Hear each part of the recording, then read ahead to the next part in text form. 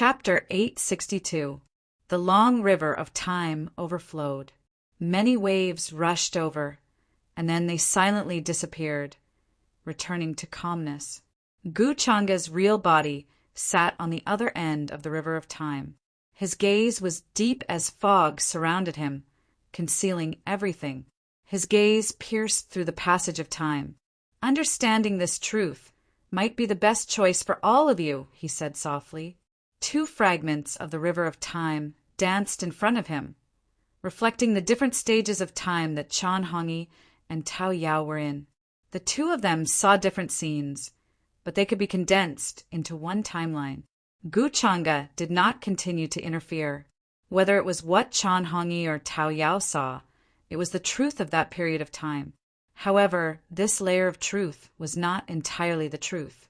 There were many things that were deliberately revealed, like this. Gu Changa had said before that the various things that happened in the past were all part of a show.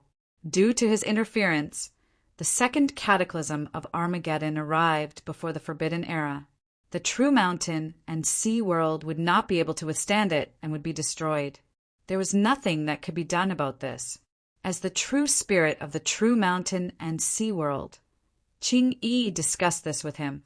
The two of them planned to deceive the heavens and act out a scene of them turning against each other.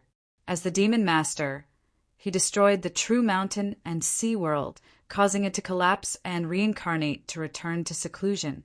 It was also because of this that the true mountain and sea world's destiny declined, allowing them to avoid the second cataclysm of Armageddon.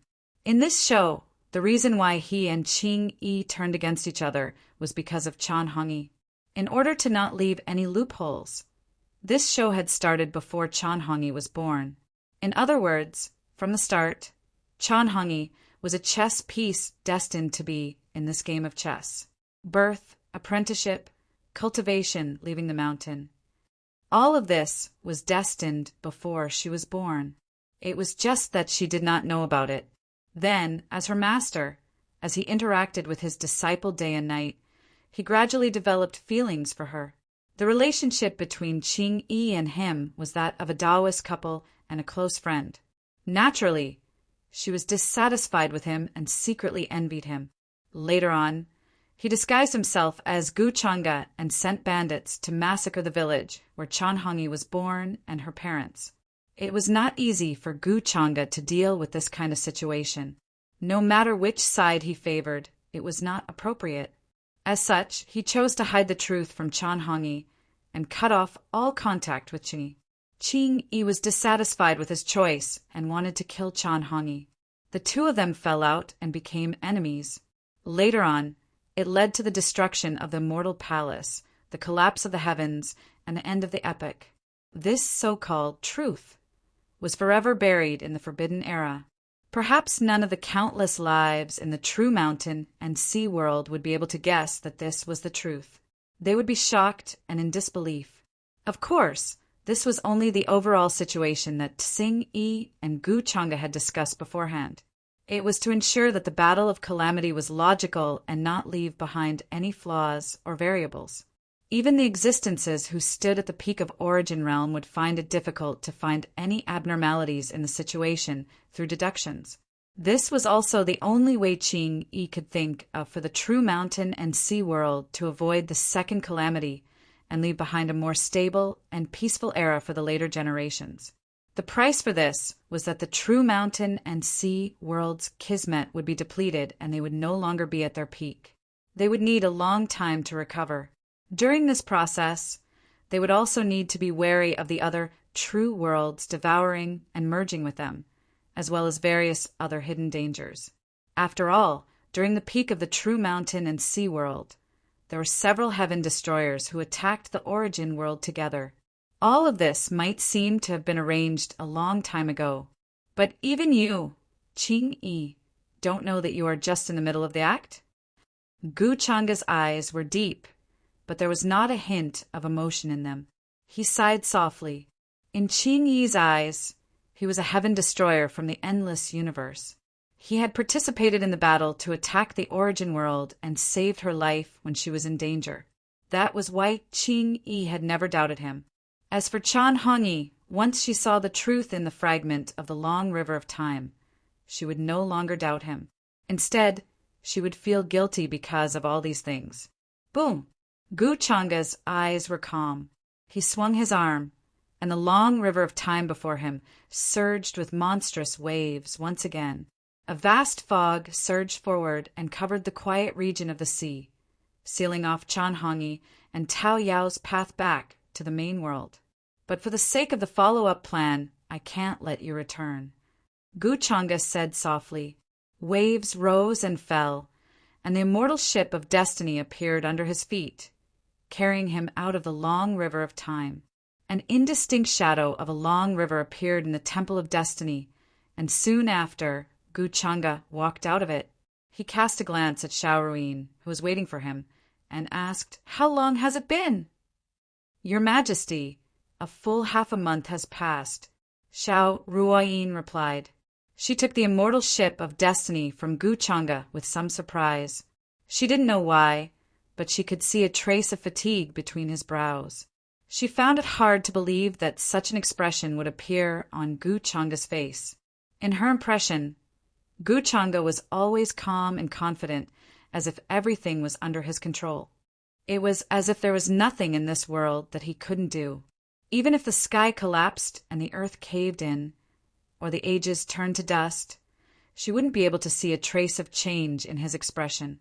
But what had he encountered in this long river of time that made him show a trace of fatigue? Was it because of mental fatigue? Xiao Ruyin didn't see the figures of Tao Yao and Chan Hongyi. She guessed that they might have encountered something and disappeared into the river of time. She remained silent. She didn't know what to say at this time. Only half a month has passed. Gu Changa thought that this long river of time was several years away from the present world. Because of many things that happened during this time, the long river was blurred. Even he couldn't tell how much time had passed. In the process of returning to the present world, he saw thousands of light spots flying up from the long river of time, floating and sprinkling into various river regions. Some of them were even guided by a blurry path of light and disappeared within. "Your Majesty, are you returning to the divine palace?" Seeing Gu Changa looking at the sky outside the palace with an expression that Xiao Ruyin couldn't see clearly, she couldn't help but ask softly. The sky was already dark, but in the divine palace of destiny, near the vast sea of stars, it was impossible to distinguish between day and night. "I won't be returning to the divine palace tonight." Gu Changa came back to his senses and rubbed his forehead. He wanted to go to Peach Village and see Gu Siener, but after thinking about it, he decided against it. Although Gu Siener had 3 lives, she probably hadn't awakened the memories of her first life yet. And for her, she might not be willing to accept the memories of her first life, just like when she gave up the memories of her second life, called Dao Xian. After the upper realm and the immortal region gradually connected, the environment of heaven and earth changed faster. Gu Changa had a premonition that some of the arrangements made by Qing Yi would appear again. Some people who died in the first war of the heavens and fell into the reincarnation cycle would probably choose to return in this life. Ancient heroic spirits, those powerhouses who reincarnated into the cycle of reincarnation. Maybe some people around him would awaken related memories. The path of reincarnation that had been hidden in the past moved again. "Then I will serve your Majesty to bed." Xiao Ruoyin's face turned rosy. She reached out and took off Gu Changa's coat. Gu Changa retracted his thoughts and looked at the beauty beside him. His eyes were unclear.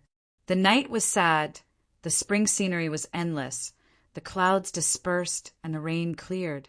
In the following years, as Gu Changa had predicted, the upper realm's fate gushed out and surged like a vast ocean. Outstanding talents were born in every large world and ancient universe. After the rules of heaven and earth became more complete, some outstanding figures of the past also seemed to have a second spring. Their cultivation that was originally shackled and limited rose. Those heaven's pridelings of the same generation as Gu Changa, such as the heavenly phoenix maiden, Six-crown King Junyao and others had already entered the ranks of supreme beings. Some people even began to break through to the quasi-emperor realm and stepped onto the original emperor's road.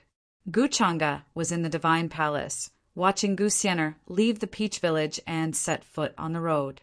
He also saw some of his old acquaintances.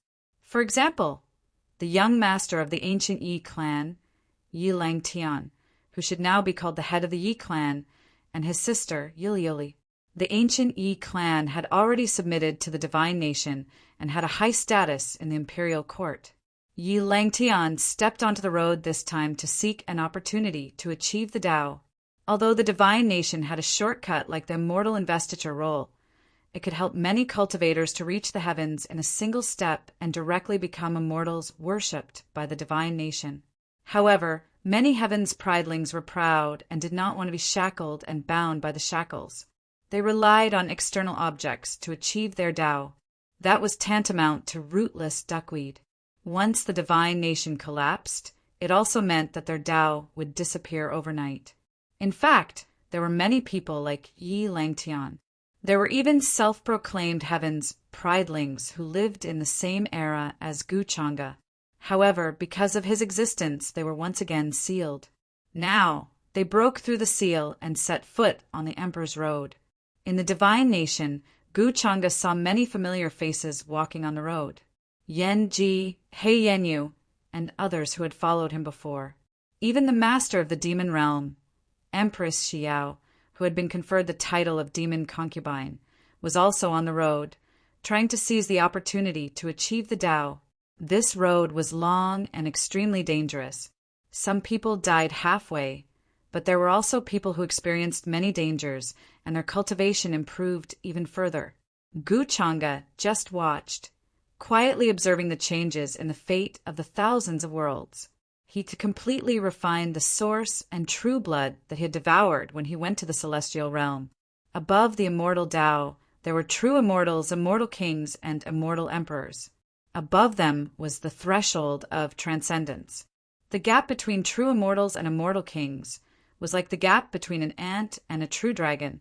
The gap between immortal emperors and immortal kings was even more terrifying. It could not be described with words. The immortal king realm could be accumulated with Tao techniques, time, and talent.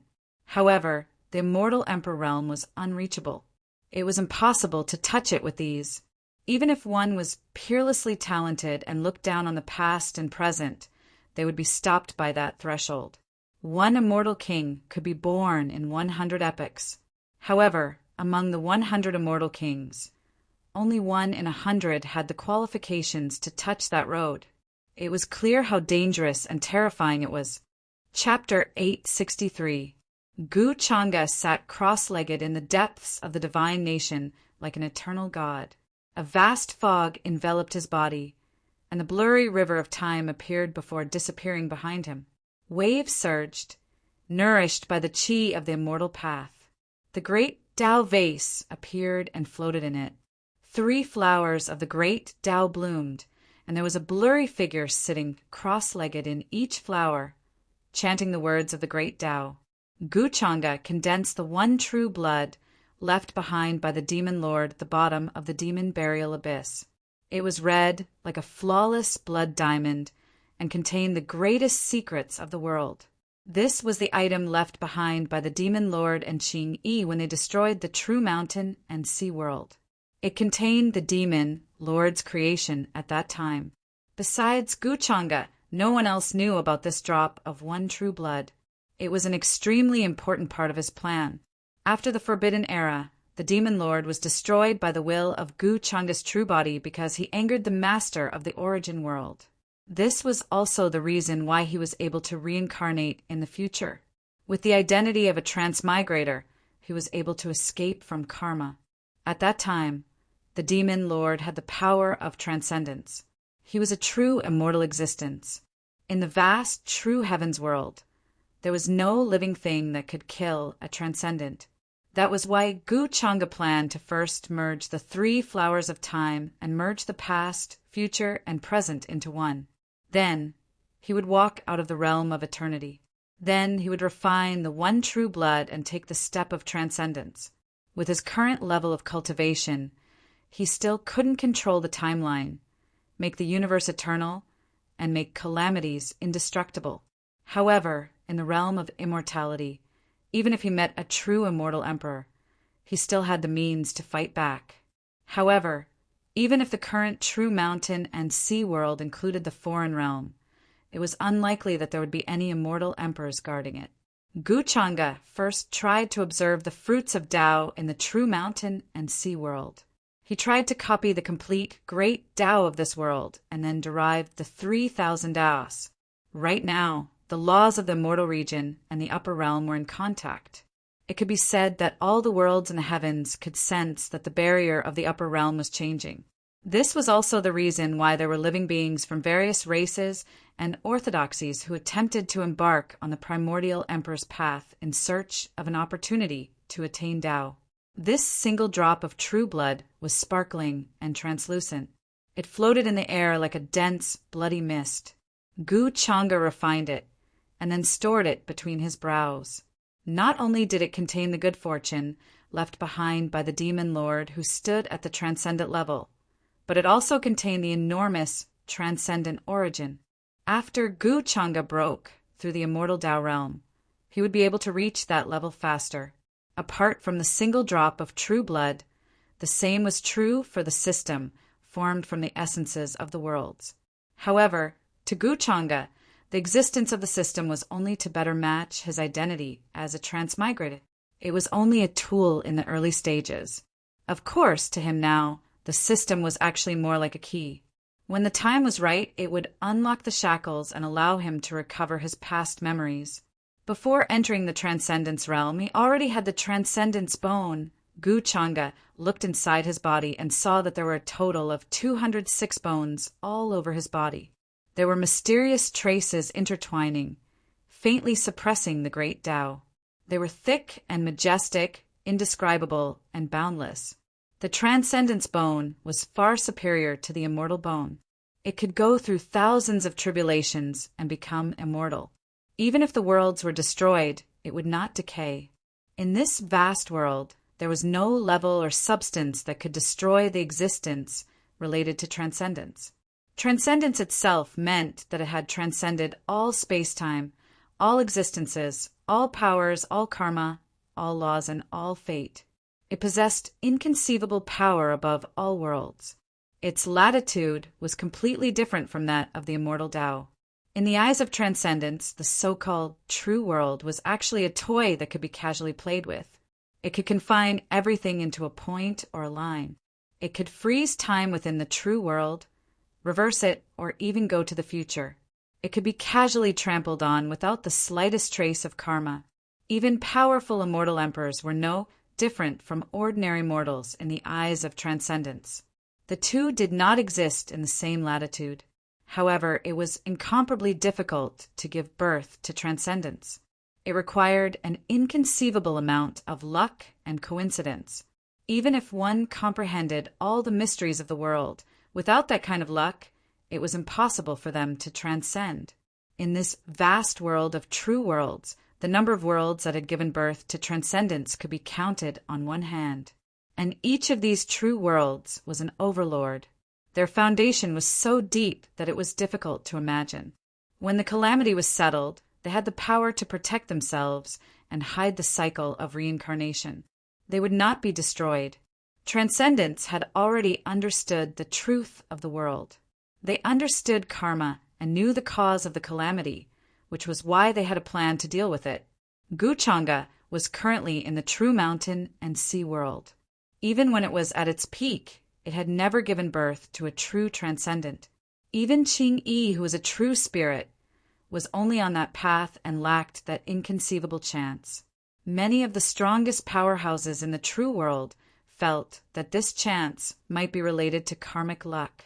This mysterious power was illusory, and it was very difficult to determine its origin. However, it could bestow upon a person a completely different and terrifying fate. As Gu Changa observed the upper realm, he could feel the surging changes in karmic luck. Every time chaos arrives, geniuses are bound to appear. These prodigies not only have astonishing constitutions, but their comprehension is also astonishing. If they are given enough time, this world will become even more brilliant. There were many places where the older generation exclaimed in admiration and deeply felt that this was a golden age. Under the rule of the divine nation, the upper realm had swept away its previous decline. Karmic luck was overflowing, and prodigies appeared in large numbers like bamboo shoots after the rain. During these years, good seedlings appeared in various ancient worlds and great cosmoses, and they could be called immortal seeds. Some of them resonated with the heavenly Tao before they were even born. Some of them broke through some extreme boundary when they were young and left their names on the heavenly Tao tablet. Their names spread throughout all regions. On this day, Gu Changa suddenly felt something. He cast his gaze in the direction of the Saintess Palace, and a hint of surprise appeared on his face. Chu has achieved Tao. He was surprised, but when he thought about it carefully, he felt that it was not surprising. Jiang Chu's aptitude was excellent, and she had the 9 apertures celestial soul. When she was born, her cultivation level was at the level of a sage-to-be, and she was the best among her peers. All these years, she had been cultivating in the human ancestors' hall and did not know about the affairs of the world. Naturally, her cultivation level was very fast.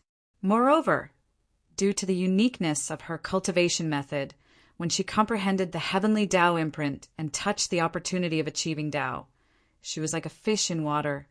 Gu Changa could not forget that Jiang Chu had risked her life to visit him in the Gu family in an attempt to see through his true identity. Back then, the Forbidden Palace and her sea of consciousness had brought him a lot of trouble, and he was afraid of taking action. Retracting his thoughts, Gu Changa got up and stepped forward. The next moment, he appeared in the Saintess Palace. Now, Jiang Chu had reached the critical moment of achieving Tao, and she was only one step away. Due to the contact between the immortal region and the upper realm, the thunder tribulation that had disappeared for countless eras reappeared. However, because Gu Changa was in the divine bone, the heavenly tribulation could not descend.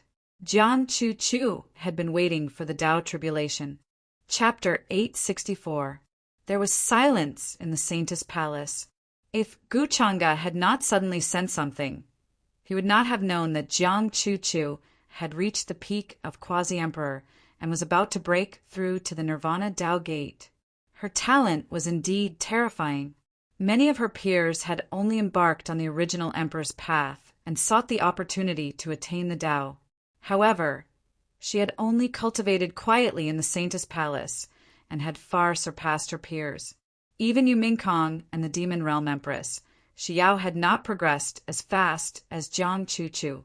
Of course, it was also because Gu Changa had given her the golden cauldron of destiny so that she could gather the destiny of the human ancestor palace for cultivation. Over the years, Gu Changa had personally guided her many times and found many precious ancient scriptures for her to help her cultivate. My husband, Jiang Chu, who was immersed in comprehending the mark of the heavenly way with the light of the great Tao lingering around her, frowned. She felt that the rules of heaven and earth of this realm seemed to be lacking, causing her to be unable to take that step. However, when she sensed the arrival of Gu Changa's aura, she could not help but open her beautiful eyes, revealing gentleness and joy. She restrained the fluctuations in her body and stood up to welcome him. The rules of heaven and earth of this realm are still missing the most important part.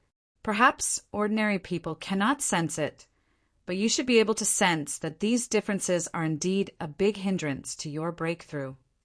Gu Changa said with a smile.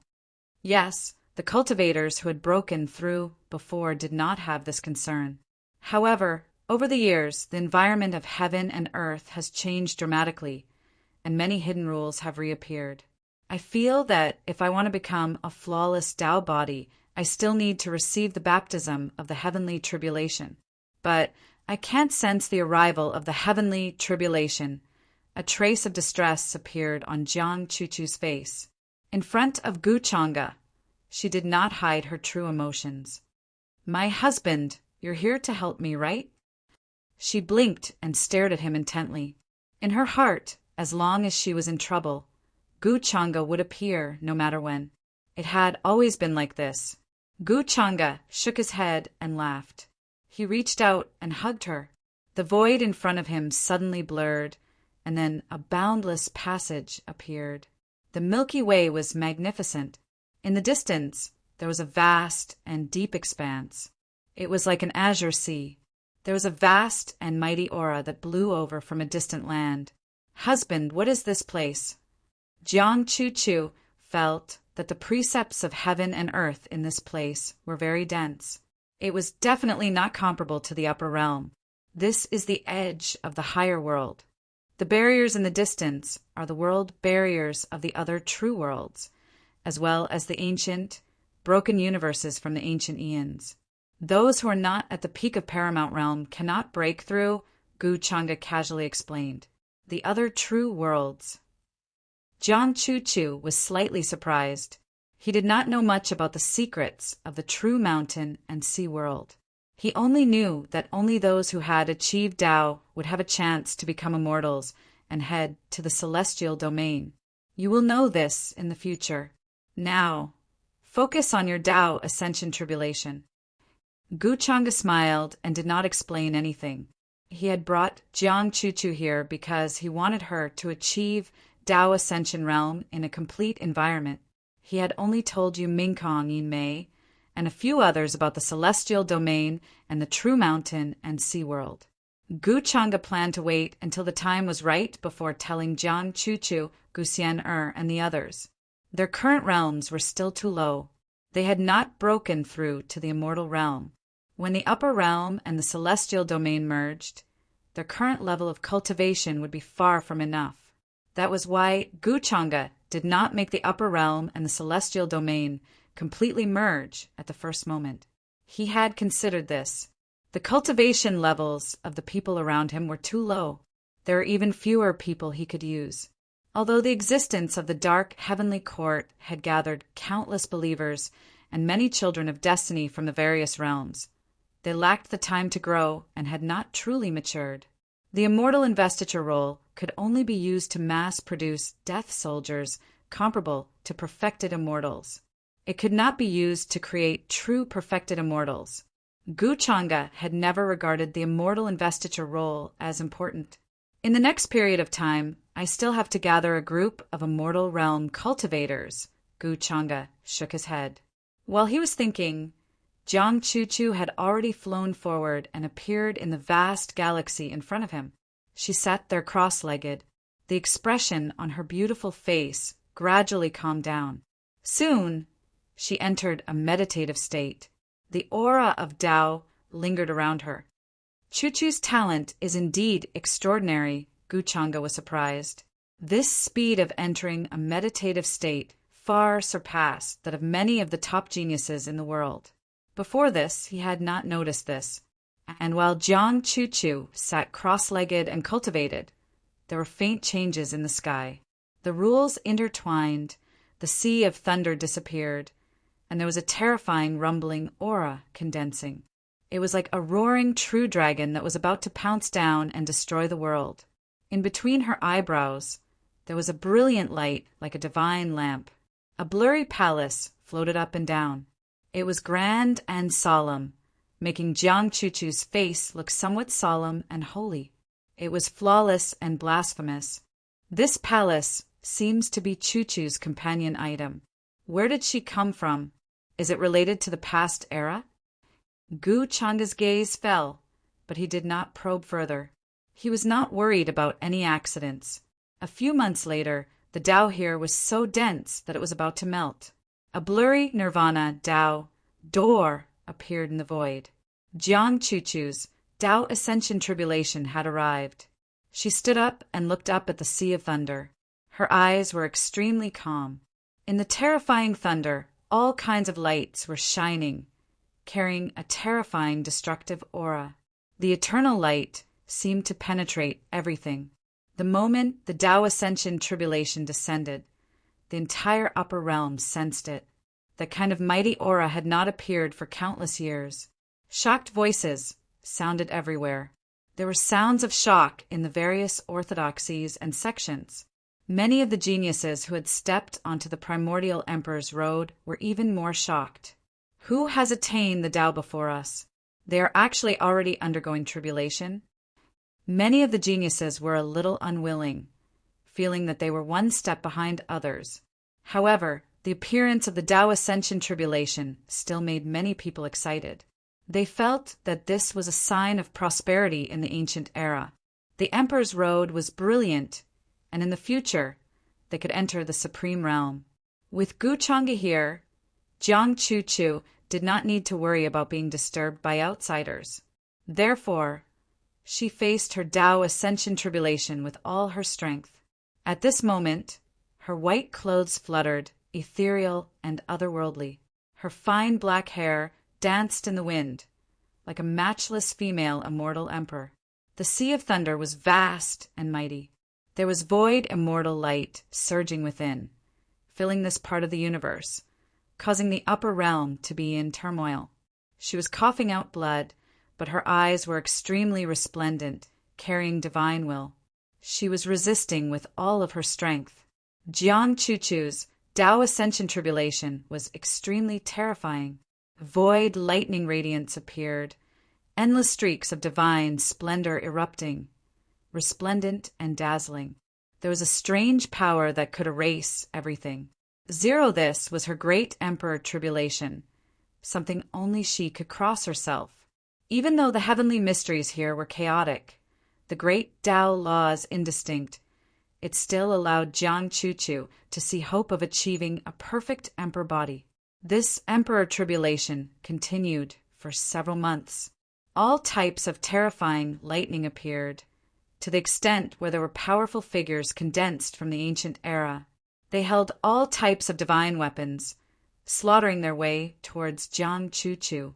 However, she was extremely powerful.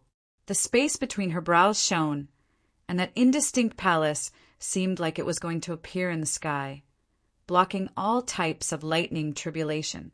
Hanglong, following the final streak of heaven overflowing lightning radiance, a Tao sound shook the heavens throughout eternity, tearing apart 10,000 Tao, directly piercing into the heavens.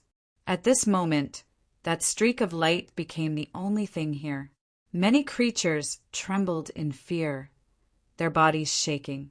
It pierced through the heart of the heavens, as if it was higher than the heavens themselves. A new type of Tao was being born, powerful and mysterious, filled with the vast power of Tao attainment. Jiang Chu safely crossed the Tao attainment tribulation, becoming the second person in this era after Gu Chang'e to cross the Tao attainment tribulation and become a monarch. Zero, if it wasn't for the boundary of the world, she wouldn't have had such an opportunity to attract the Tao attainment tribulation. Because the upper realm's 10,000 Tao were overshadowed by Gu Chang'e's Tao, no one in the divine nation could attract the Tao attainment tribulation, unless they were powerful enough to break through Gu Chang'e's suppression. Jiang Chu's slender figure was dressed in white. She sat there cross-legged, absorbing the divine chains of rules nearby. Silver-white starlight gathered, and the essence of heaven and earth covered the sky and earth, surging and being absorbed by her. Her aura continued to strengthen, and the powerful pressure of a great emperor spread. In the next few years, the upper realm will give birth to many Tao attainments, different from the reactions of the living beings in the upper realm. Gu Chang'e saw the future of the upper realm from the surging luck. A brilliant era had descended, and Tao attainment was no longer a threshold that limited all living beings. Perhaps this was also part of Qing Yi's consideration? Gu Chang'e couldn't help but ponder, deciding on his next plan. The upper realm seemed to be peaceful, but in reality it wasn't. The surging luck would definitely attract the attention of the other true worlds. If the true mountain and sea world wanted to return to its peak, it would have to wait for many eras. Now, even the number of immortal kings was very small, let alone the immortal emperors who determined the situation of the true worlds. Some true worlds had given birth to transcendent existences and their foundation was unimaginable. They had already walked a long way on the path of annexing the other true worlds. After bringing Jiang Chuchu back to the divine nation, Gu Changa entered seclusion for several years. During this time he woke up once, because Heavenly Deer City's Heavenly Deer Empyrean Maiden had already reached the threshold of the immortal realm. In the past, her strength had already far surpassed ordinary people, and now, after accumulating strength, she had already touched the threshold of the immortal realm in just a few years, which really surprised Gu Changa. It just so happened that he was planning to test the immortal ascension passage, so he brought her along to bathe in the laws of the immortal path. This immortal ascension passage was connected to the western immortal region's sky-penetrating ancient city, but due to Gu Changa's existence, this ancient city had already become a forbidden city. There were no signs of life within a radius of several million li, and it was incomparably desolate. The 4 foreign kings had died here, and their blood had spilled everywhere, turning this place into a dangerous land. Even true immortals didn't dare to enter, let alone other living beings. Chapter 865. The ancient city of Heaven Pass stood majestically. It was modeled and majestic. Some places were very dilapidated, with traces of swords, spears, and halberds. Many places were stained with blood, telling of the desolation of the past. At this moment, the ancient city gate was slowly pushed open like a box that had been sealed for a long time. It carried a murderous aura that swept through the clouds. Gu Changa appeared here with the Empyrean Deer, mystic fairy. Dense immortal Tao elements filled the air, making it difficult for her to hide her surprise. Is this the deity region? The Empyrean Deer mystic fairy murmured, her eyes full of disbelief. Especially when she sensed the laws of heaven and earth here, it was more suitable for cultivators to comprehend Tao. The shackles of her cultivation level that had been stuck had began to loosen. A large amount of immortal Tao Qi surged in her meridians and lungs, and some kind of transformation was about to happen. However, she couldn't help but be stunned when she swept her gaze across the desolate ravine before her. What happened here? She was very surprised. She thought that what she saw would be a prosperous place with ancient divine mountains, immortal islands, and spirit veins. She didn't expect that it would be so dilapidated and lifeless. Gu Changa didn't explain much. He stepped into the deity region again. He didn't want the Empyrean Deer mystic fairy to undergo the immortal tribulation. He brought her here just because it was convenient.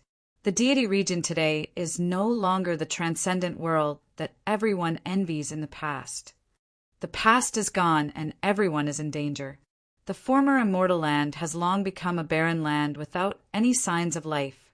No one will disturb you if you break through to the immortal realm here.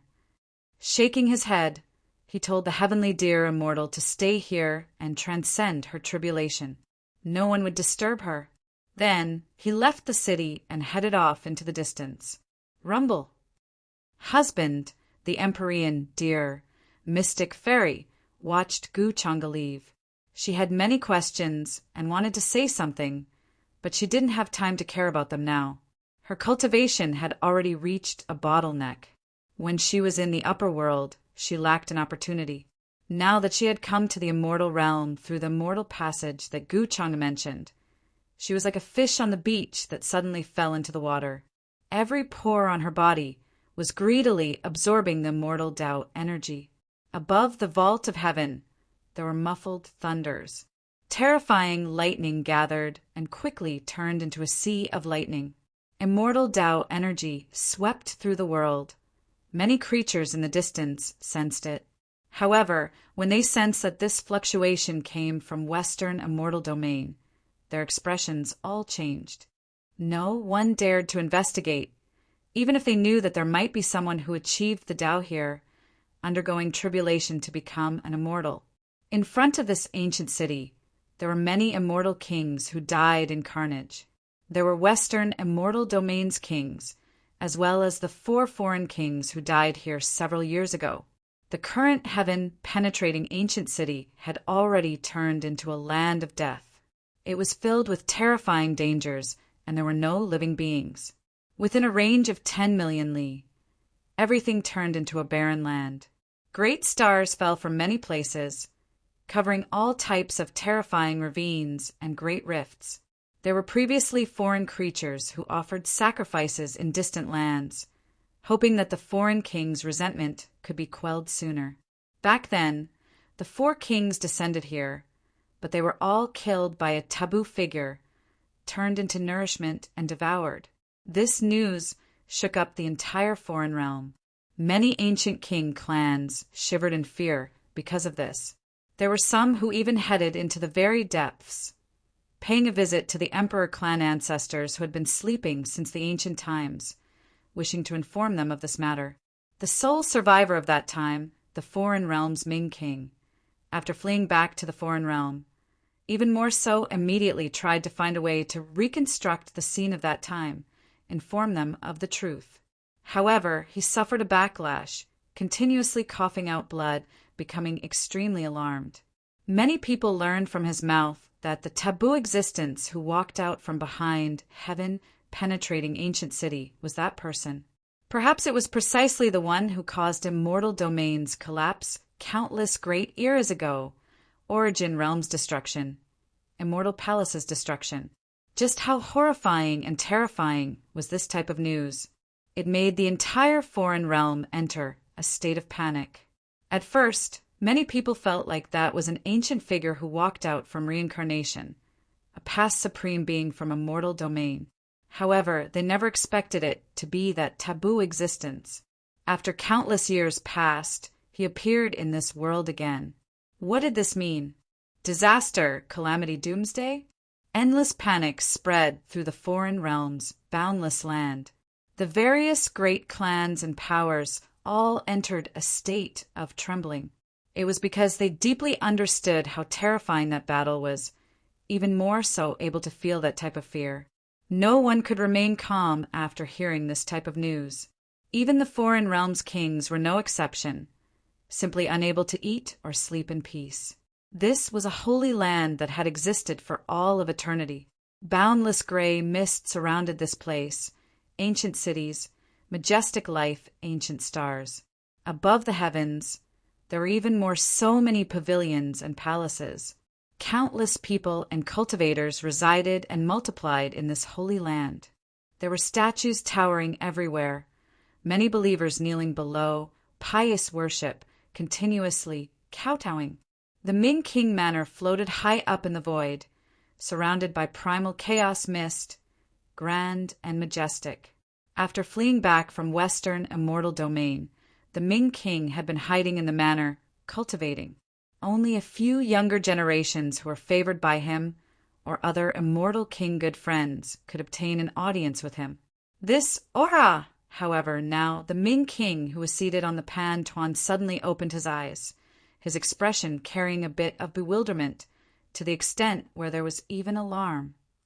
Impossible! How is this possible? His emotions rose and fell, undergoing intense changes. In that instant, in the skies above this boundless territory, the nebula began to change, many great stars surging like a sea. When they collided, they even more so immediately exploded into pieces. Countless people and cultivators knelt down in fear, continuously kowtowing, not knowing what was happening. What happened to Ming King old ancestor? Several ancient true immortals opened their eyes, expressions full of shock. They all left the caves, appearing in the skies above the outside world. He came again. He stepped into immortal domain again. There is definitely no mistake. Inside the manor, the Ming King reacted, his voice a bit trembling. At the same time, the space between his brows was in pain, his cheekbones shining, as if that place was going to explode. His primordial spirit was infected with a type of aura, originally extremely dim, but now it was shining brilliantly. He understood why he was able to escape alive back then. It wasn't because of luck.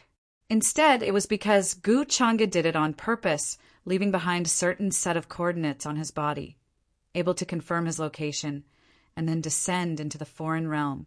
Back then, when he returned, he even specially paid a visit to an emperor clan ancestor, asking him to examine his body to see if there were any abnormalities.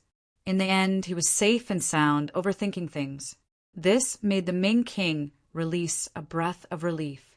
Moreover, after returning to the territory, he immediately flipped through the ancient texts of the past, wishing to understand more about Gu Changa.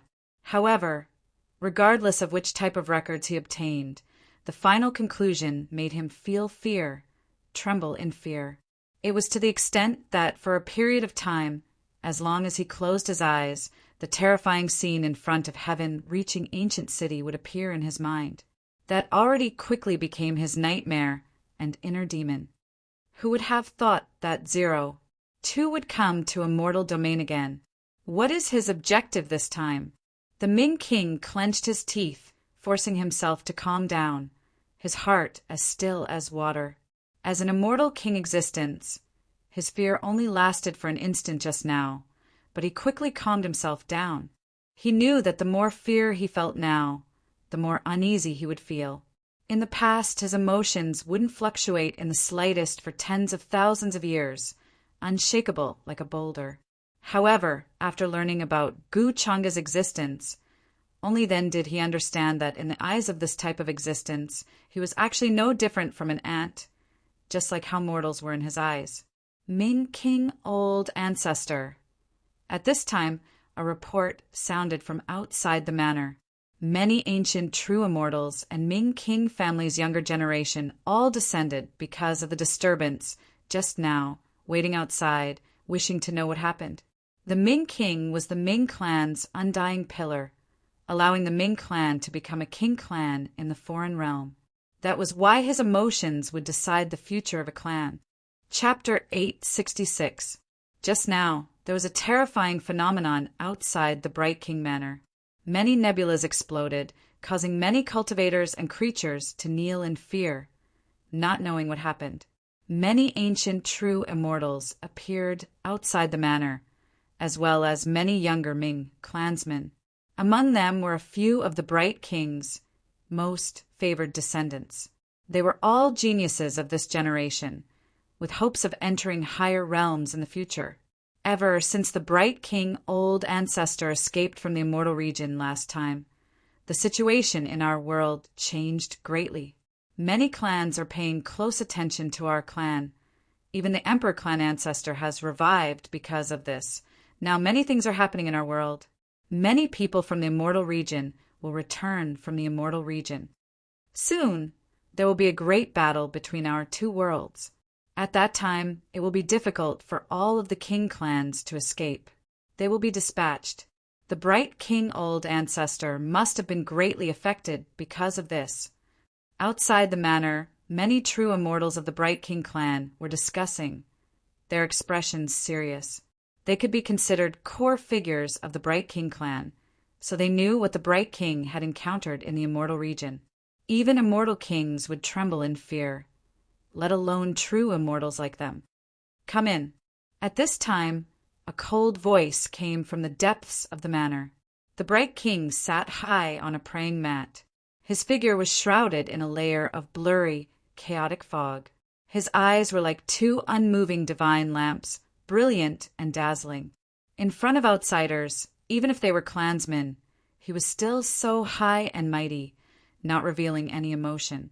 The great change in emotion just now was completely because of the trembling and disbelief, as well as the fear in his heart that was left behind by Gu Changa as the coordinates to descend to the immortal region. That was why he was like this. Greetings, King. The true immortals and descendants of the Bright King Manor all knelt outside the manor, not daring to raise their heads to look at the Bright King. That person came to the immortal region again. The Bright King's words were concise, his eyes deep like the boundless universe. But at this moment, there was the scene of all life disappearing, and even the sound of the river of time surging could be heard. In the next few months, I will go to the Emperor clan to discuss this matter with the 10 ancestors. Although his expression was cold, he knew that the time was very urgent. No one knew why Gu Changa suddenly came to the immortal domain. Meanwhile, the Ming king was even more worried that Gu Changa would directly arrive at the other side through this imprint, using him as a bridge to appear here. That was why he planned to pay a visit to the Emperor clan ancestor and seek a countermeasure. After all, for the entire foreign realm and immortal domain, Gu Changa's existence could be said to be an unimaginable calamity. No one dared to underestimate or be careless. Moreover, judging from the scene in front of the heaven-connecting ancient city in the western celestial realm, it was clear that Gu Changa was treating celestial kings as prey. In front of him, he devoured the source energies of the 4 celestial kings, using them as nourishment. Immortal domain and the other side fought endlessly all year round, continuing for countless years, endless great eras. However, before this taboo figure, all of these grudges could be temporarily set aside. No one can guarantee that the other side won't make the same mistake as immortal domain. The Ming King's eyes were extremely deep.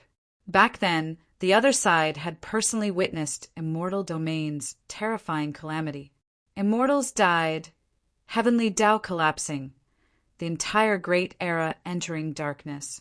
Existences as powerful as celestial kings, even those far above celestial kings, in that calamity, were like weeds that fell one after another.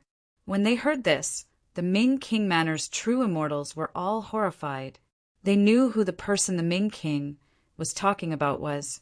The 4 kings who died in the western celestial realm could all be said to have come from that person's hands. In this current era, a single person killed 4 kings. Even though they didn't know his identity, they knew just how terrifying he was. Meanwhile, at this moment, the Ming King reached out his large hand and drew several traces in the air, turning into a decree that descended. It was suffused with a thick aura of primal chaos, and every single word flickered with divine light, as if they were heaven-splitting divine characters. Ming-Yi, bring this decree to the central celestial realm. Hand it over to him. The Ming King's eyes were cold and indifferent, landing on a younger generation, descendant below. This was a tall woman with a head of long, silver-white hair. Her entire body seemed to have been sculpted from ice, her skin snow-white, but her expression seemed to have an ancient arrogance. Yes, Ming-Yi obeys. She reached out and received the decree, her brows lowered as she stood there respectfully. Ming-Yi was a heaven-warping figure of this generation in the Ming King manner, greatly favored by the Ming King.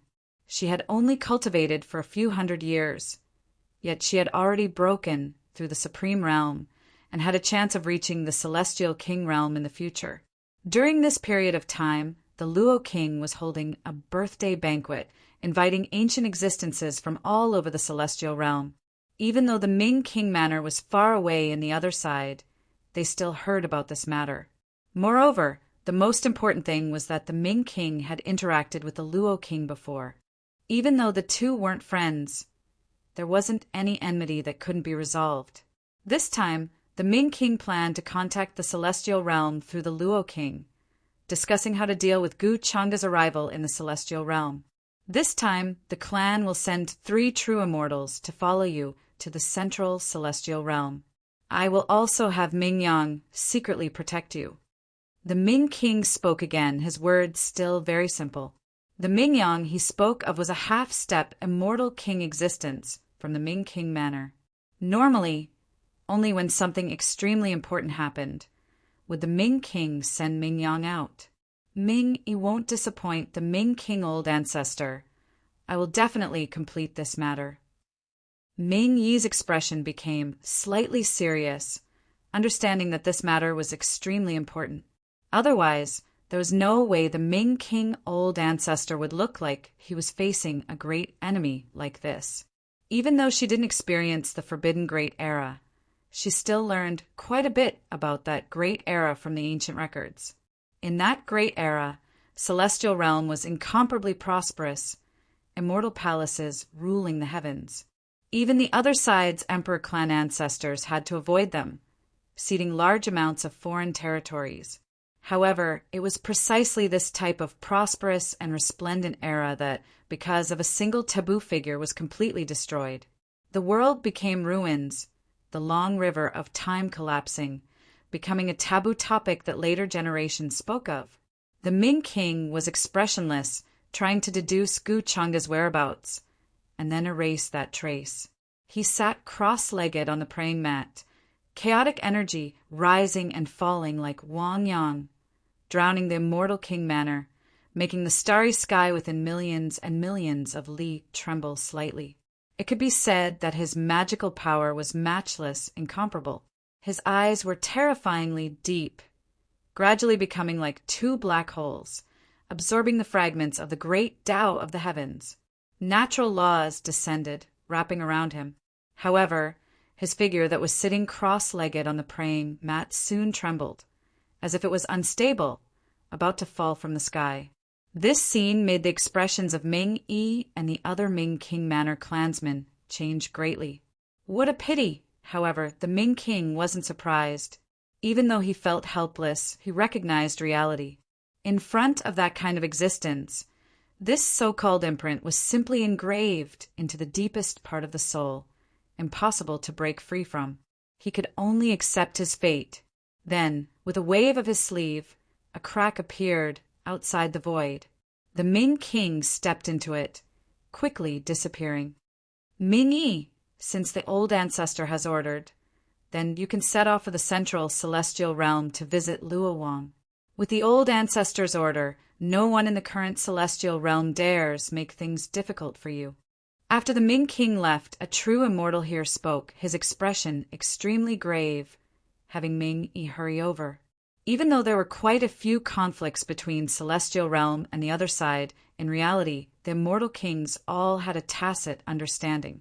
Otherwise, with the current backing of the other side, it wouldn't be difficult for them to break through celestial realm's gates. The silver-haired woman named Ming Yi nodded, not wasting any time. With the Ming King's order, she indeed didn't fear celestial realm's powers causing trouble for her. During these years, the other side's creatures had long found ways to hide their heavenly mysteries and auras, entering celestial realm's side. Ming Yi hadn't reached the immortal realm yet, so she didn't have too many misgivings. Southern celestial realm, Moon King Manor. This was a manor that towered in the depths of the starry sky, grand and majestic, suspended high above the void. Chaotic energy, all life source energy and immortal energy, swirled about, indistinct and indistinct. As the one who truly wielded authority in the southern celestial realm, not only did the Moon King have astonishing means, his own cultivation talent was also extremely terrifying.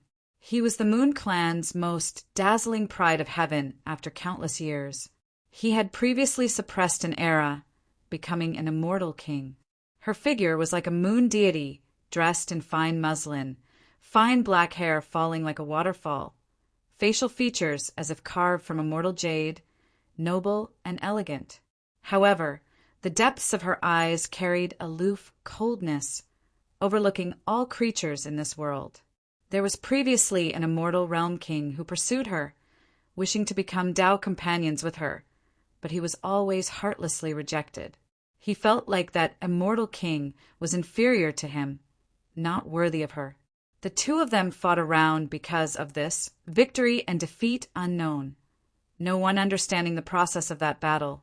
However, afterwards, that immortal king never came looking for her again. The Moon King was proud and arrogant, looking down on celestial realm's many immortal kings. This naturally had her confidence and qualifications. Who dares to barge into my territory? Right now. She was currently sitting on a Tao platform. Her eyes suddenly opened, her surroundings blurry, hazy, impossible to see clearly, as if all of the heavens' moonlight scattered down, surrounding this place. The Moon King immediately stood up, walking out from the Moon King Manor. In the blink of an eye, she appeared millions of li away. Her senses were extremely accurate. Outside her territory, there was currently an aura that made her feel uneasy descending here. It was neither fast nor slow, nor did it conceal itself, incredibly natural and casual. Could it be that person?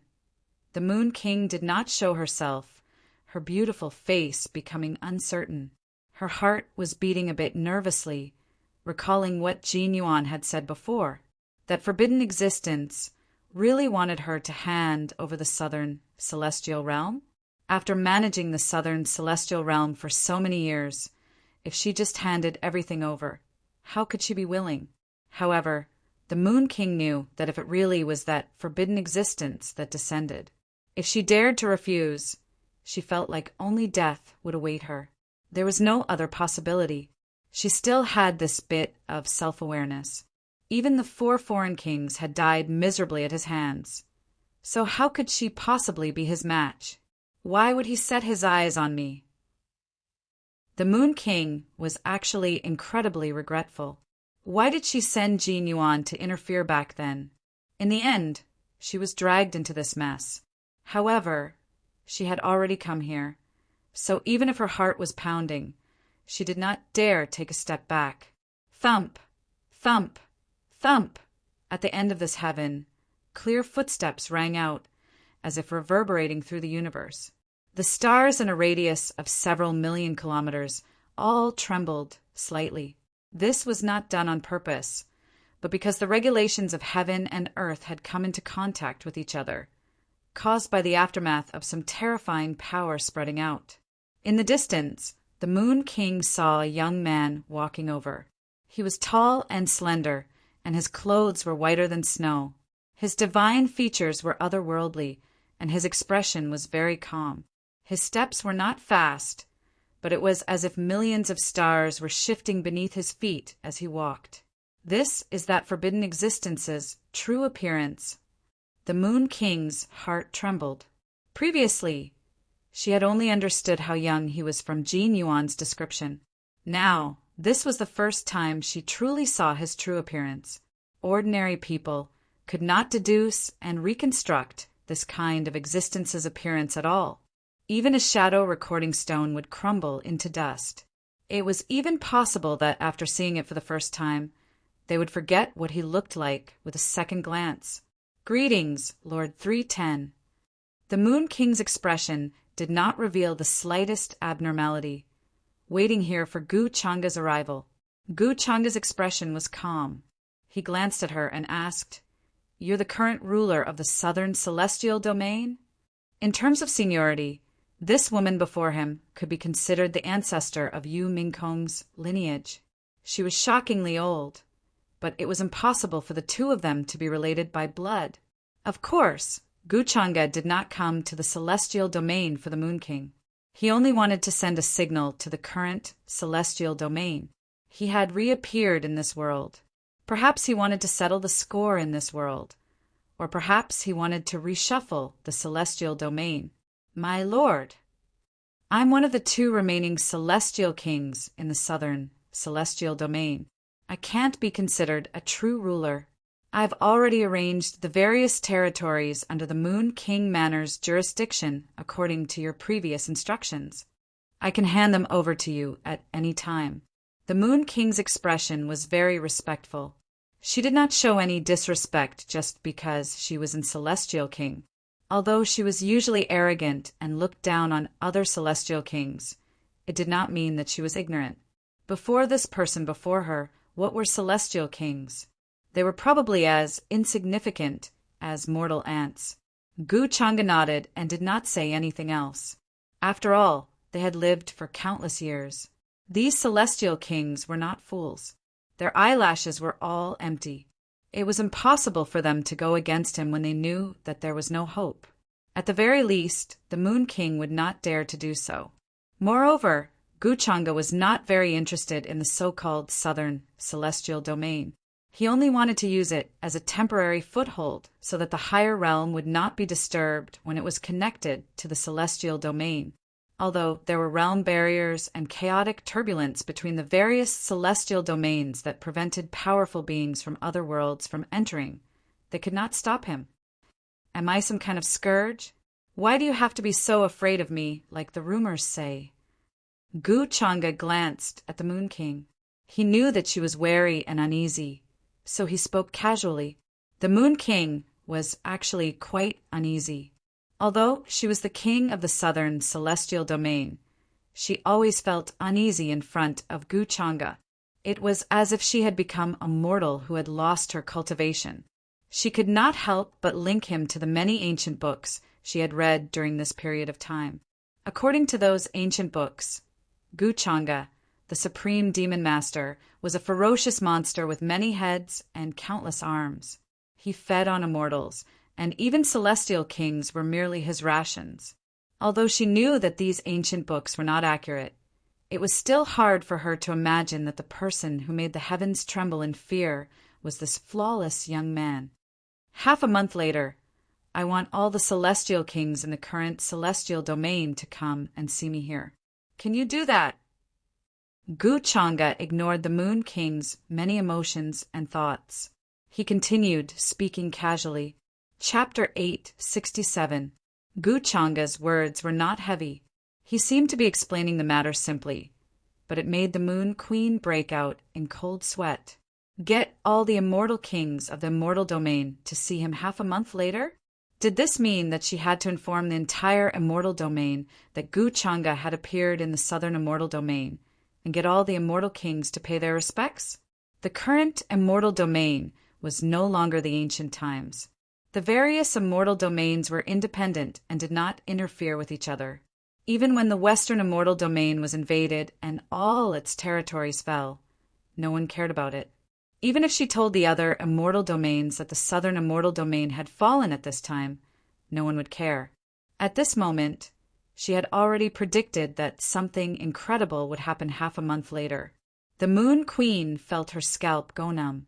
However, she still restrained her emotions and replied respectfully, I'll do my best to spread the news to the current immortal kings of the immortal domain. Gu Changa did not say much. He followed her out of this star region and returned to the Moon Prince Manor. Only the Moon Queen lived in the majestic palace. She usually sat here, comprehending the great Tao. Only when she needed to give orders would she inform the servants of the Moon Prince Manor. However, Gu Changa's arrival had directly occupied the Moon Prince Manor. No living beings or cultivators were left within 100 million miles. Even the Moon Queen's trusted subordinates were ordered to leave the star region around the Moon Prince Manor. The Moon Queen dared not delay. Then, she wrote down many orders according to Gu Changa's instructions. She got her subordinates to send these orders to the other immortal domains. Apart from the Moon Queen, no one in the southern immortal domain knew about Gu Changa's arrival. Although her subordinates did not understand the Moon Queen's actions, they still quickly sent these orders over. Gu Changa appeared in the Moon Prince Manor, but he did not ask for anything. It was as if he was really waiting for something. However, the Moon Queen was in a dilemma. She was not at peace every day. She could not figure out Gu Changa's intentions. She was extremely worried. Who would have thought that the dignified Moon Queen, the absolute ruler of the southern celestial region, would one day be like a mortal woman who trembled in fear, afraid that she would do something wrong and bring the calamity of death upon herself? Don't you have any tea in this huge Moon Prince Manor to entertain a guest like me? Gu Changa sat in the courtyard very naturally. Even the outer walls were made from all kinds of immortal jade. The pond was filled with boundless immortal water, planted with all kinds of primordial oddities. It was dazzling and dazzling. My apologies, I've made a fool of myself. The Moon Prince was stunned when he heard that. Then a smile appeared on his face. He raised his hand and took out a jade tea set. Then he began to brew tea. Whether it was the tea leaves or the tea water, they were all rare divine items that ordinary cultivators would not be able to see in their lifetime. She was actually not as calm as she appeared to be. Instead, she had been carefully observing Gu Changa's actions and expressions, worried that she would make a mistake and cause trouble. Immortal kings couldn't be humiliated lightly because no one in this world would dare to humiliate an immortal king. Doing so would result in terrifying consequences. However, in front of this person, celestial kings were no different from ordinary people. The tea is a little hot. After receiving the tea from the Moon Prince, Guchanga blew on it gently and took a sip. However, his brows furrowed slightly. After that, he said slowly, "I never thought that, as an immortal king, you can't even brew a cup of tea properly." When the Moon Prince heard that, her hand that was about to continue pouring tea for him suddenly stopped. Then her heart tightened, and some nervousness appeared on her flawless face. She had cultivated for tens of millions of years. Including the years before she became an immortal king, it was even longer. She had long forgotten how to brew tea. Moreover, it had always been others who brewed tea for her. She had never thought that there would be a day when she would personally brew tea for someone else. "I've made a fool of myself, my lord." A layer of sweat appeared on the Moon Prince's fair forehead. She tried her best to keep her voice calm and not trembling. "I'll do it myself." Guchanga did not say much about the Moon Prince. He had only said that casually. Then he took the tea set from the Moon Prince, who was in a daze, and started brewing tea on his own. He appeared very casual and natural, as if he did not treat himself as an outsider at all. On the other hand, the Moon Prince was more like a transparent person who did not know what to do in front of him. The Moon Prince was almost stunned by the scene before her eyes. From what she knew, Guchanga was the main culprit behind the Forbidden Era. He had caused the once incomparably glorious and prosperous Immortal Palace to be destroyed.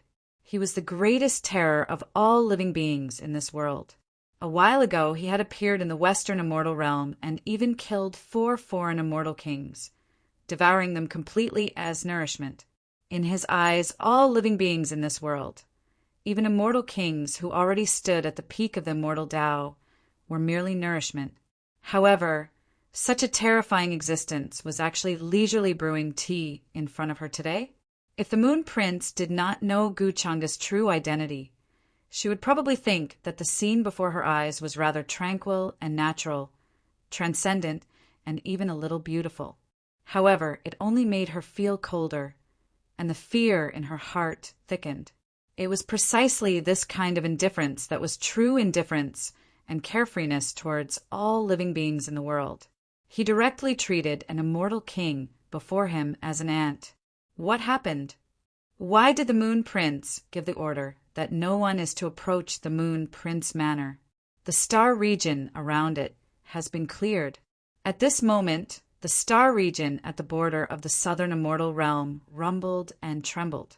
Troops after troops rushed over from afar, riding on immortal light and clouds. They were the Moon Prince city's personal guards. They rode immortal beasts, had powerful auras, and wore immortal armor. Every single one of them had shocking strength. They wielded heavenly blades, battle spears, and other immortal weapons. Now that they had received the Moon Prince's orders, they were hurrying to the other immortal realms to deliver the orders. "Since it's the Moon Prince's orders, we'll just do as you say. Why ask so many questions?" Among the immortal guards, a very handsome man spoke. His expression was cold, as if he did not have much emotion. He wore silver immortal armor, surrounded by immortal chi. He was like a legendary immortal general. Hearing this, the immortal guards' expressions changed slightly. Clearly, they were very fearful of this handsome man. His name was Bai Chuan, and he was the commander of the Moon Prince's personal guards. He was already half a step into the Immortal King realm, and could be called a pseudo-immortal king. His strength was far above that of a half-step immortal king, and he was the person closest to becoming an immortal king. Such a person was born for the Tao. He had only cultivated for a few million years, and he had already reached such a level. In the future, he might even become an immortal king within 10 million years. In the current immortal realm, he was an extremely terrifying figure. He was even faster than the cultivation records of many veteran immortal kings. Immortal kings from the other immortal realms had once tried to recruit Bai Chuan, offering him many benefits. However, they were all heartlessly rejected by him. He chose to continue staying in the southern immortal realm and be the Moon Prince's personal guard. It could be said that Bai Chuan contributed greatly to the Moon Prince Manor's current position as the #1 faction in the Southern Immortal Realm. Of course, Bai Chuan had once said that this was to repay the Moon Prince's kindness in teaching him. He did not want to let her down. However, only he knew whether it was true or not. The group of immortal guards were still rather fearful of Bai Chuan. Normally, he had accumulated his might for a long time, and his temperament was extremely cold. It could be said that very few people could deal with him. If I hear you talking about the Moon Prince behind his back again, don't blame me for following the rules. Bai Chuan glanced at the group of immortal guards coldly, urging them to continue on their way and not stop. Time was of the essence. He actually knew the Moon King quite well. No matter what, the two of them had known each other for millions of years. From a certain perspective, the Moon King was more like his master. That was why Bai Chuan knew that the Moon Prince's order this time was to forbid anyone from approaching the Moon Prince Manor. The area within a circumference of 100 million kilometers had been sealed off. It was very sudden, and no one had been notified beforehand. However, the urgency of the situation did not allow her to say anything more.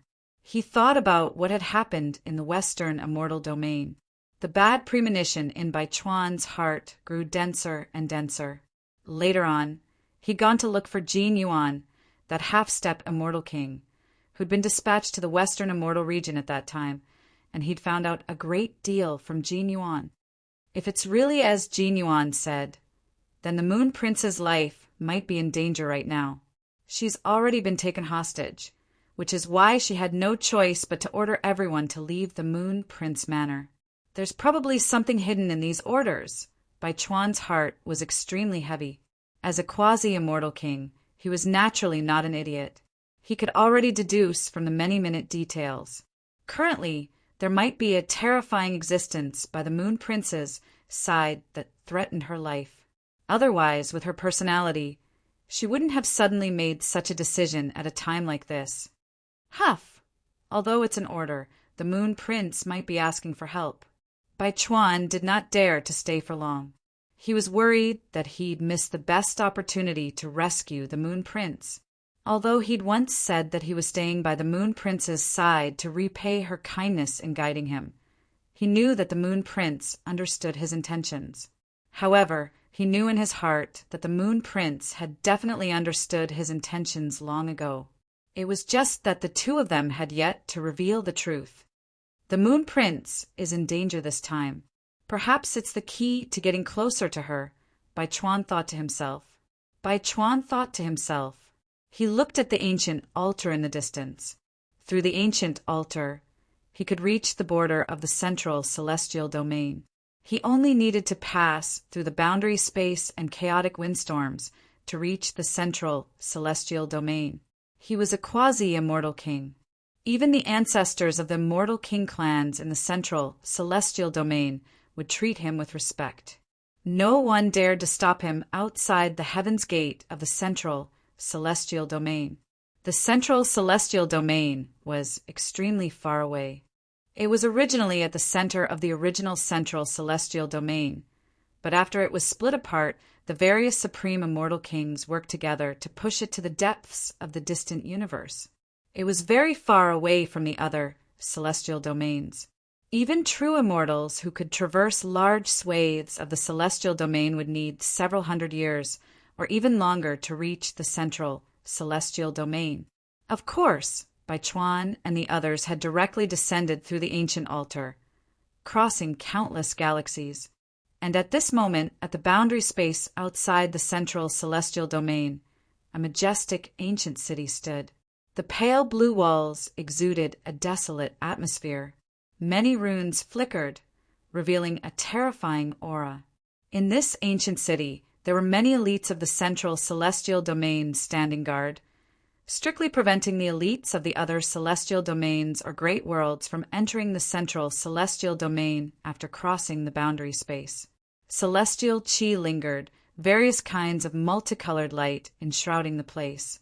In the distance, one could even see divine mist rising, like a paradise. At the top of the tower, several elites surrounded by chaotic chi sat cross-legged. Their chi and blood were astonishing, and all kinds of terrifying phenomena appeared in their eyes.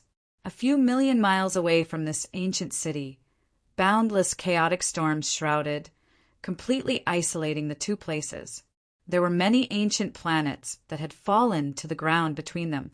At this moment, on an ancient planet, the earth collapsed and a grand and ancient altar emerged from the ground. At this moment, groups after groups of people were currently disembarking from the altar. There were both men and women in these groups. The leader was a tall woman with silver hair. Her skin was very fair, but her eyes were exceptionally cold. This place is really unbearable. The great Tao is so oppressive that it's suffocating. This damned world. Beside her, an almost devilishly handsome man in black covered his mouth and nose. He was extremely disgusted, and with a look of disgust, he walked down from the altar. The current environment of the celestial domain is like this. It has a suppressive effect on us. Beside the black-clothed man, an old man spoke.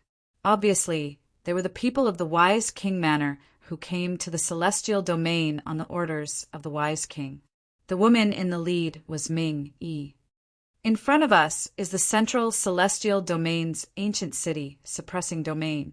Only through this city can we enter the central celestial domain, Ming Yi said. Looking at the blurry outline of the chaotic storms in the distance, she could see a majestic ancient city standing there. They continued forward. The chaotic storms here could not stop them because there were 3 true immortal realm patriarchs who were specially ordered to protect Ming Yi. These chaotic storms in front of them were quickly separated by the use of rare treasures, clearing a path. Meanwhile, while they were moving forward on the city walls of the ancient city, suppressing domain, an expert suddenly opened his eyes. Dazzling light erupted, as if they were sharp swords, wishing to pierce through the distant void. Someone is rushing through the chaotic storms, wishing to cross over. This expert spoke. He stood up from his cross-legged position, his voice cold. His voice woke up many experts in this ancient city. Many people turned into divine rainbows, appearing outside the city, frowning as they gazed into the chaotic storms in the distance that enveloped the entire sky dome. However, from the distance, they saw a voice sound from that place. We came from the other side. Under the orders of my clan's wise king, we came to pay the Luo king a visit, have important matters to discuss. An ancient true immortal from the wise king manor appeared at the limits of heaven and earth, crossing the chaotic storms, quickly coming into contact with the ancient city, suppressing domain. Chapter 868. The might of a true immortal surged like a sea, carrying an extremely oppressive might, spreading over from the heavens above. Light King Manor's ancient true immortal was dressed in gray clothes, looking extremely great. However, the aura on his body made everyone in front of world-suppressing ancient city feel alarm, not daring to show him any disrespect. Behind him, the others from Light King Manor followed, quickly crossing the chaotic storm, hurrying over. Apart from this true immortal, there were 2 other silent elders in the group, immortal energy swirling around their bodies, strength not weaker than the one who spoke. The decree of the foreign Light King? The expressions of the experts seated in front of world-suppressing ancient city all became serious. Even though they were guarding this place, they were definitely not a true immortal's match. In the central immortal domain's immortal king families, true immortals were also old ancestor figures. Rarely would they reveal themselves. This was especially the case when they heard that the other party came from the foreign side. Moreover, on the Light King's orders? Who was the Light King? This was an immortal king whose vicious might overflowed into the heavens. There were previously several immortal kings who fell under his hands. He was a true vicious individual. Even those immortal king existences in the central immortal domain felt incomparable restraining fear towards the Light King, not daring to look down on him. Originally, they wanted to stop these people, but when they heard these words, they didn't dare show any disrespect. They got up, arriving in front of world-suppressing ancient city, welcoming them. This is my clan's light king old ancestors' decree. The true immortal in the lead didn't want to waste time here, directly producing that decree. Boundless immortal king might pervaded the air, making the expressions of these experts before them all change greatly, their souls trembling, their skin feeling like it was going to explode. We will send news to Luo King Manor right now. An expert's expression was serious, ordering for world-suppressing ancient cities' gates to be opened, allowing everyone in, at the same time sending news to Luo King Manor. Even though there were endless conflicts between the foreign side and immortal domain, wars breaking out since the ancient times, in the current era, immortal domain didn't even have enough strength to protect themselves. How could they have the strength to fight against the foreign side? That was why, when encountering this type of situation, immortal domain's side would always back off if they could, not choosing to face the foreign side head-on. Moreover, the foreign side was different from immortal domain, not experiencing the Forbidden Great Era's battle. Their peak strength definitely not something the current immortal domain could compare to. This matter is extremely important. We must personally meet Luo King. We don't have much time to waste, the Ming Mansion's true immortal said. He did not want to waste time reporting this matter. He directly let the people here lead the way and lead them to Luo Wang Manor's territory, 797. Ming Yi and the others followed these experts into the ancient city of Suppressing World. They had truly stepped into the territory of the central immortal domain. The environment here was indeed different from the outside world. Even when dealing with foreign creatures, there wasn't much pressure. They guessed that this was because there were several immortal kings overseeing the central celestial domain, suppressing the heaven and earth here. I'll have to trouble all of you to bring us to the teleportation altar of this city. We can't waste any time on the way. This time, what we're going to inform Luo King of is related to the fate of immortal domain and the foreign realm. Ming Yi was tall and slender, with long silver hair like moonlight, gorgeous and dazzling. She was stunningly beautiful. A rare, solemn expression appeared on her cold face as she explained to the experts in front of her. She didn't want to waste time because of the tedious process. Moreover, she did not feel that she had said anything wrong. Even Ming King Old Ancestor personally moved, hurrying to the Emperor clan, wishing to discuss this matter with the Emperor clan ancestor. This type of matter involved the fate of immortal domain and the foreign realm. It wasn't just empty talk. In her opinion, it was even worse. This matter concerns the fate of the future. The expressions of the experts leading the way all changed. They didn't feel like Ming Yi's group would try to fool them at this time, or else they wouldn't have come all the way from the distant foreign realm to descend. One had to understand that, for the foreign creatures, this could be said to be extremely dangerous. They didn't dare act carelessly, bringing Ming Yi and the others to the ancient city of Suppressing World's teleportation altar. It could directly lead to the depths of the central celestial region. Radiance surged, spatial fluctuations spreading from the ancient altar. Ming Yi's group quickly disappeared, soon disappearing from sight. Back then, I heard that in Western Immortal Domain, only Ming King alone escaped. The other 4 immortal kings all died miserably, encountering that rumored taboo existence. If it really is related to that matter, then regardless of whether it is immortal domain or the foreign realm, it will be an unimaginable disaster. These experts' expressions were extremely grave.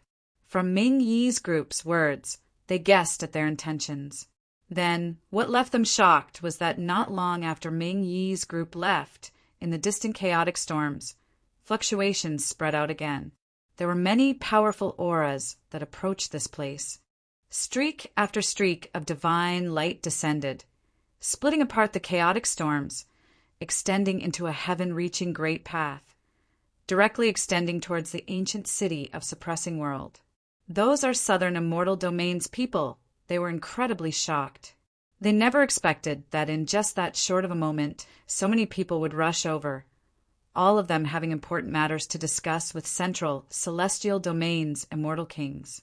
In the current immortal domain, Western immortal domain had already fallen, long broken through by the foreign realm. After the foreign realms, 4 kings died miserably. It even more so directly became a land of death. The remaining Eastern immortal domain and Northern immortal domain together were far less powerful than Central celestial domain.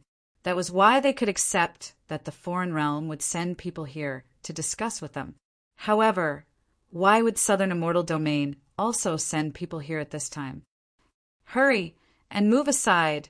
We have important matters to discuss with immortal domain's immortal kings. Bai Chuan rode on a silver-white heavenly horse, descending on the heaven-reaching great path, arriving in front of world-suppressing ancient city, saying this. The silver-white heavenly horse beneath his feet all had true immortal realm strength, immortal energy swirling around them, powerful beyond compare, divine and extraordinary. A half-immortal king, the experts guarding world-suppressing ancient city, were all shaken up by Bai Chuan's aura, their expressions changing greatly. This was but an existence who could be considered unmatched under the immortal king level. Yet he actually personally descended. Their minds trembled, not daring to stop him, hurriedly moving aside. I fear that something huge is going to happen. It isn't just the heavens that are changing, the current immortal domain is going to change as well. These experts' voices were trembling. After guarding world-suppressing ancient city for millions of years, their hearts were already ice-cold and hard like boulders. However, now they were trembling, producing a mysterious fear. If that matter from countless great eras ago really happens again, for the current immortal domain, it will only be a terrifying calamity. Who can stop it? When some people thought of this, a bit of fear and despair appeared on their faces, somewhat understanding why those foreign realm people were in such a rush. Meanwhile, at this time, Luo King City. This city was an extremely well-known ancient immortal city in the depths of central immortal domain. It rested in the cosmos, grand and imposing, chaotic energy swirling about it, floating in the deep sky like a great star. Some stars before it were simply as insignificant as sand. Just the city gates alone were like heaven's supporting pillars. Luo King was a rising star from several great eras ago, using only 20 million years to become an immortal king. He ruled over the surrounding territories for several great eras, the creatures of all clans flourishing under his rule. During this period of time, he invited friends from all sides to participate in his birthday celebration. All of Central Heaven region's well-known inheritances and powers were invited over. Some immortal kings even personally descended with their true bodies, discussing the Tao with Luo King City's Luo King. Tao sounds resounded through a range of millions and millions of league golden lotuses bloomed in the heavens, clear springs surging in the earth, all cultivators benefiting from this. This immortal city could hold endless creatures, but only true Luo King Manor clansmen had the qualifications to enter the city. The scene inside was incomparably lively. Ancient chariots rumbled, crossing the universe. Ancient existences of various clans appeared, bringing congratulatory gifts to congratulate Luo King. At the center of this immortal city, there was a manor, shrouded in immortal mist, unimaginably grand. It seemed to be the center of the universe, bearing the glory of millions and millions of years. It was surrounded by the myriad Taos of the heavens, boundless laws, all of them like a waterfall of stars gathered here. This was the first generation Luo King's manor, the place where Luo King's true body resided. In the depths of this manor, in the endless void, Luo King sat here. There were several existences of the same level beside him, suppressing the great Tao, the surrounding laws trembling. In the void before them, immortal peaches, immortal wine, and other things were placed. They were discussing this matter. I've been feeling uneasy recently. I wonder if all of you feel the same way? On the praying mat beside Luo King, a blurry figure spoke, hazy and unclear. It was the immortal king of the Wang family, his seniority far above Luo King.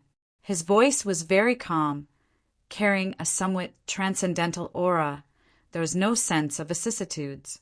The heavenly phenomena are changing the great Tao in chaos. Even the heavenly Tao laws are fading. This is not a good omen. Perhaps it is because those figures in reincarnation are gradually returning. Back then, there was a prophecy that the great tree of Era would reappear, the great Era Tao fruit would mature, the hidden 6 Tao reincarnations would reappear. Another immortal king spoke, looking like a little child, but the great changes in his eyes betrayed him. This was also an ancient figure who had achieved immortal king status for many great eras, his true age already impossible to verify. A young heavenly talent of my clan suddenly awakened intellect recently, his soul light astonishing. My clan's true immortal tried to investigate, but was almost injured by his soul light. Another immortal king on the praying mat spoke, slowly speaking, recounting another matter that happened in his clan. His words made all of the immortal kings here become silent. Overflowing luck is indeed the sign of a great era. Perhaps for us, it is also a type of opportunity, natural luck, able to advance a step further. In these countless years, there has never been anyone who touched upon a higher cultivation realm. All of them stopped at this step. Those figures who survived from the taboo age have long disappeared without a trace. The path ahead cannot be explored. When they discussed this matter, they were all a bit silent. Although their emotions were different, they were all a bit unwilling, feeling that they were restricted by the world. Otherwise, with their aptitude, they might be able to touch upon a higher cultivation realm. And just as the immortal kings were discussing this matter, outside Luoyang City, several streaks of divine light descended, tearing through the universe, quickly rushing over. The few people in front of Realm Suppression Ancient City immediately transmitted the news over.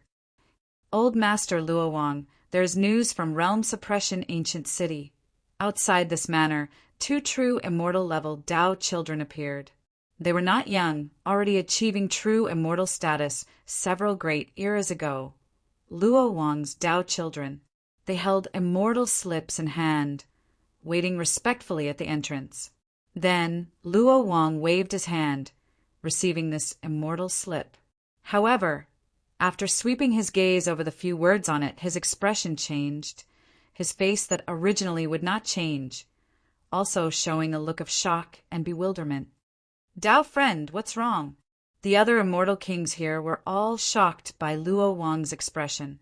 They didn't know what he saw to make his face reveal this type of expression. They were kings who stood at the very peak of a mortal domain.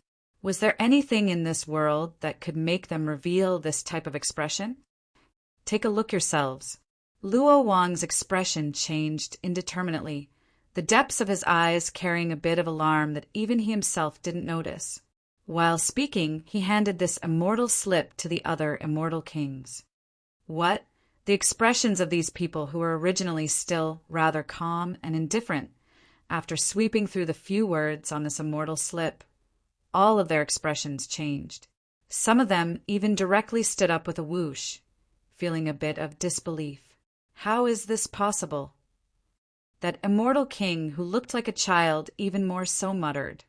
The pupils on his face that was shrouded in primal chaos, mist contracted. Didn't Tao friend make a divination last time, saying that within a few hundred years he wouldn't appear in a mortal domain again? The essence of the 4 foreign immortal kings is enough for him to calm down for a period of time. Even though this immortal king was forcing himself to calm down, he still couldn't hide the slight trembling in his voice. Luoyang immediately got up and left the cave, not caring that this was still his birthday banquet, saying, "The situation is urgent. I am going to see what Ming King's intentions are." At this time, it wasn't just him. The other immortal kings here also panicked, no longer as calm and indifferent as before. When facing a terrifying existence who treated immortal kings as essence nourishment, who wouldn't feel apprehensive.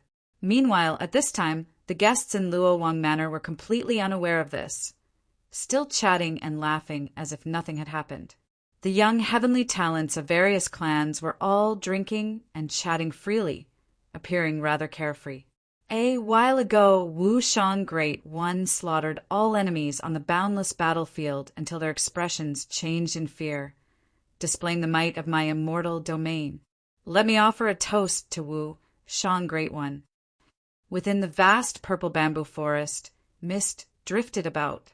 A beautiful and moving woman had a faint smile on her face as she raised her cup towards the young man in front of her. He was dressed in white clothes, his appearance handsome, figure tall and straight, eyes carrying a faint golden color, possessing a type of transcendent temperament.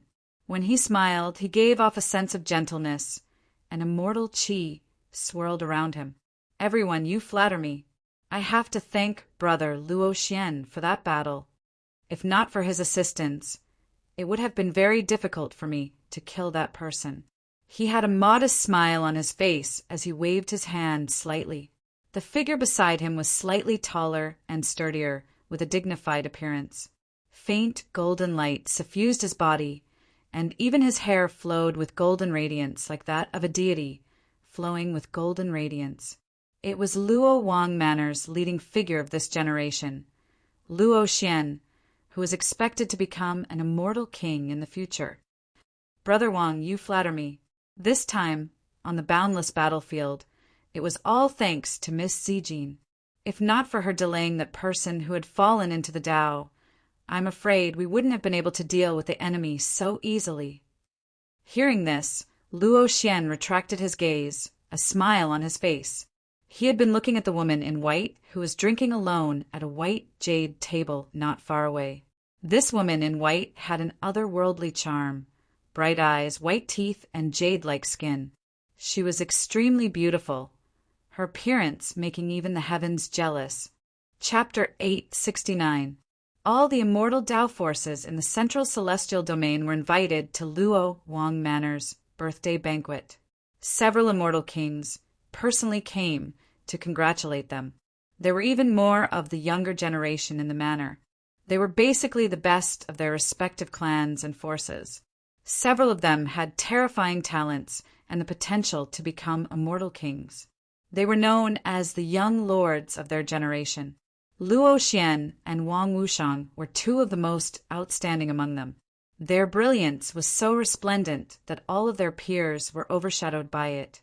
In the boundless battlefield, they had killed many seedlings of their generation from other worlds, pressuring many people until they couldn't breathe. Some time ago, they even worked together to kill a near-immortal stowaway, shocking the central celestial domain. At their age, many of their peers were only quasi-emperors. Facing near-immortals, there was only death.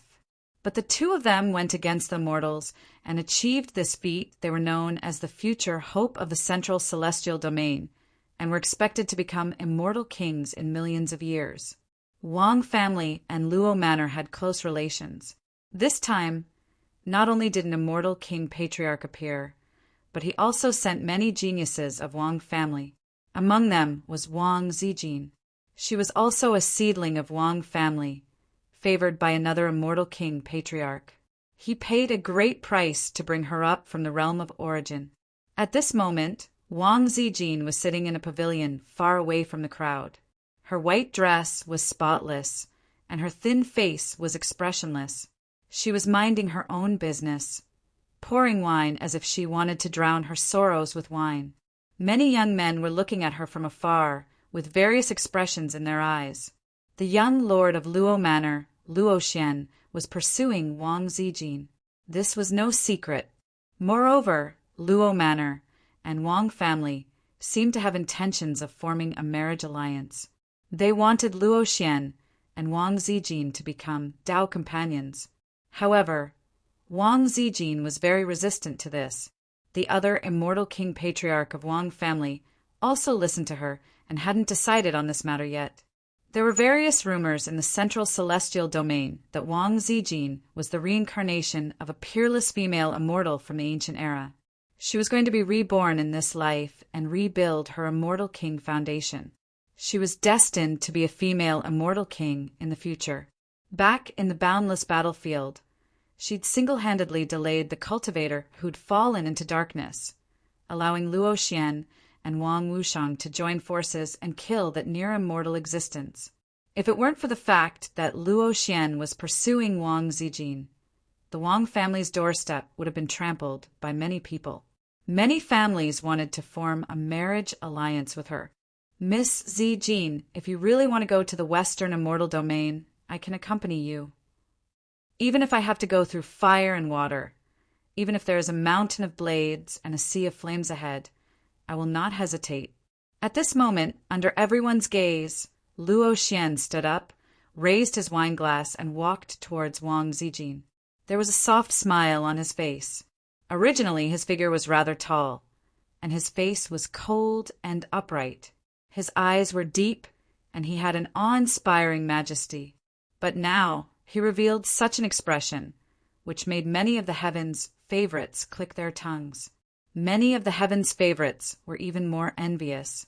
Since ancient times, even heroes have a weakness for beauties. On Luo Xian's side, his expression was even more profound.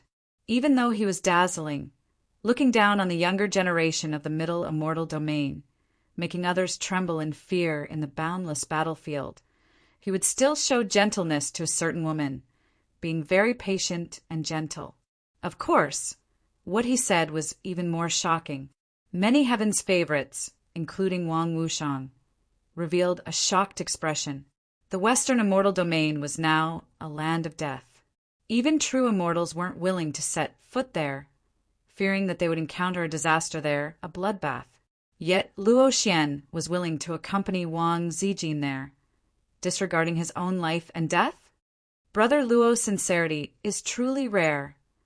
Many heaven's favorites pursued Lord Luo Xian, but they were all rejected by him. Who would have thought that he had such an infatuated side? Many young creatures who were enshrouded in divine splendor spoke, sighing in amazement. Wang Wushang was dressed in white, his features elegant and handsome. At this moment he also smiled. Brother Luo's sincerity, I believe that no one in this world can compare to him. Although he was the young lord of this generation of the Wang clan, if he wanted to lead the Wang clan in the future, he still needed the approval of the other patriarchs. It wasn't that easy. If he facilitated the marriage between Luo Xian and Wang Zijin, then with Luo Xian's help, his words in the clan would be more powerful. The possibility of him leading the Wang clan in the future would also be much higher. Therefore, Wang Wushang naturally wanted to see Luo Xian and Wang Zijin get closer. However, Wang Zijin, who was minding his own business, frowned when he heard Luo Xian's words. He also put down the wine cup in his hand. Luo Xian, I already said that I don't like you. I also don't have any feelings for you. What exactly do you like about me? I'll change, okay? Don't always fly around in front of me like a fly. Don't you know that pretending to be elegant is very greasy? She was frustrated that she couldn't return to the world of origin when she suddenly saw Luo Xian following her like a shadow. He was simply like a maggot in her bones that she couldn't shake off. The anger in Wang Zijin's heart immediately surged. He didn't care that the other party was the host of the Luo residence and the young lord of this generation of the immortal region. He directly frowned and scolded him. Before this, Luo Xian suddenly fell in love with her for some unknown reason. Moreover, he proposed the marriage alliance with the Wang clan. He even wanted Luo Wang to personally propose marriage to the Wang clan. If not for Wang Zijin continuously begging the patriarch of the Wang clan to refuse, she would probably have become Luo Xian's fiancée by now. Although Wang Zijin was sometimes careless and seemed to speak without thinking, she was very careful. She also had many thoughts in her mind. In addition, she was born as a saint, and as a transmigrator, she was proud and arrogant. She was actually not interested in these descendants of the immortal region who boasted that they were superior. Moreover, in her opinion, these natives were all the same. For example, Luo Xian, as the young lord of the Luo residence, had the potential to become an immortal king in the future. It sounded very scary, But in Wang Zijin's eyes, he was just a side character. Perhaps one day he would be stepped on by a guy with a protagonist's halo and trampled on at will. On the contrary, this cheap cousin of hers was a little more complicated in her opinion. He seemed to be easygoing and elegant, but in fact he was ruthless and not as gentle as he appeared on the surface. This was a little similar to Gu Chang'e, whom she met in the upper realm. However, in Wang Zijin's opinion, Wang Wushang was still far inferior to Gu Chang'e. He was far from being as ruthless, cold, and meticulous as him. This was because Wang Wushang's little tricks could only fool some idiots. In front of a truly smart person, he would be exposed sooner or later. For example, the immortal king patriarch of the Wang clan had seen many of Wang Wushang's actions, but he didn't point it out. She could even see through Wang Zijin, let alone others. Miss Zijin, Luo Xian was only stunned by Wang Zijin's scolding, but his expression was not angry. Instead, he showed a somewhat bitter smile and said, "Why do you always say that about me? Is there something wrong with what I did? If Miss Zijin hates me in any way, I will definitely change." He had long been used to Wang Zijin's harsh words. In fact, in his opinion, this was very novel because basically all the favored girls of the Middle Realm would show a gentle expression when facing him. Even if he had an ordinary relationship with her, she would still smile and act like a virtuous lady. On the contrary, after meeting Wang Zijin, he suddenly realized that there was such a beautiful and refined woman in this world who did not fear him because of his talent and power. Instead, she directly scolded him when she was unhappy with him, and her tone was not at all merciful. Such a strange woman was rare, and even Luo Xian couldn't help but be moved. He originally thought that in this life he lived for cultivation and would not be affected by emotions. But everything changed after meeting Wang Zijin. Even when she was scolding him, her appearance was extremely cute. You really don't have the slightest bit of self-awareness. Wang Zijin's voice was slightly cold. She really couldn't do anything to this Luo Xian, no matter how fiercely she scolded him. He looked like he was enjoying it. Sometimes, even she felt that this was inconceivable. It was like the Mary Sue story she was familiar with in her previous life. Could it be that this Luo Xian had some kind of masochistic tendency and wanted to be scolded like this? The people here had long been used to the scene. They knew that Wang Zijin had always been cold and arrogant and treated everyone like this. She would not have anything good to say. Even her cousin Wang Wushang had been scolded by her for being a hypocrite. Brother Luo is not only handsome, but also talented. He is destined to be an immortal king in the future. Cousin Zijin, why do you have to do this? Brother Luo is infatuated with you. Is your heart made of stone? Wang Wushang shook his head slightly and walked over. He was still holding a wine cup, but the other hand was placed on Luo Xian's shoulder, indicating that the two of them were very close. Wang Zijin did not have a good impression of Wang Wushang. Hearing this, she said indifferently, "Since cousin Wushang has such a good impression of Luo Xian, why don't you marry him? In the big immortal realm, there are all kinds of strange things. It's not like there are no methods to change one's gender. If it really doesn't work, you can ask an immortal king ancestor for help." When she said this, the smile on Wang Wushang's face froze. His hand moved away from Luo Xian's shoulder as if he had been electrocuted. What? All the geniuses here, including Luo Xian, were shocked. Many of them widened their eyes, unable to believe their ears. Luo Xian's expression was a little awkward, and then he took a step to the side as if he was really afraid of being misunderstood. "Miss Zijin," he was about to explain. Wang Zijin waved her hand coldly and said, "Cousin Wushang is very concerned about you, Luo Xian. Usually he says good things about you in front of me. You can consider him. Maybe the two of you are more suitable." She was a transmigrator. In her previous life, she had seen all kinds of storms. When these words were said, the ears of ordinary women would definitely burn and their faces would turn red. However, She looked calm and did not even bother to lift her eyelids. On her beautiful face, there was a cold and arrogant expression. Cough, cough, Cousin Zijin. What nonsense are you talking about? How can you joke with your cousin like this? Although Wang Wushang was angry and felt that he had lost face in front of everyone, he still maintained his usual gentle expression and said helplessly. Seeing that Wang Wushang was still so calm despite his words, Wang Wushang snorted in his heart. He turned to Luo Xian and said, Luo Xian, just give up. I don't have any good feelings for you. Moreover, I already have a sweetheart. In front of him, you are not even a dog's fart. After saying this, she did not care about the reaction of the people here. Her tall and slender figure took light steps and walked straight to the backyard, leaving behind a stunned and incredulous Luo Xian. You have a sweetheart? Luo Xian's head was buzzing. He could not believe his ears. When he came back to his senses, his expression turned ashen and his eyes darkened.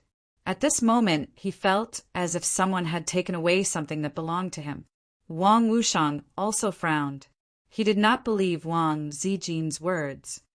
Is Zijin deliberately angering you? He looked at Luo Xian and asked. Luo Xian's expression was a little gloomy.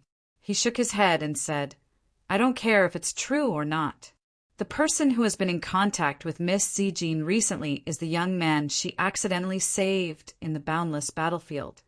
I've always found that guy to be an eyesore. His voice was very cold.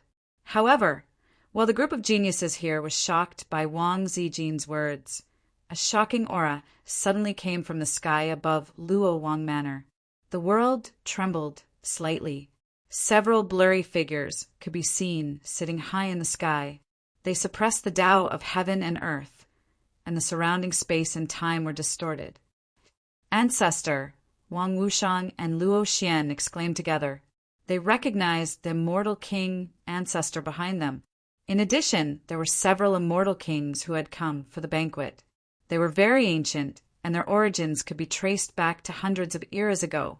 All the ancestors have appeared. Did something big happen? Many geniuses here exclaimed. Even the guests in another place were alarmed. The few true immortals were shocked and a little in disbelief. Meanwhile, while everyone was speculating, not knowing what was going on, in the limits of the distant world, there was a mysterious aura that appeared. Then they could hear the sounds of troops moving through the air, rumbling. There were divine rainbows that tore through the cosmos, descending in this direction. The aura of the foreign side, the expressions of the true immortals here changed, becoming incomparably shocked. They couldn't help but say, why would the foreign side's troops suddenly appear in my immortal domain's territory? No one stopping them along the way. Everyone, including Wang Wushang and Luo Xian, were deeply shocked. They immediately flew out from this bamboo forest, arriving high up in the sky, gazing into the distance. However, there were still some who noticed the seated immortal king ancestors in the depths of the void, immediately reacting. The foreign side's troops might have come for those immortal king ancestors. They shouldn't have come for the sake of starting a war. With immortal kings overseeing this place, no one can act wantonly. Someone said quietly, Chapter 870. There are several immortal king old ancestors overseeing this place. Those foreign people definitely didn't come for the sake of starting a war. Moreover, our central immortal domain has remained aloof from worldly affairs for countless years, never asking about the matters between the other side and the other immortal domains, rarely having conflicts with the other side either. Perhaps these foreign creatures came here to discuss matters with the immortal king patriarchs. Inside the purple bamboo forest, mists drifted about. A few strange stones released incomparably rich, multicolored light, as if they were flowing. Many cultivators discussed quietly, guessing at the foreign realm's goal. Quite a few figures entered the skies, also gazing into the limits of the cosmos. Heaven and earth rumbled with noise, a mysterious aura spreading from that place, triggering all types of disturbances. Many cultivators found this hard to understand, inwardly becoming vigilant. The current immortal domain was long no longer the immortal domain ruled by Immortal Palace. It was split into several pieces, its overall strength far inferior to the foreign realm. Otherwise, they wouldn't have watched as Western immortal domain was occupied by the foreign realm, falling into enemy hands for millions of years. Now, the various immortal domains all carried the intention of protecting themselves, not stirring up trouble, only wishing to stay out of this, not willing to get involved in other matters. Moreover, compared to the other immortal domains, the current central immortal domain's overall strength was much greater. There were many clans that were born in the ancient Great Era overseeing this place, quite a few immortal kings still alive, currently at the peak. This is the emissary the foreign king sent over. There is no need to worry. Just as all the cultivators and living beings in Luo Wang Manor were worried about the motives of those foreign beings, a voice suddenly rang out. An immortal king in the depths of the void spoke, his voice transmitting over, extremely cold, as if he had never shown any emotion since the ancient times. The other immortal kings all sat there, as if they were sitting above the 9 heavens, coldly gazing into the distant limits of the cosmos, waiting for the foreign king's emissary to arrive. Foreign king? When they heard this, everyone in the purple bamboo forest was shocked. Quite a few ancient true immortals' expressions changed, all of them hearing this immortal king's vicious reputation. There were previously several immortal kings that fell under his hands. This proved that this king was different from normal immortal kings. His strength might not be the most powerful, but he was the one that left others the most fearful. They were both immortal kings, so it was too difficult to determine victory or defeat between them. It would easily take thousands or even tens of thousands of years before victory or defeat could be determined. It was an extremely long period of time.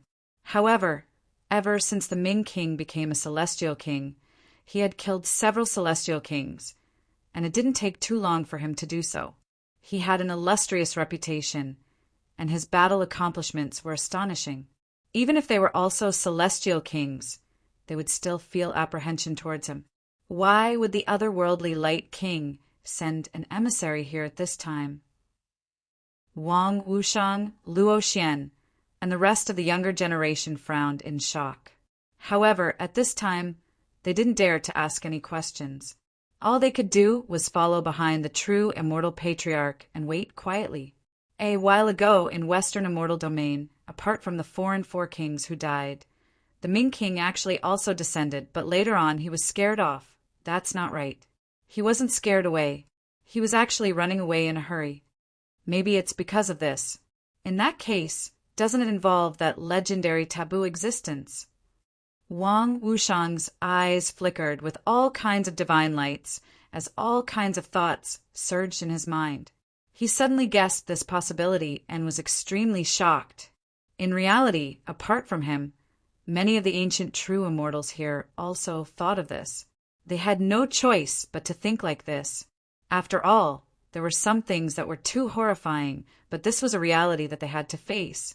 Wang Zijin's figure appeared in the distance from purple bamboo forest, not truly leaving. When the immortal king patriarchs appeared, she looked over in shock. Taboo existence, she muttered these 4 words. The exceptionally intelligent her had long predicted that it was related to this matter. In reality, during this period of time, she had also been using all types of methods to inquire about the realm of origin, in other words, the higher realms, wishing to understand what happened there.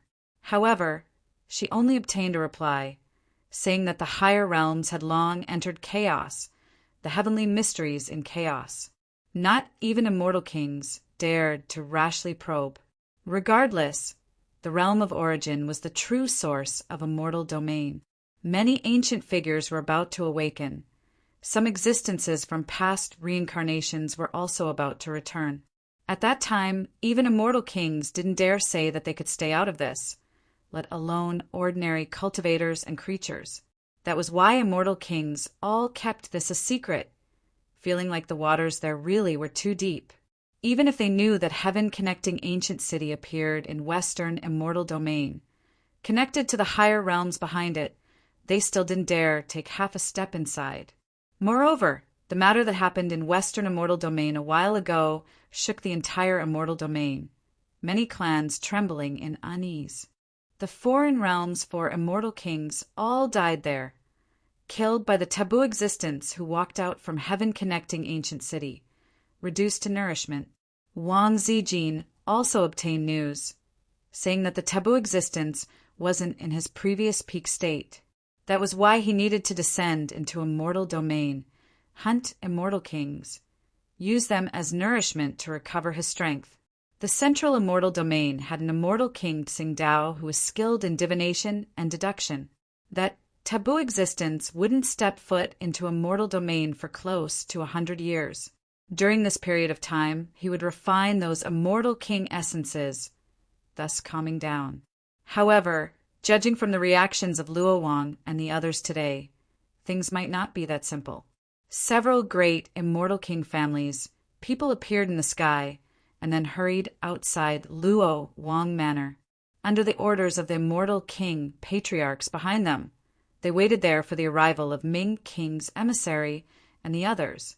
Meanwhile, right at this time, the expression of Luo Wang, who was seated in the void, suddenly changed slightly, receiving a sound transmission from his servant. What? Luo Wang's brows furrowed slightly, revealing a hint of confusion. The other immortal kings looked towards him, communicating with their divine wills, asking, "What happened now?"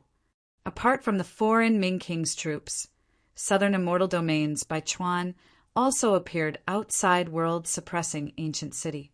He seems to be in an even greater rush, as if something extremely great happened. Luo Wang slowly said, "Southern immortal domains by Chuan." They naturally knew about him. This was a half-immortal king, someone who had hopes of breaking through that cultivation realm within these several tens of thousands of years. Previously, there were immortal kings who tried to recruit him, but they were all rejected by him. Bai Chuan actually hurried over as well. The expressions of the immortal kings here changed slightly, but their faces were all surrounded by primal chaos mist, so no one could see clearly.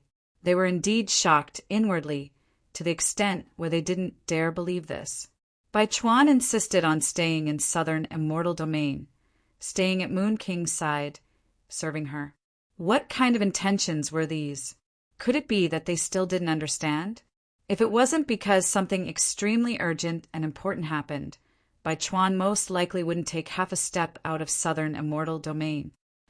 It seems like something unexpected also happened in southern immortal domain. Wang family's immortal king, old ancestor's expression was incomparably heavy. The distant cosmos rumbled with noise. The foreign Ming Yi and the others arrived on an ancient war chariot, quickly descending outside Luo Wang City. We finally arrived. Ming Yi's figure was tall and slender, silver hair falling like a waterfall. She stood on the ancient war chariot, releasing a sigh of relief, worried that something unexpected might happen along the way. Fortunately, they finally arrived at Luo Wang City. Soon after, the various great immortal king families, people walked up. They had long received orders, welcoming Ming Yi and the others into the manor. Several immortal king old ancestors sat in the depths of the void, quietly watching this scene. Then Luo Wang nodded slightly, a strand of green smoke wafting out from his body, turning into the indistinct appearance of a middle-aged man walking into the manor. This was an incarnation of his, not his true self. However, in his territory, there wasn't much difference between his true self and incarnation. "This is the decree my clan's Ming King old ancestor personally wrote for this younger generation to hand over to Immortal Domain's senior, Luo Wang." Even though Ming Yi's nature was cold and arrogant towards an immortal king like Luo Wang, she was still extremely respectful.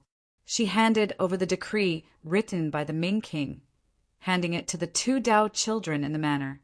Today is precisely Luo Wang's birthday celebration. Apart from Luo Wang, there are other immortal kings here. An ancient true immortal from Ming Manor spoke, his eyes brilliant like divine lamps, sensing the terrifying pressure in the depths of the void, suppressing this heaven and earth.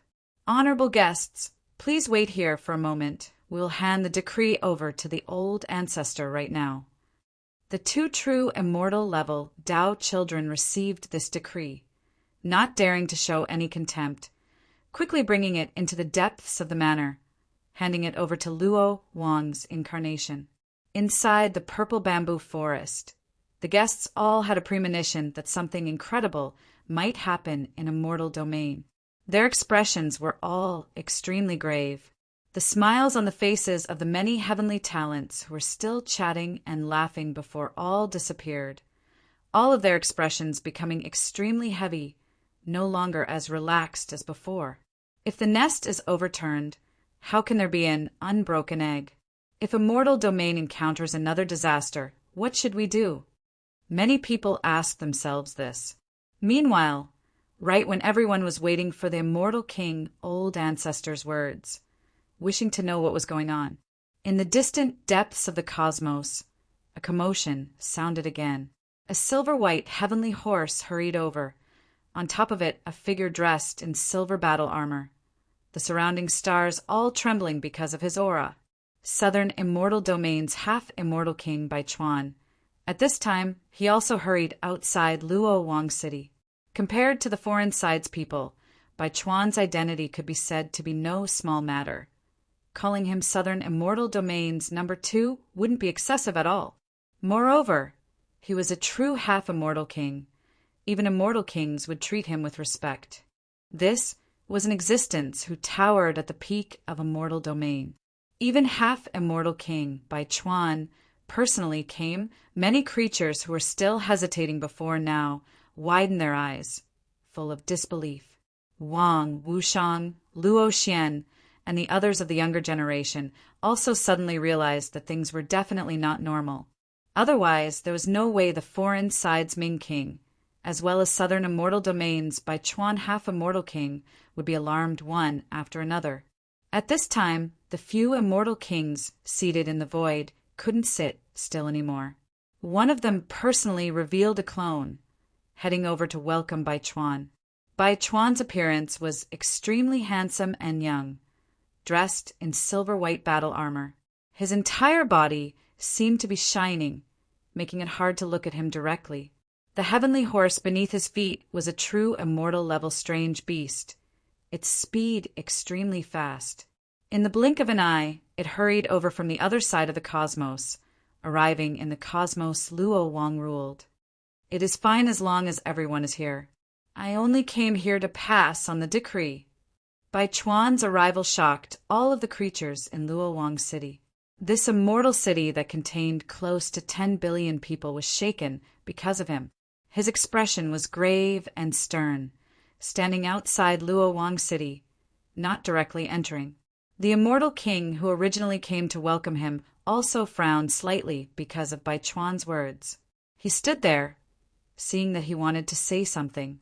However, Baichuan did not waste his breath. He shook his robes, and a decree filled with dense immortal king might flew out like a mountain. Then it unfurled in the starry sky.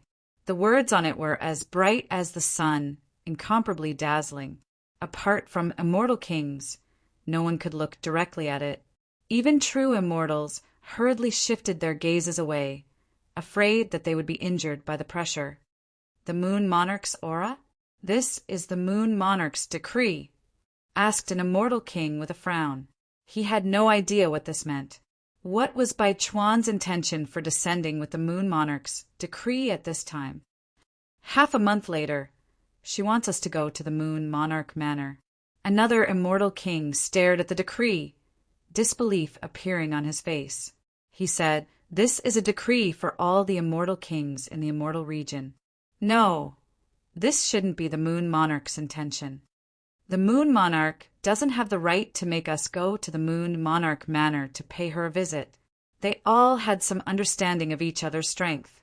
No matter how arrogant the Moon Monarch was, It was impossible for her to make all the immortal kings in the immortal region go to the Moon Monarch Manor to pay her a visit. Bai Chuan, what's going on?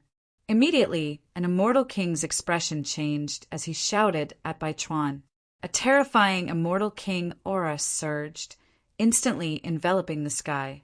The starry sky within hundreds of millions of kilometers trembled as if it was about to explode.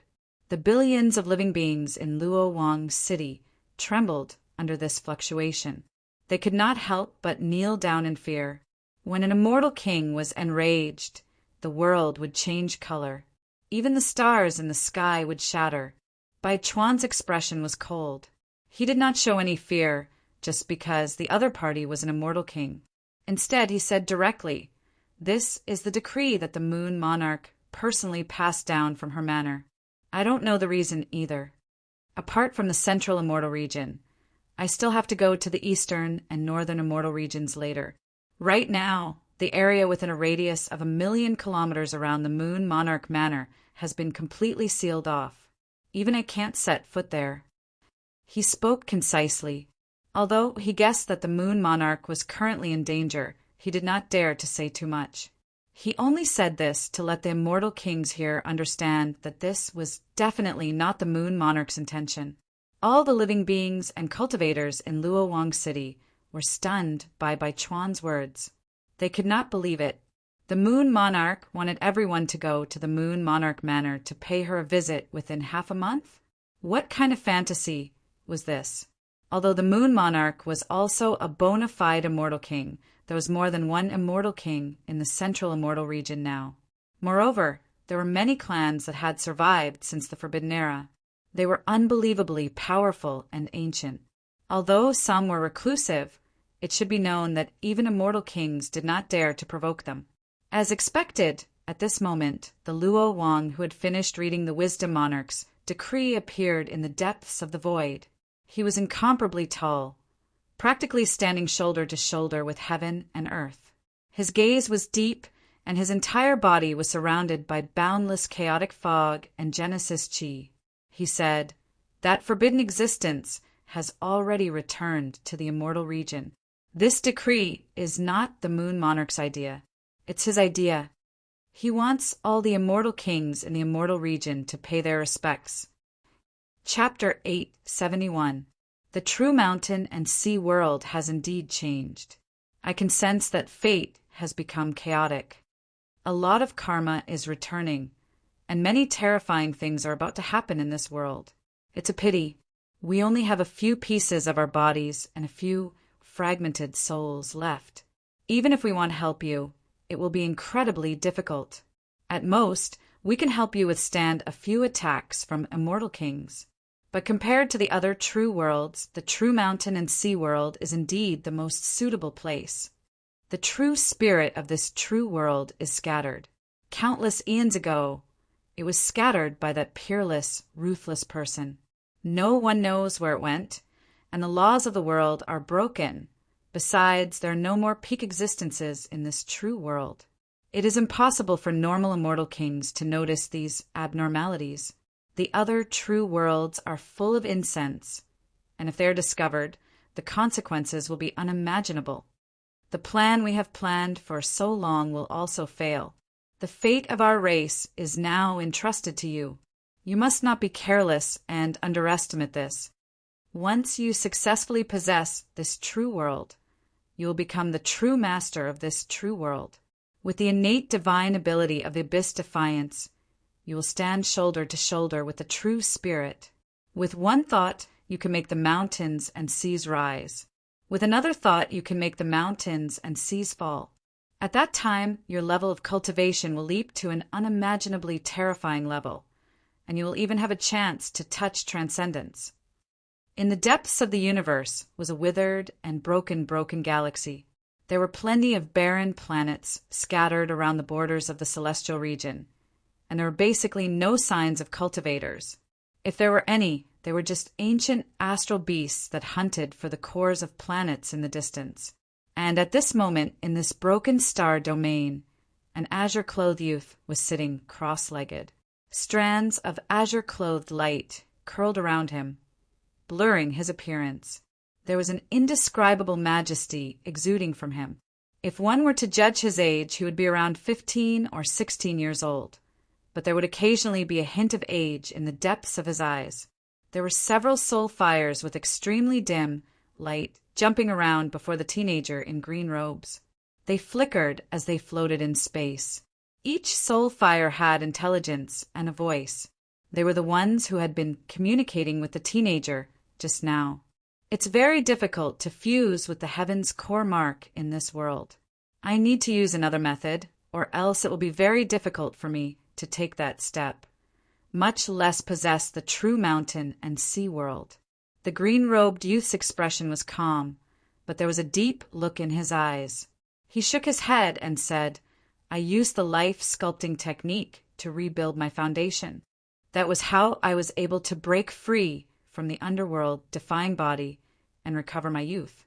Unfortunately, this world isn't suitable for my clan's underworld-defying cultivation.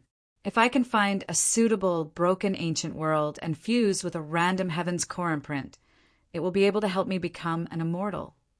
His name was Chin, and he was a surviving member of the Abyss-Defiant tribe from the Abyss-Defiant True World.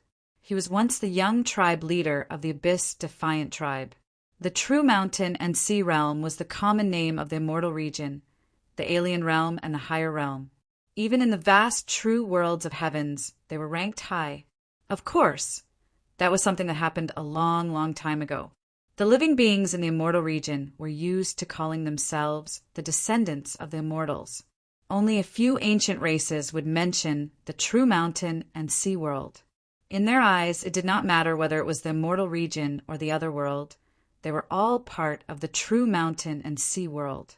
Sooner or later, they would fuse together.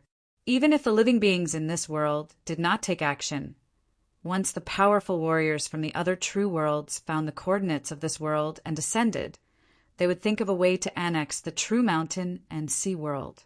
A true world that had lost the protection of its true spirit was as tempting as a piece of fatty meat in the eyes of the peerless warriors. It was a serendipity that defied the heavens. However, unless they had an incredibly great serendipity, normal cultivators, even immortal emperors, would not dare to say that they could truly annex and refine a true world. Hey, there are Abyss Defiants. They can use unique methods and divine abilities to possess a true world and replace the true spirit of a true world. To Chin, possessing the True Mountain and Sea World before him was his destiny. At that time, his state of being and level of cultivation would undergo an inconceivable leap, and the True Mountain and Sea World would turn into the true underworld-defying world, restoring his homeland. At that time, I can resurrect my parents, my lover, and all my people. Right now, the secrets of heaven in the True Mountain and Sea World are in chaos. This is my chance. Chen sat cross-legged on the dried-up ancient planet, capturing the power of laws in the world to refine his body. When he thought of this, he could not hide the longing and madness in the depths of his eyes. He had spent a great deal of effort to sneak into the True Mountain and Sea World from the broken land in the vast expanse for this plan that he had been planning for a long time. Time waits for no one. The soul flames before Chen swayed, and an ancient voice spoke from one of them. Even if I can't find a suitable mark of the heart of heaven, I will still begin my immortal transformation. I have a feeling that the powerful warriors from the other true worlds are using all sorts of methods to cross the vast expanse ocean and will eventually find this place. Hearing this, Chen's expression remained unchanged as he spoke calmly. It's fine. Even if I fail in my immortal transformation, I will still have time to change my body. The younger generation of the immortal king family will be a suitable shell. I can come into contact with the scion of the Wang family, called Wang Wushang, through Miss Zijin.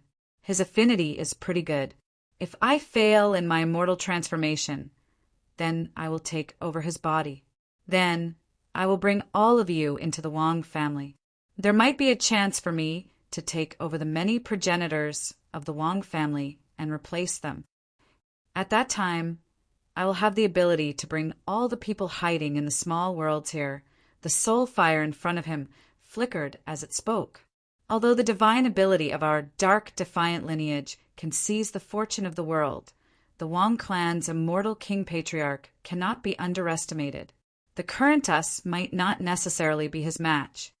Besides, you have to consider the big picture. You can use Wang Zijin, but don't fall in love with her. Besides, I can see that she is just someone you met by chance.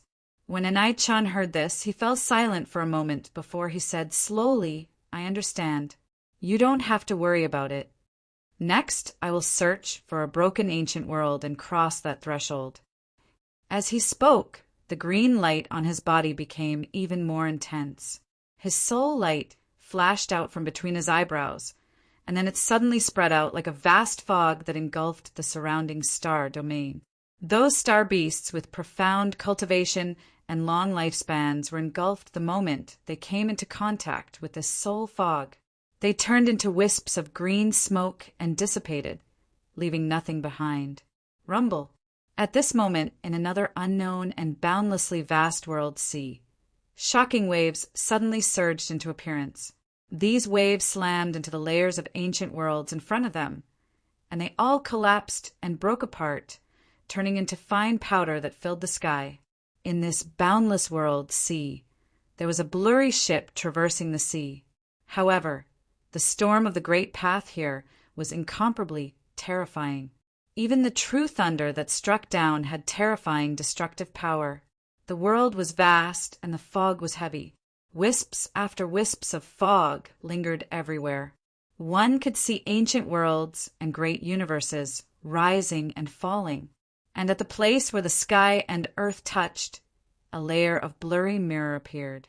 Outside the mirror, there were ancient worlds and great universes rising and falling. They overlapped with each other, as if they were coexisting. However, at that moment, the world inside and outside the mirror was slowly coming into contact with each other. Some unknown and strange change was happening. The places where they came into contact with each other crumbled, disintegrated, and fused with each other. At the instant they crumbled, the world barrier disappeared, and at the instant they fused with each other, a new life was born. It was incomparably mysterious and mysterious. All of this seemed to be happening very slowly, but it was happening in an orderly manner.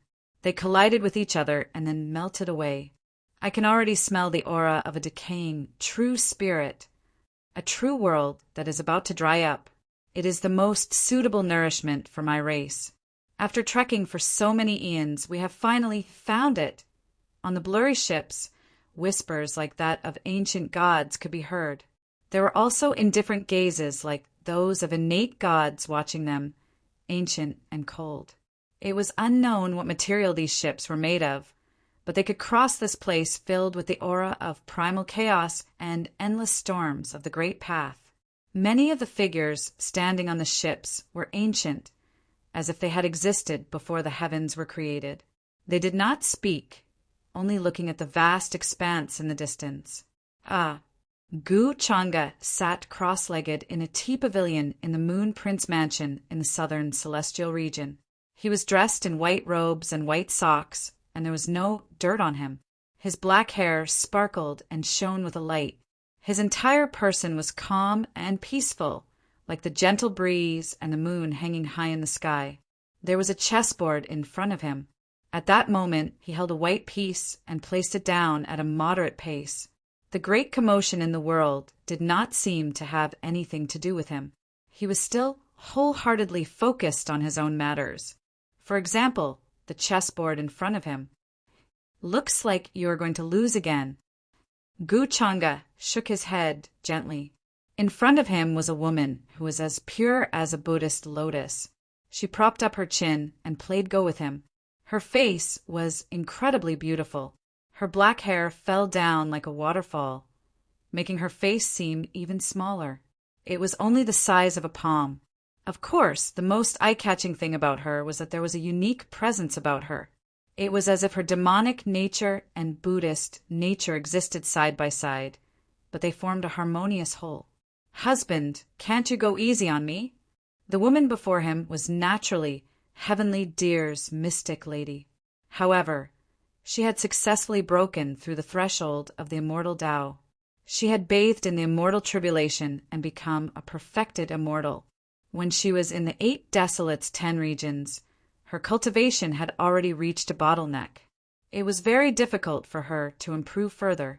That was why Gu Changa brought her to the immortal domain when he sensed that she had touched the threshold of the immortal Tao.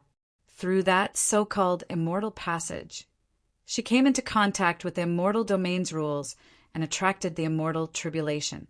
He had left an imprint on the Empyrean fairy, so when she successfully broke through to the immortal realm, he sensed it from the ancient Tongtian city and brought her over. After all, he was the one who brought the Empyrean fairy to the immortal domain. He could not just leave her be and let her wander around the immortal domain by herself. Although the two of them were not husband and wife, in terms of status, the Empyrean fairy was still his concubine. Back when they were in the 8 desolates 10 regions, she used this identity. Now, she had really become his concubine. Sometimes, when Gu Changa thought about this, he felt that fate was making fun of him.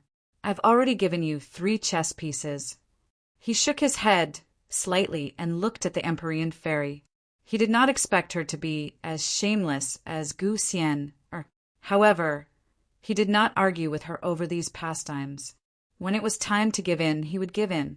These rare days of peace were actually a luxury to him. Isn't it natural for my husband to give in to me? The Empyrean fairy blinked and looked a little playful. In front of Gu Changa, she was still the same as when they were in Sky Deer City. She would often tease him. Back then, because of the 9 abstruse yearning form, she wanted to tie her life with Gu Changa's to save Sky Deer City. However, Gu Changa's heart was like a boulder. He was not swayed at all. In the end, when they were in the 3rd mountain, she received Gu Changa's help to avenge her master by killing eldest senior's sister, Qin Xun. Only then did her relationship with Gu Changa improve. I'm thinking if I should throw you back to the upper realm. Gu Changa picked up the teacup beside him and took a sip. He seemed very relaxed. Then won't my husband be very bored here alone?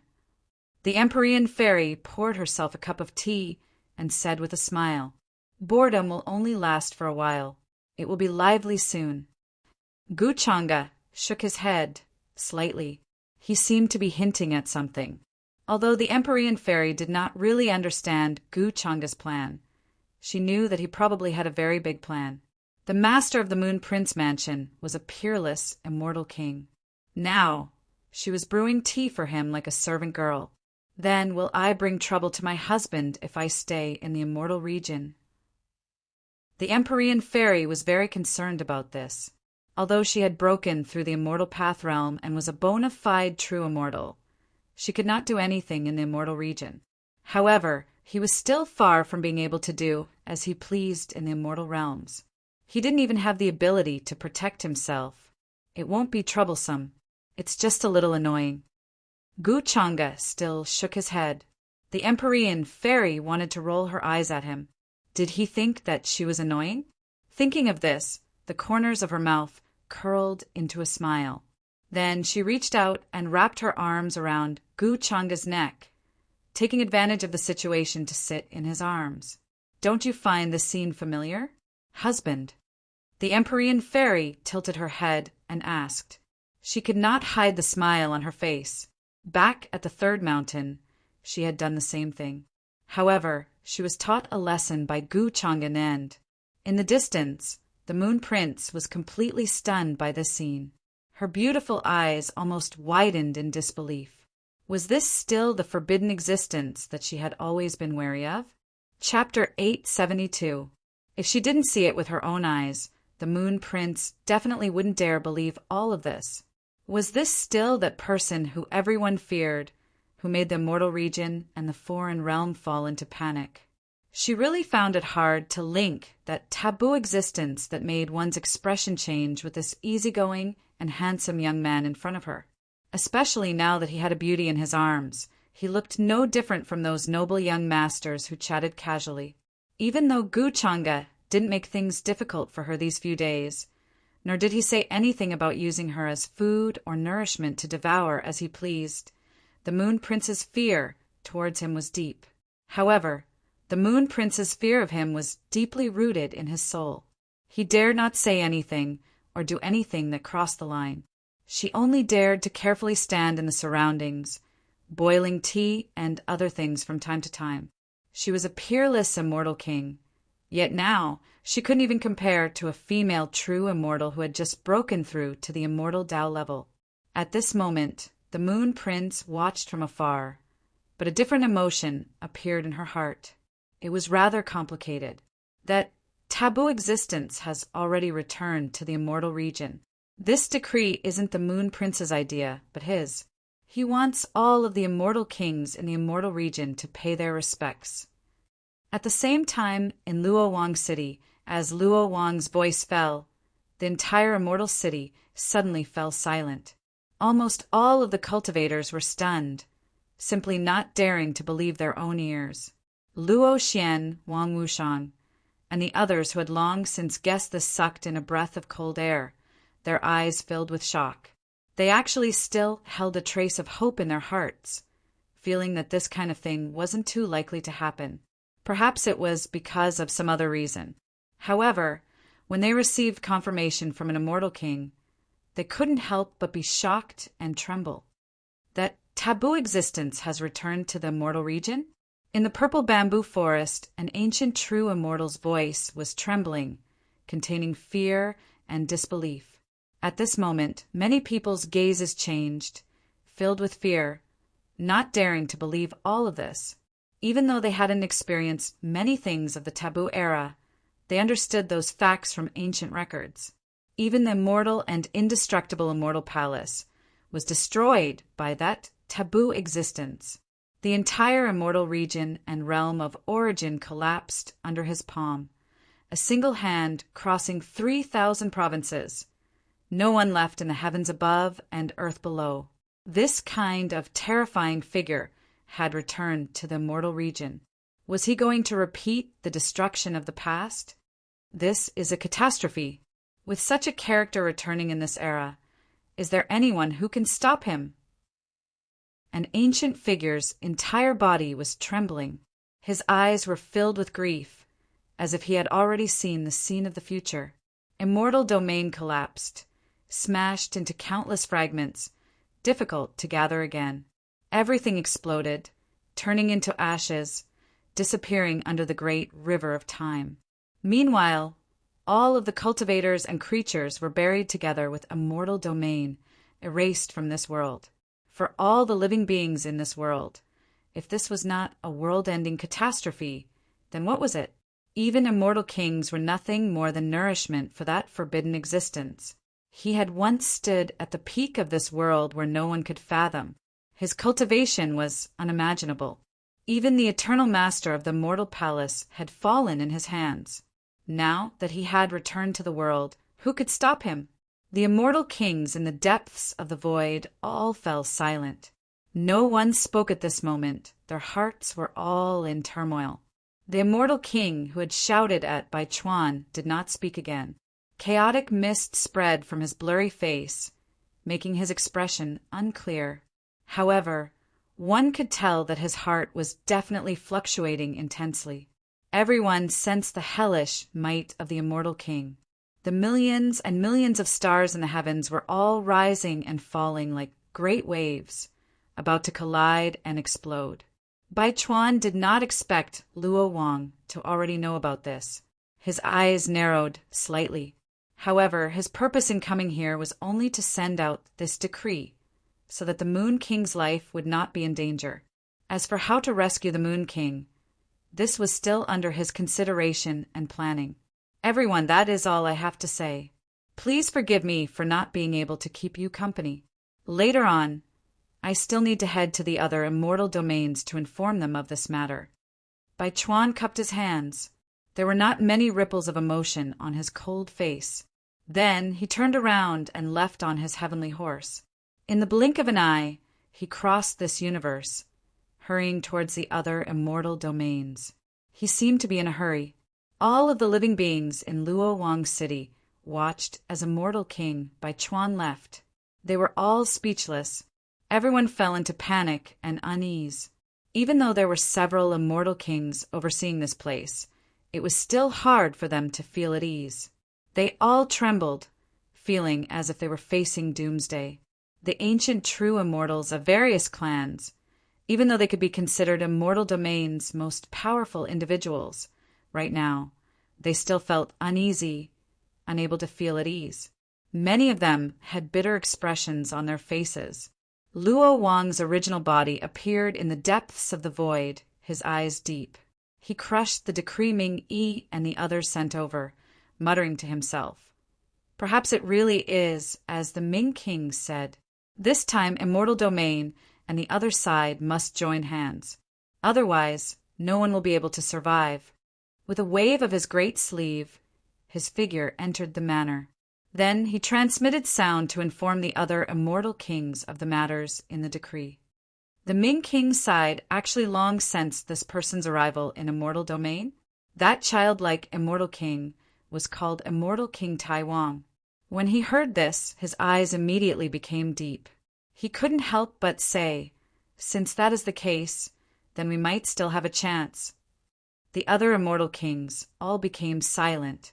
All types of irregular scenes appeared in their eyes, their emotions greatly fluctuating. At this time, no one wanted to become the source of nourishment for other existences, especially immortal kings. When facing someone who treated immortal kings like nourishment, they would similarly feel alarm and unease, just like ordinary creatures. It wasn't that they didn't feel this type of emotion. The Ming King has already paid a visit to the Emperor clan ancestor, wishing to discuss this matter with the Emperor clan ancestor. He sent someone to send a message over, actually also wishing for us to make our preparations. This time, what we are facing is a common enemy. Luo Wang's voice was slightly overcast. He looked at the surrounding immortal kings, his voice cold and hard. Regardless, we definitely cannot resign ourselves to death. As for the matter of half a month, let's temporarily set it aside and see the reactions of the other immortal domains first. Regardless, my central immortal domain's territory is the most vast, the universe it covers the most. We also have the most immortal kings on the surface. Apart from this, my central immortal domain still has many remains and caves left behind from the earlier Forbidden Great Era. We might be able to find some innate objects there, as well as those hidden families.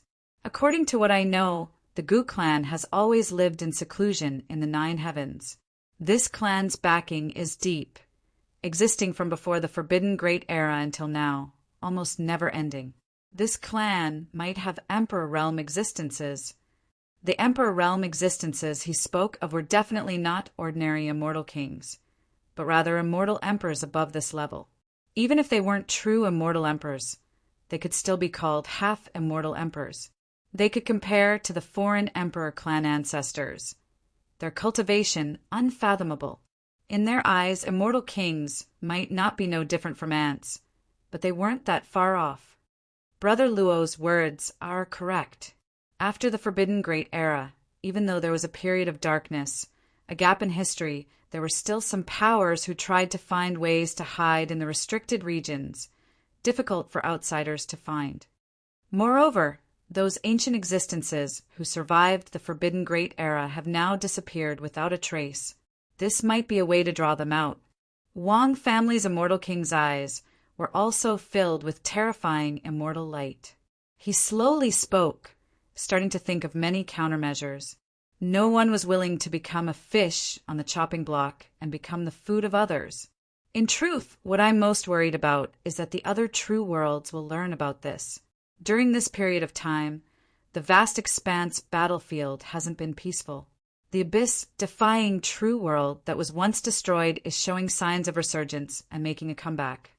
Some time ago, my descendant Luo Xian reported that he met a boy named Chen who seemed to have executed the abyss-defying divine ability of the abyss-defying true world. Luo Wang's gaze was profound, and his tone was calm. At that moment, there was a hint of coldness in his voice. He swept his gaze past Wang family's immortal king progenitor and said, "Brother Wang, I once made a deduction about that boy named Qin, but I only obtained a vague answer." He was saved by your descendant, Wang Zijin, in the vast expanse battlefield. If he is related to the abyss-defying true world, then this karma is definitely related to your Wang family. When he heard this, Wang family's immortal king frowned. He seemed to have learned about this from Wang family's descendant, Wang Wushang. However, he did not pay much attention to it. No matter what, that descendant named Qin was just a young man. As an immortal king, it was impossible for him to be so narrow-minded as to attack a young man. However, Luo Wang's words had alerted him. If the abyss-defying true world was truly involved, then he had to be careful to avoid getting involved in the karma. In ancient times, the abyss-defying true world was a powerful true world that was ranked at the top of the true worlds. It had once seized the title of the strongest true world. Besides, the true mountain and sea world was behind the destruction of the abyss-defying true world. They had more or less obtained the legacy of the abyss-defying true world in order to reach their current level. The abyss-defying true world's abyss-defying true world was very heaven-defying. It was said that the abyss-defying divine ability of the abyss-defying divine ability could reverse reincarnation and reconstruct the netherworld. They could recreate people or things that had manifested in the past. If that's the case, then I'll have Wushang pay more attention to that boy. We can't be certain that the abyss-defying race still has some tricks up their sleeves and are waiting for their return. If that day comes, we will all be dealt with. Wang family's immortal king said slowly. The immortal king of the Wang family said slowly, his tone cold. In the purple bamboo forest, Wang Wushang received the message from the immortal king ancestor of the Wang family. At first he was astonished, but then his expression turned grave. He glanced at Luo Xian and said, "Brother Luo, I've received the ancestor's message. He wants me to pay attention to that boy named Qin. It seems that there's really something wrong with him. Even the immortal king ancestor has noticed it." Luo Xian's expression was cold. Although the entire immortal region was about to face a terrifying catastrophe, it did not affect his malice toward that boy named Qin. That's good. I'll have someone find his location. There was no doubt that what happened in Luo Wang City today had spread throughout the central immortal region at the first instant. It spread rapidly in the universes, ruled by the various immortal kings, as if it had grown wings. The commotion caused was like a meteorite crashing into the deep sea, stirring up monstrous waves. All the cultivators and living beings were terrified and uneasy. After all, even a quasi-mortal king of the southern immortal region had personally come to pass a message, telling all the immortal kings to visit the Moon Prince Mansion in the southern immortal region half a month later. This type of thing, how could there be any mistakes? Moreover, at this time, the other side even more so sent over an emissary to discuss with Luo Wang and the other immortal kings. It seemed like there was something major happening. In that instant, the entire immortal domain was in an uproar. In the various universes, many immortal king families began to discuss and make decisions. Some ancient restricted regions that had been covered in dust for a long time, never asking about immortal domains matters, also began to release heaven overflowing sounds. In the surrounding millions and millions of starry regions, there was a terrifying pressure that pervaded the air. It was as if some terrifying existence was currently reviving. Nebulas scattered, many great stars turning into powder under this type of fluctuation. The current immortal domain, even though it was extremely calm on the surface, was already surging endlessly in secret. Many people felt like a storm was brewing. Under wise King Old Ancestor's orders, we will stay in immortal domain for this period of time. If Senior Luo Wang makes a decision, you can send us a message at any time. Inside Luo Wang Manor, Ming Yi and many other foreign creatures temporarily stayed here, not saying that they were going to return to the other side. During these past few days, they also saw the situation on immortal domain side. It was more or less the same as when they first received this news. Everyone felt danger, entering a state of panic and unease. It was to the extent where that taboo existence personally gave the order for all immortal kings to pay him a visit half a month later. What was the meaning of this? Was this a trap? Ming, Yi, and the other foreign creatures, if it was before, when they received this type of news, they would only take joy in others' misfortune. However, now, it was like the fox grieving for the hare. Towards this, they could also feel that terrifying pressure. If the other side's immortal kings suddenly received this type of decree, they might also be like immortal domain, entering a state of panic and unease. Regardless of whether it was for the central immortal domain or the other immortal domains, these were definitely days of trembling and unease. Even immortal kings were panicking, discussing countermeasures. Half a month of time wasn't that long, but it wasn't that short either. In the eyes of many immortal Tao creatures, this was just a snap of a finger. Before their hundreds of thousands of years of seclusion, it really was just a blink of an eye. It was different from the central immortal domain that already entered a state of panic and unease, all universes trembling. Right now, the southern immortal domain was exceptionally peaceful. The various clans and inheritances still didn't know about this matter, as if it was the calm before the storm.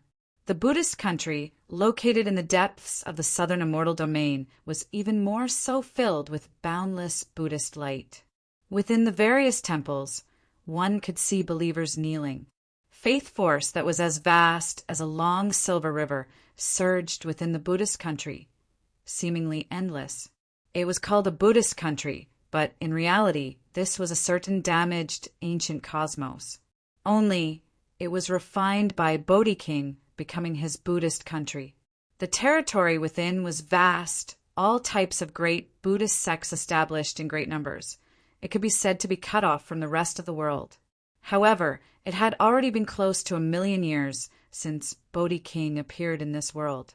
If not for his Tao still existing in this world, many immortal kings would have wondered if his lifespan had already dried up, unable to make it through celestial decay, already passing away in meditation. Chapter 873. Brilliant Buddhist light illuminated the entire sky. This place was filled with a vast aura. The mountains and rivers were majestic, and the sun and moon hung high in the sky. On every life star, there were pagodas and temples. Many monks were cultivating diligently in various places, comprehending Zen techniques and chanting scriptures.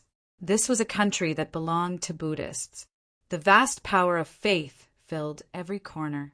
Even some ferocious-looking demonic cultivators were solemn and dignified in this place. Their gazes were gentle, carrying an expression of bemoaning the state of the universe and pitying the fate of mankind. It was as if they had been purified. They were like old monks, silent and profound. Ever since the Bodhi King established the Buddhist country, this place has already become a world that outsiders are unwilling to set foot in. If some true immortals continue to stay here, they might also be contaminated by the Buddhist nature and be purified into the Buddhist country. The Bodhi King might have obtained the inheritance of a Buddhist overlord before the taboo era. He had once fought with a celestial king and won easily. The Moon King explained, leading Guchanga to the universe, where the Bodhi King was. She was actually quite wary of the Bodhi King because she felt that he was very mysterious. She didn't know where his inheritance came from, and the Buddhist techniques he was proficient in were so profound that they could even affect celestial kings. She had once met the Bodhi King and was affected by his Buddhist techniques. Her mental state was almost shaken. Hence, although the Bodhi King hadn't appeared in the world for a very long time, she was still wary of him. She didn't interfere in the affairs of the Buddhist country and also very rarely asked about it. 127 inches these years, although the southern celestial realm only had 2 celestial kings on the surface. The other celestial realms didn't come here to compete for fated opportunities. The Bodhi King was even more aloof from worldly affairs. The 6 paths are empty and the foundation of Buddhism is deep. Guchanga said, he stood at the border of this universe, looking at the scene in the Buddhist country. He planned to see if he could subdue a few suitable celestial king subordinates before the deadline of half a month was up. The Moon King before him was very cautious. As a female celestial king, she didn't have too much competitive spirit. Everything she did was for her own benefit. Although her strength couldn't be considered very strong among celestial kings, she could still order them around. And from her, Guchanga learned that in the Buddhist country there was another celestial king called the Bodhi King. He established the Buddhist country, isolated from the world. However, after arriving at the outskirts of the Buddha kingdom's territory, Guchanga felt somewhat regretful. He shook his head slightly and said, "The Bodhi King you speak of has long since disappeared from this world. The aura you feel is merely the remnants of his death." The Moon Prince was stunned when he heard that. He found it hard to believe. The Bodhi King had already disappeared? Those immortal kings actually really thought that he was only in the depths of the Buddha nation, comprehending the Buddhist Dharma and not asking about the affairs of the world. Perhaps his true body had already cultivated to an extremely high level. Since Guchanga had already said so, she naturally did not dare to doubt anything. It was just that after the Bodhi King passed away, his Tao still remained in the world, causing many immortal kings to feel that he was still alive and had not dissipated. Perhaps this was the mystery of the Buddhist doctrine. In the end, the Moon Prince could only make such a guess. Although the Tao she cultivated conflicted with the Buddhist Dharma, there were still similarities between them. Guchanga didn't say anything else. He stepped into the Buddhist kingdom and headed straight for the Buddha mountain in the deepest part. Clouds and mist lingered there. Buddhist pagodas stood in great numbers, looking dignified. There was a dazzling Buddhist light surging. The surroundings were filled with silver power of faith that flooded over. It was like a large, undulating Wangyang. At the top of the Buddha mountain, there was a temple. It was dazzling, grand, and solemn. Thunder Temple. This slightly familiar name surprised Guchanga slightly. However, since this was the Buddhist kingdom's temple in legends, it was not impossible that he would see the same name in the future. However, since they dared to use the Thunder Temple's name, they would definitely have to bear the consequences. It was within expectations that the Buddhist kingdom would become like this. The Moon Prince followed his footsteps and also arrived here. This was her first time coming to the Buddhist kingdom. Previously, she had always been in the universe that she ruled and would not step into the territory of others. And outside the Thunder Temple, one could see the dazzling Buddhist light here. All kinds of chanting of sutras resounded through the sky. The world was filled with an astonishing Buddhist nature. It was as if any demon that came here would be able to dispel their evil nature and demonic chi and convert to Buddhism. Many bodhisattvas and arhats appeared in front of the Thunder Temple. Some were smiling, some were angry, and some were happy. There were many different manners. They looked dignified as they sat with flowers in their hands. "Since you've seen Buddhism, why don't you worship?" Vaguely, one could hear a thunderous voice coming from the temple in front. It was like the ringing of an ancient bell, exploding in one's heart. Even the Moon Prince, who had a high cultivation, was almost affected at this moment. Her gaze was a little dazed, and then she quickly recovered. She was shocked. Is this a trick left behind by King Bodhi? She was a little shocked. One should know that King Bodhi had already passed away. This was only a place of enlightenment that he had left behind. However, just this place of enlightenment already had such a vast Buddhist sound. It was bright and upright and could affect celestial kings. If that King Bodhi had not passed away, then what level of cultivation would his body have reached? This was indeed inconceivable to the Moon Prince. In this current era, the strongest cultivators in the celestial realm were only celestial kings. It was very difficult for them to improve further. However, King Bodhi seemed to have touched the threshold of a higher realm. She knew her own limits. She knew that her strength was definitely far from being a match for King Bodhi. However, compared to the Moon Prince's shock, Guchanga's expression did not change at all. He was not surprised. Moreover, these Buddhist chants could not affect him at all. let alone cause any ripples in his body. Looks like I've really come too late. He's indeed much stronger than ordinary celestial kings. However, if he wants to struggle out of this realm, he's still very far away. The current celestial realm does not allow existences above celestial king to be born. Gu Changa shook his head slightly. His gaze was very calm as he stood on the peak of Buddha Mountain. Indeed, he could see the glorious and prosperous scene in the distance. There were countless Buddhist pagodas, temples, and spiritual mountains. Many Buddhist sects were flourishing and brilliant. However, at the next moment, as he waved his sleeve, this Buddhist country immediately seemed to have been blown by a wind. All kinds of brilliance faded away. There were no longer any temples or pagodas at their peak. There were only ruins and broken walls everywhere. They were all submerged under the vegetation and soil. Even the Thunder Temple, which was shining with Buddhist light and filled with bodhisattvas and arhats, showed signs of decay. It was extremely dilapidated. The mountain was desolate, and some places were charred black. The Buddhist temple from before had already collapsed. There were broken tiles everywhere, and wormwood grew everywhere. What? This scene made the Moon Prince's eyes widen. He was in a bit of disbelief. Could this be the true appearance of the Buddhist country? Were the brilliant scenes she saw just now all illusions? But why was it that even she, an immortal king, was deceived? Why did she not notice the abnormality here? In fact, it was not just her. Even the immortal kings of the other celestial realms probably did not know the current situation of the Buddhist country. Even if they came here in person, they probably would not know whether what they saw was fake or not. Formed by obsessions, all that you see is an illusion. Gu Changa picked up an earthy yellow relic the size of a pebble from the dilapidated and decaying temple in front. It emitted a dense Buddhist light. There was a hint of dullness mixed in the clarity. As Gu Changa picked up this earthy yellow relic, the surging power of faith that had filled the sky earlier all gathered here.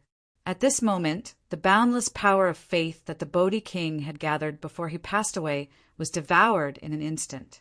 It was more like the power of faith that had filled this part of the universe earlier had all diffused out from this relic. Although he did not find King Bodhi, picking up the relic that he left behind after he passed away was not a complete loss to Gu Changa. After leaving the Buddhist country, this part of the universe decayed at a speed visible to the physical body. Then it became dilapidated and damaged, continuously collapsing and collapsing. It was as if it had aged countless years in an instant. All of its life force had disappeared. Boundless chaotic chi flooded over, crushing many stars. The experts in the surrounding universe noticed the abnormality at the first instant. They who did not know the truth instantly became incomparably terrified. The Buddhist country has been destroyed. It has become a dead country. There is no longer any Buddhist sound or life force. Someone said in a trembling voice. Chapter 874. The Buddhist nation was destroyed and the entire universe was collapsing. The great world that was originally filled with boundless vitality and Buddhist light was destroyed just like that. In the other universes, many experts who sensed this fluctuation were shocked. The Buddhist kingdom, which was at its peak, collapsed in a single day. It was reduced to ruins, and there were no longer any living beings. There was an immortal king overseeing the Buddhist nation, but it was destroyed just like that, disappearing in the long river of history. It's too terrifying. It was definitely that taboo existence who destroyed the Buddhist nation and killed King Bodhi. Many true immortals were terrified. Looking at the direction of the Buddhist nation from afar, their bodies trembled. They didn't know what happened in the Buddhist nation, so they could only guess. Moreover, other than this explanation, they couldn't think of any other possibility. After all, even if an immortal king took action, it was impossible to destroy the Buddhist nation in a short day. There was still King Bodhi overseeing it. This is too terrifying. An eternal Buddhist nation was wiped out from this world in less than a day, without any trace left behind. Did King Bodhi offend that taboo existence? Many living beings said with trembling voices, extremely terrified. They thought of the 4 foreign immortal kings who died in the Western immortal realms. That universe became incomparably blurry, and there was an aura of decay spreading. Many of the nearby star regions also collapsed one after another. Because of the death of an immortal king, the laws of heaven and earth changed, and many traces of the great Tao flowed and intertwined. The fluctuation of the Buddhist nation's destruction was too intense. Especially with the destruction of the Buddhist nation, the Tao aura that King Bodhi left behind in the universe was also rapidly disappearing. That place seemed to have turned into a gloomy ghost town without any vitality. Only endless silence and nothingness remained. The sky collapsed, the stars shattered, and the worlds turned into ruins. The originally prosperous Buddhist nation had a sea of faith. Many Buddhist sects stood in great numbers, and countless believers were everywhere. But now they were all turned into ashes, buried by the collapsing universe. In the northern immortal realms that were closest to the southern immortal realms, the 3 immortal kings who were overseeing the northern immortal realms in a triangular formation. At this moment, they all sensed the aura of the Buddhist nation's destruction. As immortal kings, they could sense each other. King Bodhi's aura has disappeared. I really didn't expect it. When I saw King Bodhi back then, he had the potential to improve further. What a pity! The white-haired, white-bearded old man sitting under the tree had a profound gaze. At this moment, he got up and let out a long sigh. Naturally, he had also received the order from Bai Chuan. Previously, he was still considering how he should deal with this. Should he delay it? Or should he say that he was going to attend the banquet in half a month? Although he knew that this was a trap, he had no other choice. At this time, even if those powerful existences from before the Forbidden Era were to return, there would be nothing they could do. This one is definitely the most powerful existence in history. If he insists on destroying the world, who can stop him? The eyes of the white-haired and white-bearded old immortal king were filled with sighs and helplessness, but he didn't feel despair like the other living beings. At his current level, he had lived for countless eras. There are many things that he had already seen through. Since it was fate that couldn't be changed, then no matter how much he struggled, it was useless. The scene of the destruction of the Buddhist kingdom is extremely similar to the scene recorded in the ancient books of the heavens collapsing and the myriad worlds turning into dust. Is he trying to give us a warning by destroying the Buddhist kingdom at this time? The void became blurry. A figure walked out. That immortal king whose hair was like flames arrived here.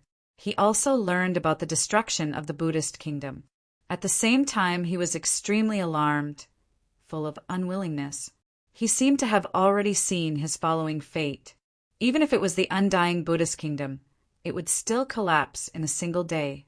What else in this immortal domain could contend against it? The news of the Buddhist kingdom's destruction shook the entire immortal domain. Even immortal king-level existences trembled and found this hard to calm down. There was even less of a need to talk about the other creatures. They only felt like this great calamity was descending, that it would be hard for anyone to escape. Meanwhile, the Buddhist kingdom located in the southern immortal domain was the best example. Many people speculated that it was definitely the Bodhi king who was killed by that taboo existence, and that was why the flourishing Buddhist kingdom collapsed in a single day. However, no one dared to show themselves in the Buddhist kingdom to investigate the truth, not daring to approach that already collapsed universe at all. What kind of horrifying power was this? Even the world laws in that region were broken down into nothingness. In the depths of the foreign realm, the Ming king respectfully stood before a cave that shone with eternal immortal light, currently reporting to the Emperor clan ancestor inside. I cannot neutralize the imprint on your body. The Emperor clan ancestor who sat in the depths of the cave was like a heaven-opening deity who had existed since the ancient past, ancient and great Tao light and world sounds swirling around his body, incredibly indistinct. Not even the unmatched Emperor clan ancestor can neutralize this. After obtaining a definite reply, the Ming King's face became a bit pale, as if he found this a bit hard to accept. 0-inch the foreign realm is about to become chaotic. Even if you don't have this imprint on your body, it still won't change anything. After remaining silent for a moment, the Emperor clan ancestor spoke again. The foreign realm had existed since the ancient past, all the way back to before immortal domain experienced the taboo Great Era. In the even more ancient era, there wasn't just a single sleeping Emperor clan ancestor. The Emperor clan ancestor that the Ming King met had previously woken up several tens of millions of years ago. Back then, he had even summoned the Ming King, wishing to exchange for the 8 Desolation demon halberd imitation in his hands. Then we can only wait for death, become his food and nourishment. This type of figure, if he appears in the present world again, there won't be any immortal kings who can be his match. Even though the Ming King was an immortal king existence, vicious and awe-inspiring before the Emperor clan ancestor, he was still like an ordinary small cultivator, his face carrying an expression of fear. He actually really hoped that the Emperor clan ancestor would take action, walk out from the cave, reappear in this world. Moreover, the number of sleeping Emperor clan ancestors in the foreign realm wasn't small. If they all joined hands, the foreign realm might have a chance. It was because he was sure that Gu Changa didn't recover to his past peak state. Otherwise, with his strength, why would he need to hunt immortal kings? Even the most powerful Emperor clan ancestor was far from enough before him. The foreign realm and immortal domain, in this era, are destined to be reunited. The mountain and sea true worlds are going to return. The past existences are going to return. If we revive ahead of time, once something unexpected happens, we will inevitably be dealt with. This Emperor clan ancestor spoke a few more words in an extremely rare manner, mentioning a few things that were about to happen. The mountain and sea true worlds returning to one, immortal domain and the foreign realm reunited. This was an unavoidable future. As Emperor clan ancestors, they could be considered some of the most powerful individuals in the mountain and sea true worlds. Aside from those figures from the most ancient era, no one could compare to them. However, in immortal domain's side, the heavenly mysteries were too chaotic. There were some powerful individuals from some clans who, for the sake of avoiding the Great Era tribulation during the ancient era, they began to scheme and scheme, hiding themselves deeply. They might be in the cycle of reincarnation, but they might also be hidden in some other place. Even the supreme Emperor clan ancestor is going to be dealt with. The Ming King's heart trembled a bit alarmed. The current situation is unclear. We can first wait and see. This is inevitably a chance to test things out. Perhaps some people won't be able to hold themselves back and run out. The Emperor clan ancestor's voice was very calm, not fluctuating much. Chapter 875. Ming King left this Emperor clan ancestor's dwelling, the expression on his face continuously changing. He wasn't sure what this individual's attitude was, but from his current words, it was clear that he didn't want to get involved in this matter. This meant that there was no way the Emperor clan ancestor would appear in this world within a short period of time. He was worried that if he appeared too early, it would trigger a reckoning. However, in this world, what kind of existence could deal with, threaten the undying Emperor clan ancestor? At this moment, Ming King thought of the distant, boundless land. Didn't that mean that there were actually many powerful existences from the ancient times who were currently returning from that type of place? The foreign realm and immortal domain recombined into one. This was an irresistible trend. Forget about the Emperor clan ancestor. Even immortal kings could vaguely sense that type of aura and direction of the heavenly Tao. The great trend couldn't be reversed. Not even immortal kings could say that they wanted to defy the heavens, or else they would definitely be crushed to death by the terrifying karma, body and soul erased. In that case, is the immortal king going to be abandoned? Ming King's face sunk, feeling like the Emperor clan ancestor actually felt restraining fear towards that taboo existence. Even though he knew that the taboo existence wasn't at his peak state, he still didn't dare face him head-on.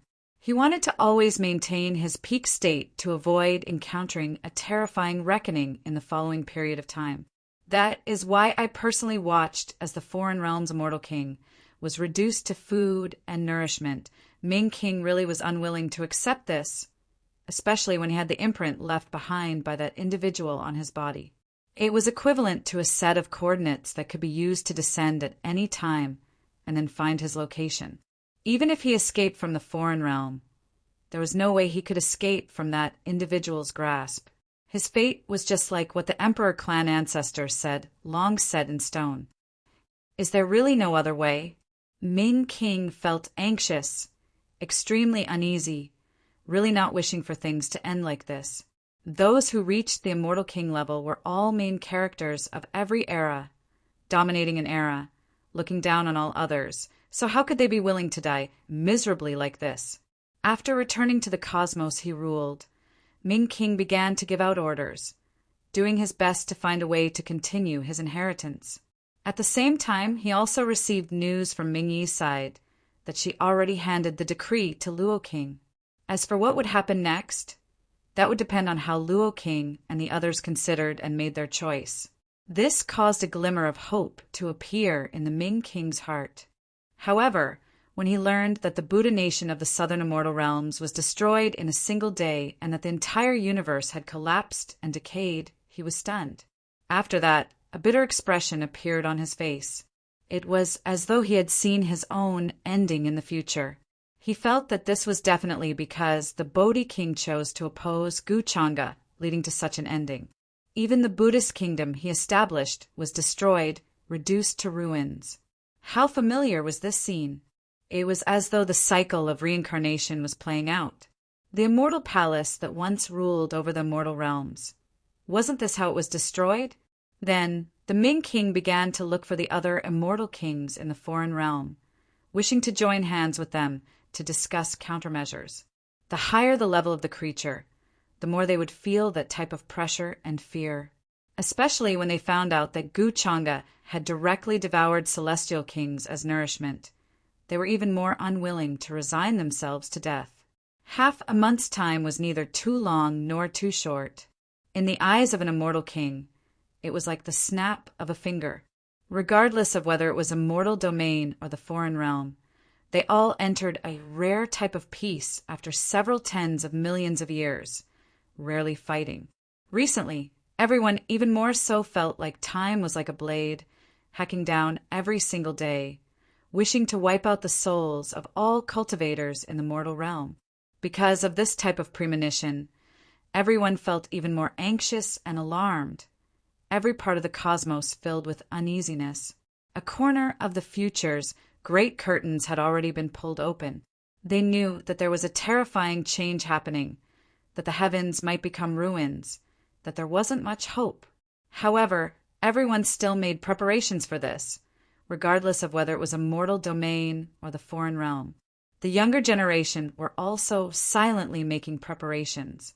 Under this type of atmosphere, the hearts of all clans and inheritances were shrouded in a haze. The central immortal domain even more so became much quieter. The more time went on, the more nervous everyone became. Some of the old immortal kings who had previously been in hibernation woke up. They either came from some forbidden lands that had existed since ancient times, or came from secluded ancient families. They relied on their intuition to wake up from their slumber. It was because they vaguely sensed that there was a massive and terrifying, unmatched creature that was currently slowly opening its eyes, about to observe the heavens. Now, they learned that the world wiping out taboo existence had returned to the world, making them even more shocked. Once this type of figure appeared, especially in the present world, who could go against him? Forget about the present world. Even in immortal domain's most prosperous period, no one could contend against him. Back then, immortal domain was precisely destroyed by him. Those ancient heroic spirits who left before, the undying war gods, will they return? Just like before, They will save the world again. Stop this terrifying world wiping out calamity from arriving. The ancient existences of all clans sighed, feeling anxious and uneasy. Too much time had passed. Those experts who had previously disappeared from a mortal domain. Where were they now? Could they descend into a mortal domain? Stop this endless disaster? Time is pressing. There are only 3 days until half a month. We have to come up with a countermeasure. Otherwise, we will end up like Buddha country. That individual is destroying Buddha country at this time precisely to show them. Killing the chicken to warn the monkey is nothing more than this. In the cosmos where Wang family was, there was an expanse of immortal mist curling about like a holy land. Divine mountains, immortal islands, silver waterfalls fell, boundless prosperity. Within the most majestic palace, the 2 surviving immortal kings of Wang family were currently discussing countermeasures. In the central immortal domain, Wang family could be considered one of the clans with the deepest foundations. Their inheritance was extremely ancient, basically never-ending. For other powers, at most, they only needed 1 immortal king to oversee the situation, but Wang family had 2 immortal kings, both of them at the peak. No matter what, our Wang family has to send an immortal king. However, even so, it might not necessarily be safe. Do our best to preserve our foundations and inheritances, have the younger generation leave, find a way to find a remote small world to hide in. If a great battle really happens, then our Wang family seed can still be preserved, won't truly be extinguished. That existence shouldn't bicker with the younger generation and care about these things. In the end, after the 2 discussed, they unanimously decided to have a portion of their clansmen leave with their foundations and inheritances, including this generation's younger generation. They were all Wang family's future hope, especially a few whose talents were extremely outstanding. After cultivating for tens of millions of years, it wasn't necessarily impossible for them to become immortal kings, restoring Wang family's glory. Meanwhile, the 2 of them already made plans to never return, feeling like even if they left behind an immortal king in the family, there wouldn't be many changes.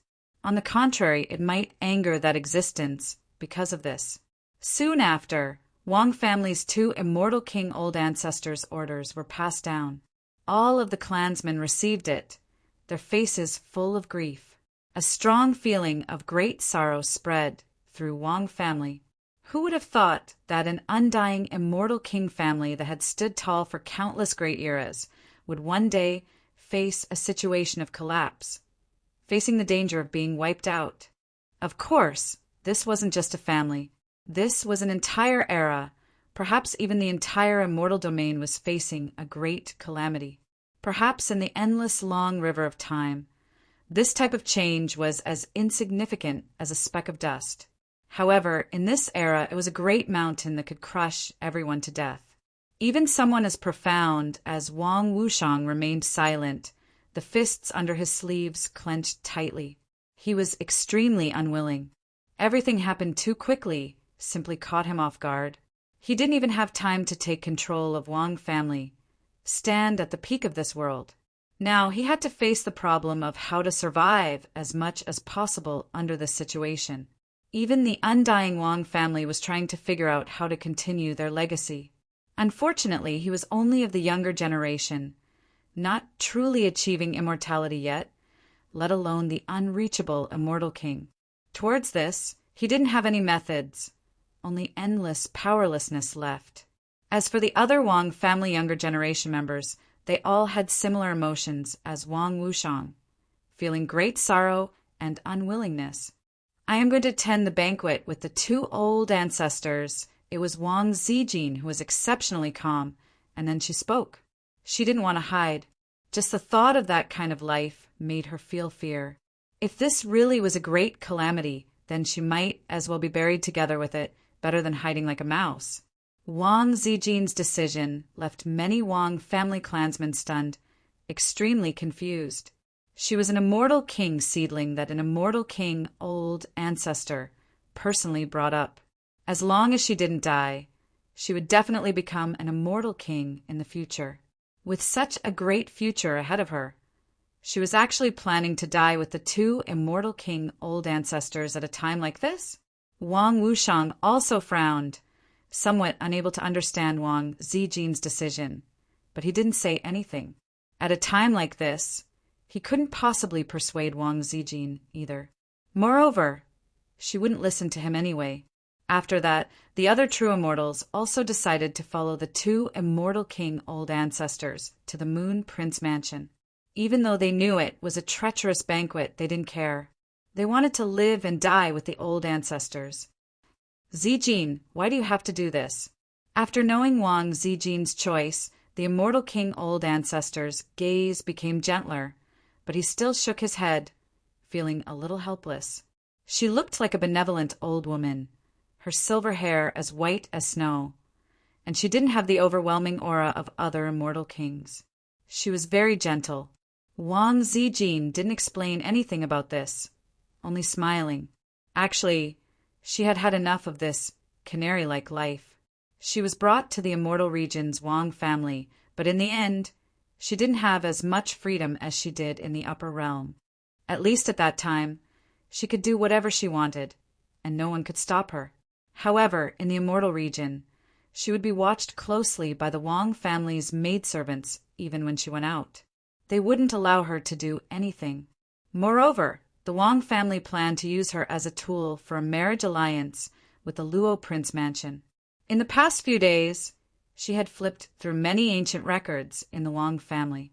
She especially wanted to know many things about the Forbidden Era. Although some things were taboo and there would be great repercussions, she didn't care. She was very curious.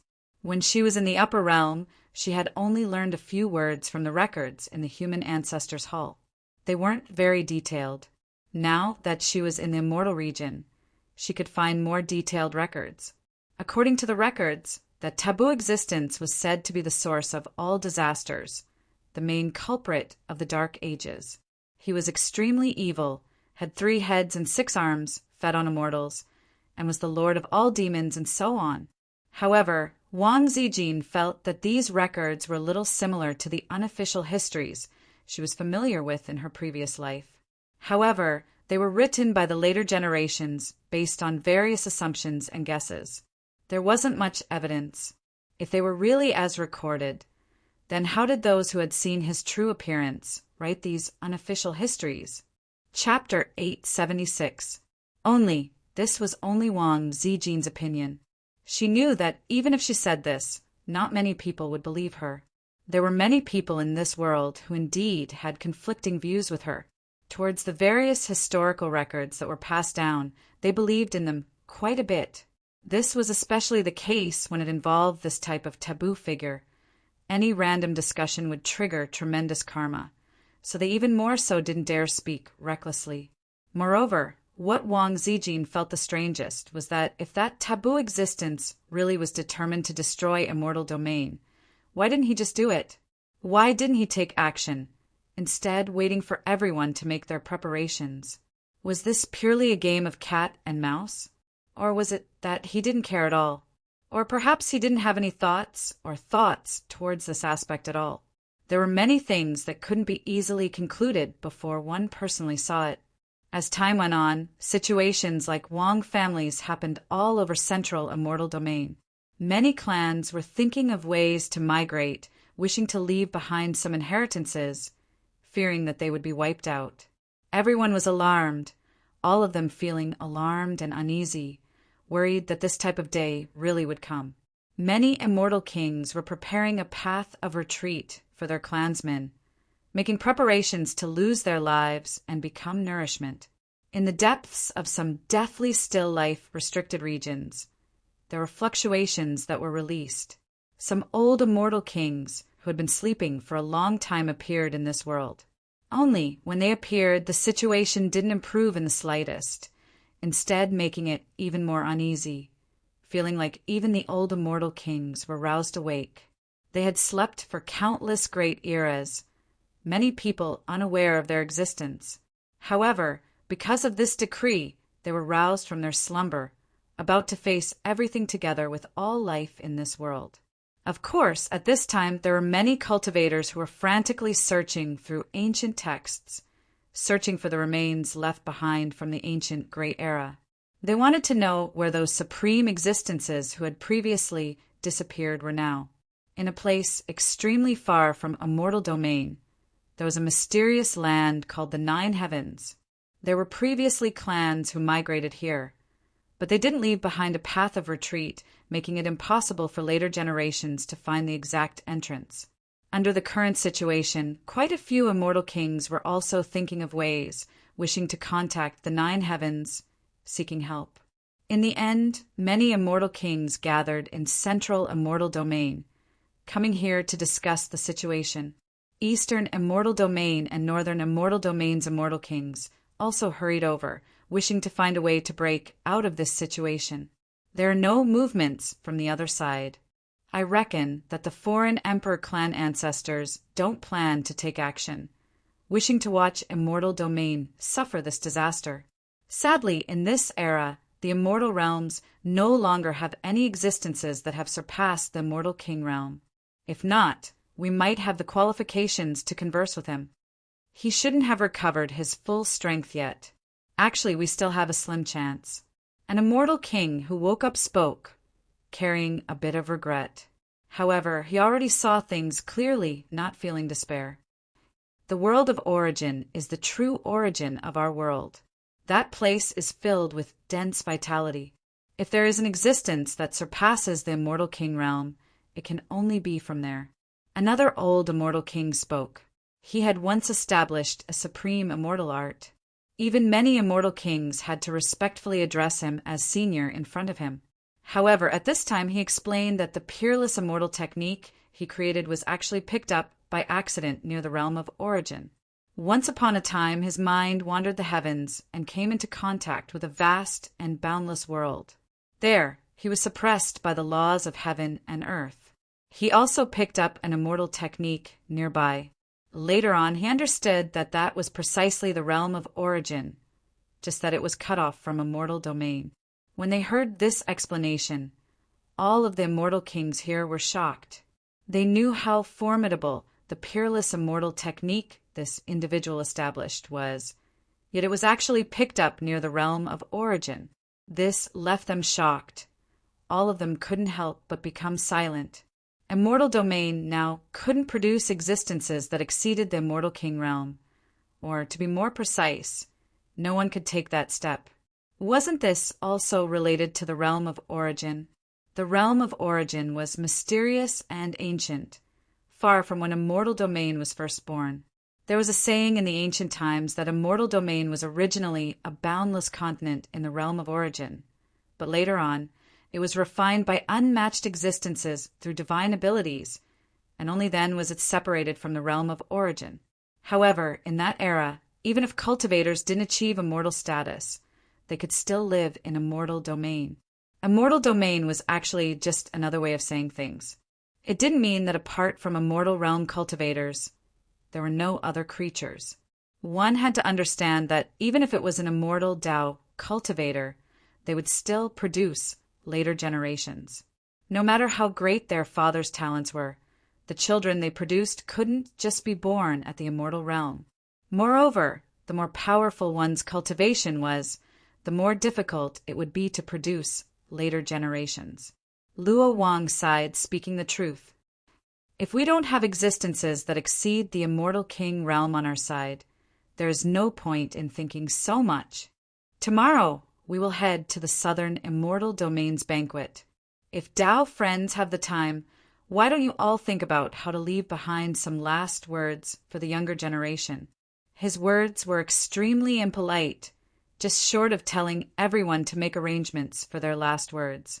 However, the immortal kings here didn't retort, instead becoming silent, inwardly sighing. A day would come when they would actually be like fish on a chopping board, their hands and feet bound, and then sent to their deaths. This was simply like a fantasy story, but this was the reality everyone faced. What a pity! After Bai Chuan left the Central Immortal Domain, he returned. Otherwise, we could have asked him about the Moon King Manor's situation today, then an immortal king said with a sigh, thinking back to Bai Chuan who came to transmit information before. Many people felt like Bai Chuan might know some things. However, that very day, a terrifying scene happened. It wasn't just an immortal domain, it could also be seen in the distant foreign realm, making many cultivators' bodies immediately go cold, feeling endless fear. Many people's legs even went weak, unable to help but tremble, kneeling on the ground. At the limits of the heavens, a strange mist began to appear, as if it floated over from an endless distant land, overcast and gloomy. Large amounts of cloud-like gray mist appeared, incomparably thick, immediately covering the limits of heaven and earth. There were immortal kings who vaguely heard the sounds of waves, as well as the rumbling sounds of an ancient realm shattering. What is that? Who is this? Are they going to destroy immortal domain? This doomsday-like scene made all of immortal domain's creatures horrified.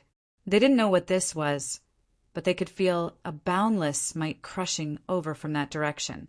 Many ordinary cultivators trembled, feeling like under this type of fluctuation, they were like ants that might be obliterated at any time. At this time, this type of feeling was even more clear for immortal kings. The heavens seemed like it was going to shatter, unable to endure that boundless and thick gray mist. That isn't a scene that truly exists, but rather a void image that was projected from a very distant place.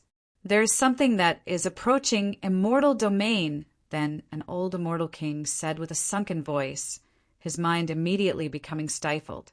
Apart from immortal domain's side, the other side also saw this type of scene. It was as if it was projected from the cosmos, radiating over from a distant place, as if it was trying to foretell something. The aura of the boundless sea. Who is it that discovered the shattered coordinates of the true mountain and sea realm? Within the shining cave dwelling in the other side, the wakened Emperor clan ancestor opened his eyes. His gaze was deep, many terrifying scenes changing within. Stars sank and moons were destroyed, the heavens collapsing and the earth splitting apart. He was trying to make a deduction. In the end, he shook his head with a sigh, muttering, "At most 10,000 years, at most less than 100 years." Moving through the boundless sea was an incomparably dangerous matter to begin with. Even immortal kings had to be careful. There was a 90% chance of dying. However, those who could travel through the boundless sea had inconceivable cultivations, indescribably deep. Countless great eras ago, after the true mountain and sea realm shattered, the aura of true spirits that scattered was like a bonfire in the endless darkness, illuminating this place. Many of the living beings in the boundless sea immediately noticed the shattered coordinates of the true mountain and sea realm and wanted to travel over. They either occupied it or swallowed it up. Among those living beings, there were terrifying existences who had lived since the ancient era, but they had always been trapped in the boundless sea. There were also existences whose true worlds had dried up and wanted to migrate. There were also people who wanted to hunt true worlds and strengthen their own true worlds. In any case, the terror of the boundless sea was unimaginable. Even the Emperor clan ancestor did not dare to rashly step into it. He did not have a 30% chance of surviving. Moreover, since they had lost the protection of true spirits, the true mountain and sea realm was instantly exposed to the endless, boundless sea. As long as they were not too far away, they would be able to see the coordinates of the true mountain and sea realm. The boundless sea was already filled with terror and calamity. Due to the existence of true spirits, a true world was protected, its coordinates were hidden, and the light was hidden. That was why a true world would not be exposed to the boundless sea. That was the source of darkness. Since ancient times, there had been many true worlds that were destroyed because their coordinates were exposed. Truly, misfortune never comes alone. The Emperor clan ancestor sighed. He could not hide the worry in his voice. Due to the sudden appearance of the terrifying abnormality, the immortal region and the other expanse cosmos, which were originally filled with panic and fear, became even more chaotic. Countless cultivators sank into despair. They believed that this was a sign that the universe was about to be destroyed. It was a sign that the apocalypse was about to descend. Gu Changa sat cross-legged on a cushion in the Moon Prince mansion in the southern immortal region. At that moment, he looked up. "What is that?" By his side, the Empyrean deer mystic maiden also looked over in shock. She saw that at the end of the world in the distance, light and shadow seemed to be about to fade away, turning into a substance that looked like bubbles. Something was gradually becoming clearer in the endless distance. Then it approached the world and continued closing in. In fact, it even gave off a momentum that sounded like waves. Perhaps normal people would not be able to hear it, but the cultivators who stood tall in the immortal Tao would definitely be able to hear that terrifying momentum. No one knew how far away it was from the immortal region. That's the outline of the boundless sea.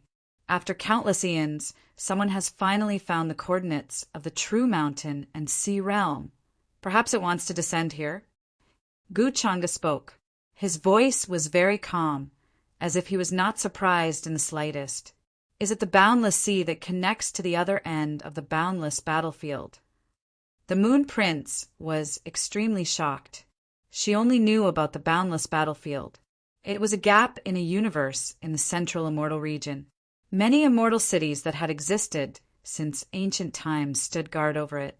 There was also a path that led to the battlefield. It was known as the ancient road to the other expanse cosmos. It was the only path that the living beings in this world could use to leave this world. However, the path at the back was occupied by many immortal king clans in the central immortal region. They were used to guard the boundless battlefield.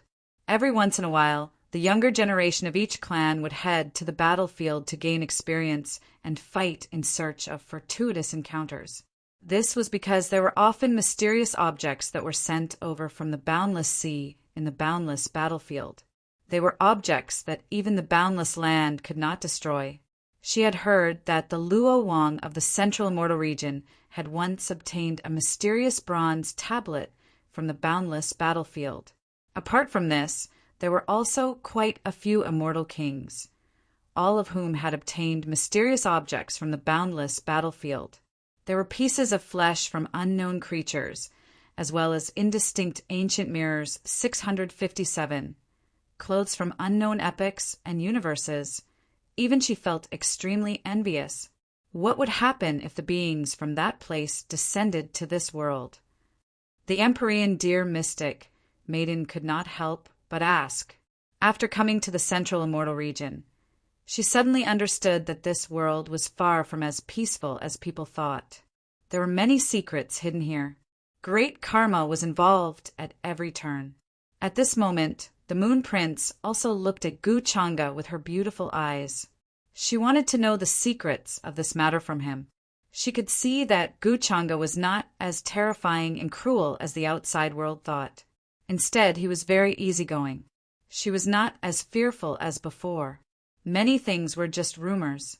For example, in the past few days, the outside world had been saying that Gu Changa had destroyed the Buddha kingdom. However, the truth was not like that. He had only stepped into the Buddha kingdom and did nothing. The destruction and collapse of the Buddhist kingdom was only the reality that was revealed after the facade dissipated. If they descend, they will sacrifice this world so that the true world behind them will descend. Then they will annex this world. All the living beings in this world, all the things in the world, from ancient times to the present, the universe will be sacrificed. Gu Changa opened her mouth unhurriedly. Her tone was calm, as if she was describing an ordinary matter. What? The Moon Prince was stunned on the spot. Her entire body turned cold, and she found it hard to believe. Sacrifice everything. The Empyrean deer mystic maiden was also shocked. She could not believe her ears. On that day, it was the same in all the worlds. The people in the ancient universe all trembled in fear. They were frightened by the terrifying sight and felt that a shocking change would happen very soon. Although the strange phenomenon didn't last for long and disappeared very quickly, there were all kinds of rumors that spread. Someone is crossing the boundless ocean. In less than a few hundred years, they will arrive in the mountain and sea world. I don't have much time left either. In an incomplete universe, Chin, who was gathering soul fog, opened his eyes. He had also sensed the ripple. His entire body was enveloped in fog, and his presence was continuously changing. The entire universe began to collapse, as if it was being absorbed into his body. This was the terrifying aspect of the Abyss Defiance. They could possess even universes and use them as their bodies. With just a thought, they could control their lives and deaths. At that moment, when he sensed the abnormal sight, his heart sank. He was pressed for time. If he could possess the mountain and sea world before those people arrived and take over the dissipated true spirit in this world, then he could hide the coordinates and light of this world so that it could escape this disaster. Otherwise, all of his plans would be for naught. Chapter 877. The entire immortal region and the foreign realm fell into a state of panic because of the terrifying phenomenon that suddenly appeared at the end of the world. Many ancient cultivators kept flipping through ancient books, trying to find relevant records. Those ancient immortal kings who had awakened from the ancient era were also searching for the reason. In the end, they concluded that those terrifying phenomena were related to the boundless ocean.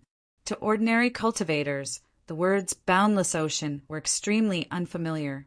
They had never even heard of it before. However, those ancient families knew about it very well. They had ancient books that specifically recorded that place. Those who knew about the existence of the boundless ocean trembled in fear. That's a place that immortal kings dare not cross. Under such an atmosphere, the entire immortal region felt even more uneasy, especially when many tribes were planning to migrate.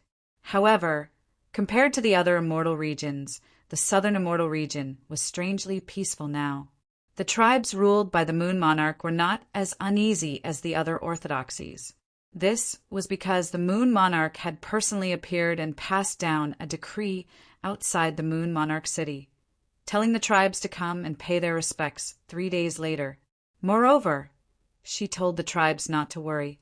The true master of the southern immortal region was not her, but the new master was tolerant and kind. As long as they were willing to submit, they would not make things difficult for them. With the Moon Monarch's personal guarantee, the tribes of the southern immortal region felt much more at ease. The Buddhist kingdom's destruction was right before their eyes. Although they did not know the truth, they knew that something incredible must have happened in the southern immortal region. The next day, outside the Moon Monarch Manor, multicolored light rose and immortal chi surged. The Moon Monarch personally appeared and ordered her servants to prepare a banquet to invite the various immortal kings of the immortal region. There was a vast Tao field in the Moon Monarch Manor. It was where the Moon Monarch had once lectured. However, she had now vacated it as the venue to invite the various immortal kings of the immortal region. This place was shrouded in immortal mist, with majestic divine mountains and immortal islands. It was a holy land of immortals. Near the Tao field, there was a large patch of immortal bamboo. Pavilions and prayer mats had long been placed there, waiting for the various immortal kings of the immortal region to arrive. The Moon Monarch stood on the green rock in a cage-colored robe. Her figure was blurry and Taoist. Rhymes flowed around her. She was like a flawless moon goddess, waiting for the immortal kings of the world to pay their respects. She stood there with her hands behind her back. She swept her gaze over this Tao platform. There was a sense of peerless elegance. Her entire body seemed to be carved from immortal jade. The Moon Monarch's emotions were not very calm. Although she was also an immortal king, she had never thought that there would be a day when all the immortal kings in the world would worship her. If not for relying on Gu Changa's might, the other immortal kings wouldn't have cared about her orders. The entire southern immortal region was shaken by what had happened today. Many ordinary creatures only knew that the Moon Prince was going to invite the immortal kings of the various immortal regions to a banquet but they did not know the reason. Compared to the other immortal domains, the overall strength of the southern immortal domain was actually not very high. On the surface, there were only 1 or 2 immortal kings overseeing it. Now that King Pu had fallen, the Tao had disappeared from the world. The Moon King was the only ruler left. It had been tens of thousands of years since any immortal kings from the other immortal realms stepped foot into the southern immortal realms.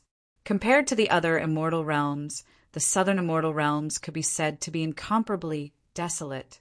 It could be said that this was the only time such a lively scene had occurred in countless eras. Streaks of divine rainbows appeared one after another. These figures could be seen almost every moment. The world rumbled. Many ancient chariots crossed the cosmos and descended, bringing along the upper echelons of various ancient races. They all arrived at the cosmos, ruled by the Moon King. The Tuoba ancient clan is here to pay their respects. The hidden immortal lineage has come to pay our respects.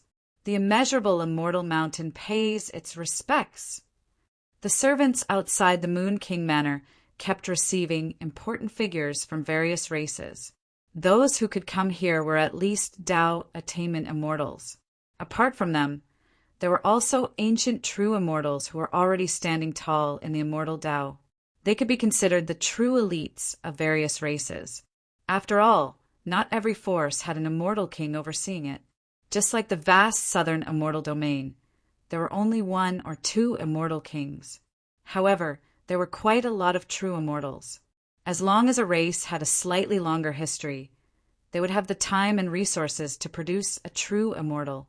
Currently, those who had arrived outside the Moon King Manor were the various great races of the southern immortal domain. Some true immortal patriarchs brought their juniors over personally. Their attitudes were very respectful, and they did not dare to ask too much. They could only enter the manor. Under the guidance of the Moon King Manor servants, they arrived at the immortal bamboo forest. Will we really be able to see that legendary taboo existence today? I heard that he's the new master of the southern immortal domain. Even His Majesty, the Moon King, has to listen to his orders. Some young people were very bold. They followed behind their seniors and could not help but look into the depths of the Tao platform curiously. However, there was a vast expanse of chaotic aura surging there. It was like a great fog that covered the surroundings. They could not see the scene inside clearly. They could not even see the Moon King's figure here. There were only the busy servants and maids of the Moon King Manor. When they heard their words, the expressions of the older generation changed slightly. Then, they sternly scolded them to keep quiet and not speak too much.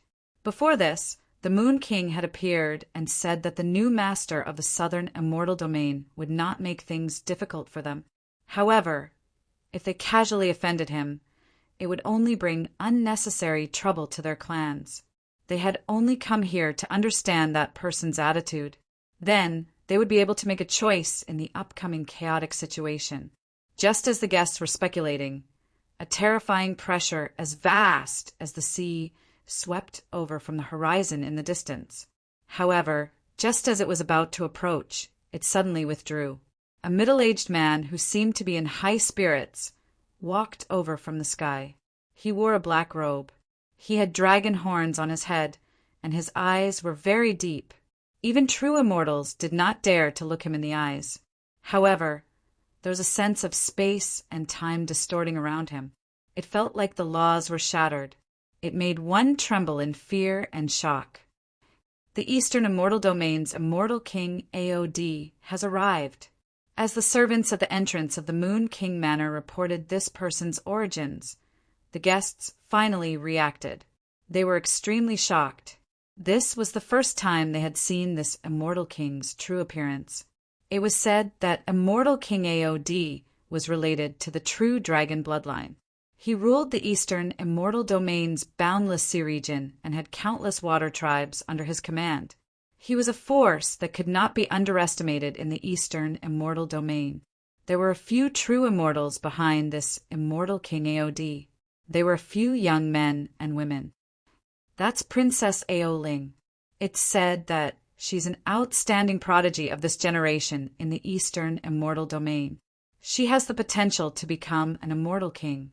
I didn't expect Immortal King Aod to bring this descendant here. I thought he would move his descendant away like the other forces.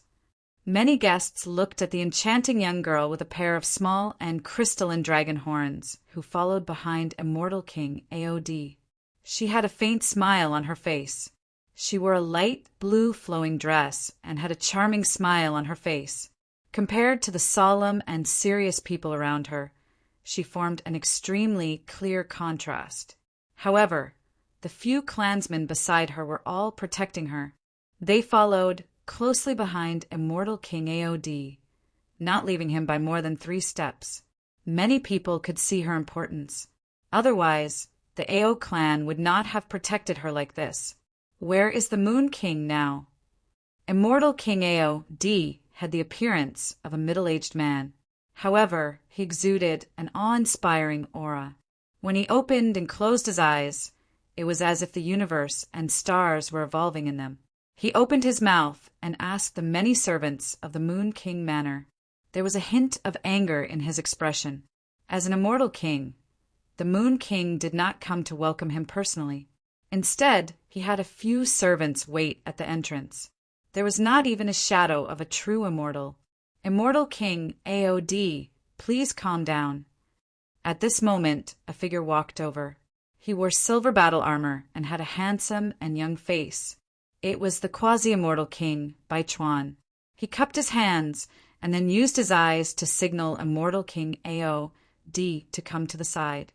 It was obvious that he and Immortal King Aod were old friends.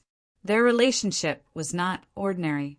Baichuan, Immortal King Aod, nodded slightly when he saw Baichuan. The anger on his face dissipated significantly. Then he ignored the many trembling servants of the Moon King Manor and followed Baichuan to the side. Many guests were confused when they saw this scene. They had a feeling that something big was going to happen today. Quasi-Immortal King Baichuan had disappeared for several days and only appeared today. Many people thought that he had left the southern immortal region. It seems like what you said is true. The Moon King is being controlled now. Immortal King Aod and Baichuan conversed at the side. The space around them was blurry. Outsiders could not see them clearly at all. Moreover, they were conversing with their minds. They were not worried that other existences would spy on them. I've been back in the Moon King Manor for several days, but I've only seen the Moon King once. No one can get close to the cave abode where she usually cultivates. Not even I can. Baichuan shook his head. His originally cold face also showed some suspicion and doubt. He had a close relationship with Immortal King Aod. He had become acquainted with Immortal King Aod when he was training in the Eastern Immortal region. They even secretly called each other brothers.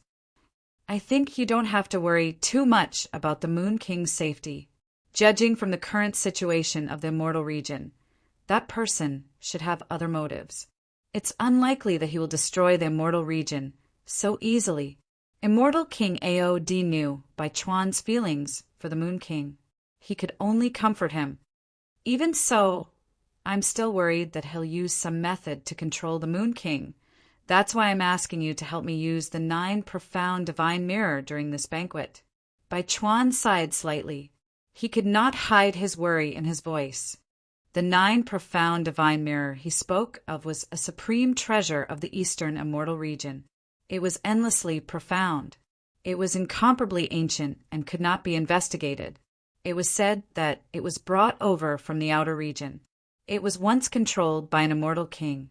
That supreme treasure could illuminate all demons and see through the void and future.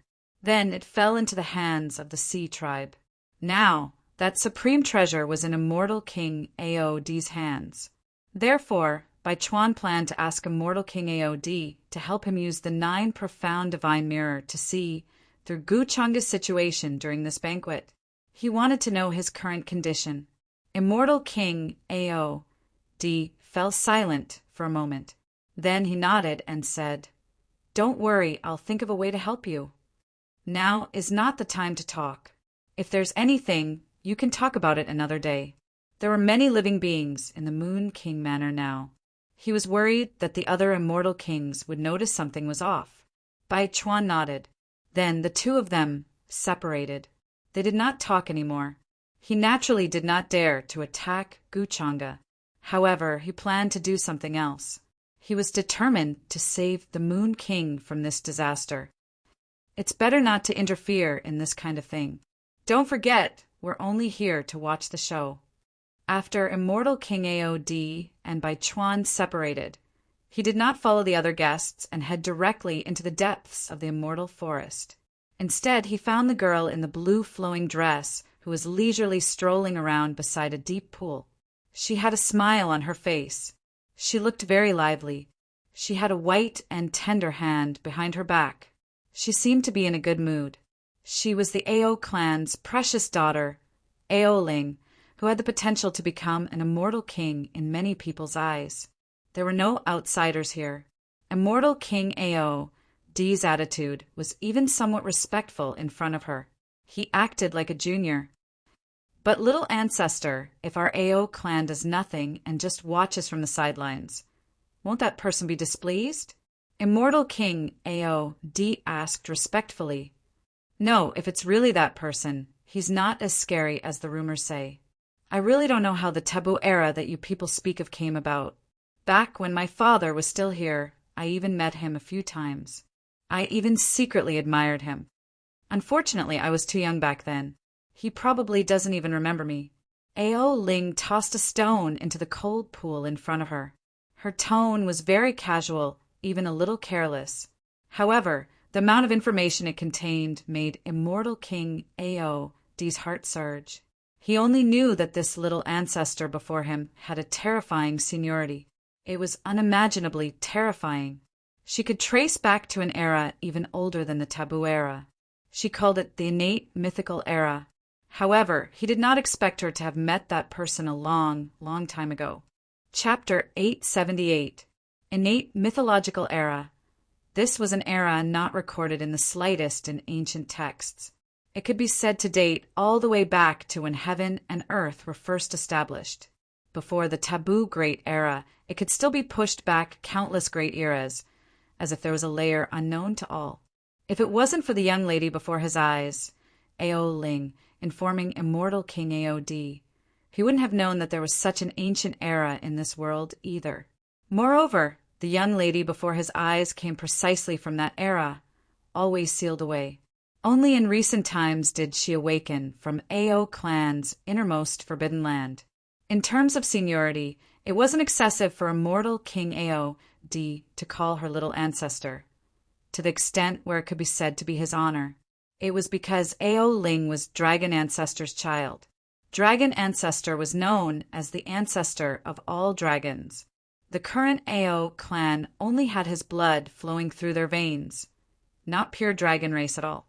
It could be said that even Ao clan's first-generation ancestor, before Ao Ling, had to respectfully call her old ancestor. That was why, even though she was an exceptional immortal king, Ao D still treated her with incomparable respect, never leaving her side, protecting her safety. Of course, in the eyes of outsiders, this was because he doted on this younger generation greatly. It was because not even his clansmen knew Ao Ling's true identity. If little ancestor recognizes this one, then I won't have to worry anymore. Immortal King Ao D said, respectfully, even though Ao Ling looked weak, she was actually deep and immeasurable. Extremely terrifying power was sealed within her body. When she displayed it back then, his knees almost weakened, directly kneeling down. Moreover, from the information Ao Ling revealed during this period of time, many creatures from the innate mythological era were about to return. Even though Immortal Domain's current situation was chaotic and uneasy, it wouldn't affect the future greater situation. Outside this world, there were unmatched existences watching everything, currently waiting for a suitable time to descend. I really want to meet this one. All ancient times are empty. In this present era, I can still meet someone from the past, Aoling shook her head slightly, clapping her hands. Then she headed towards the depths of immortal bamboo forest. White mists floated there, pavilions and buildings located there, guests long waiting. However, the depths of the Tao platform were still hazy with radiance, unable to be seen clearly. There was chaotic energy that scattered down, blocking one's line of sight. The Moon Prince had already arranged for the maids and others to prepare tea for the guests. If one ignored the atmosphere here, it would feel a bit like a Tao discussion gathering in the immortal ancient era. Some friends who had not seen each other for many years were reminiscing about old times here. Many true immortals revealed rueful expressions. Who would have thought that there would be a day like this? I heard that even powerful immortal kings would be dealt with. On the contrary, we have a higher chance of survival in this chaos. As for yesterday's heavenly anomaly, I found out through ancient texts that it seemed to involve the distant, boundless lands. In the future, the immortal domain might face some major event.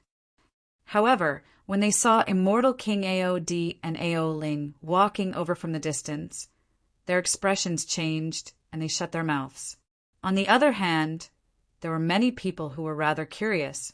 They felt that immortal King Aod was treating this descendant of his too well. He actually allowed her to follow him all this time. It could be said that she never left his side. There were also many cultivators sitting cross-legged on top of the various mountains. They were all heroes of their own regions, especially the cultivators of the human Tao domain. They were all outstanding figures of their respective races.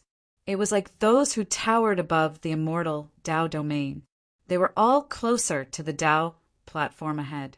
As for immortal King Aod, he had a pavilion specially for resting. He brought many of his clansmen to wait there. Until now, the guests still hadn't seen the Moon King's figure. Instead, outside the manor, more and more streams of light descended. They were all great figures of the present immortal domain. Among them was an old acquaintance of immortal King Aod, an old immortal king from the eastern immortal domain, called Ancient Mystic Immortal King. Behind Ancient Mystic Immortal King were his two disciples, one male and one female. Their cultivation levels had both reached the true immortal realm. One of them even had half a foot touching the threshold of the immortal king realm. If he was given enough time, he might be able to reach the immortal king realm in the future. On the surface, the eastern immortal domain didn't have many immortal kings. Now that immortal King Aod and Ancient Mystic Immortal King had arrived, they were more or less the peak power of the eastern immortal domain.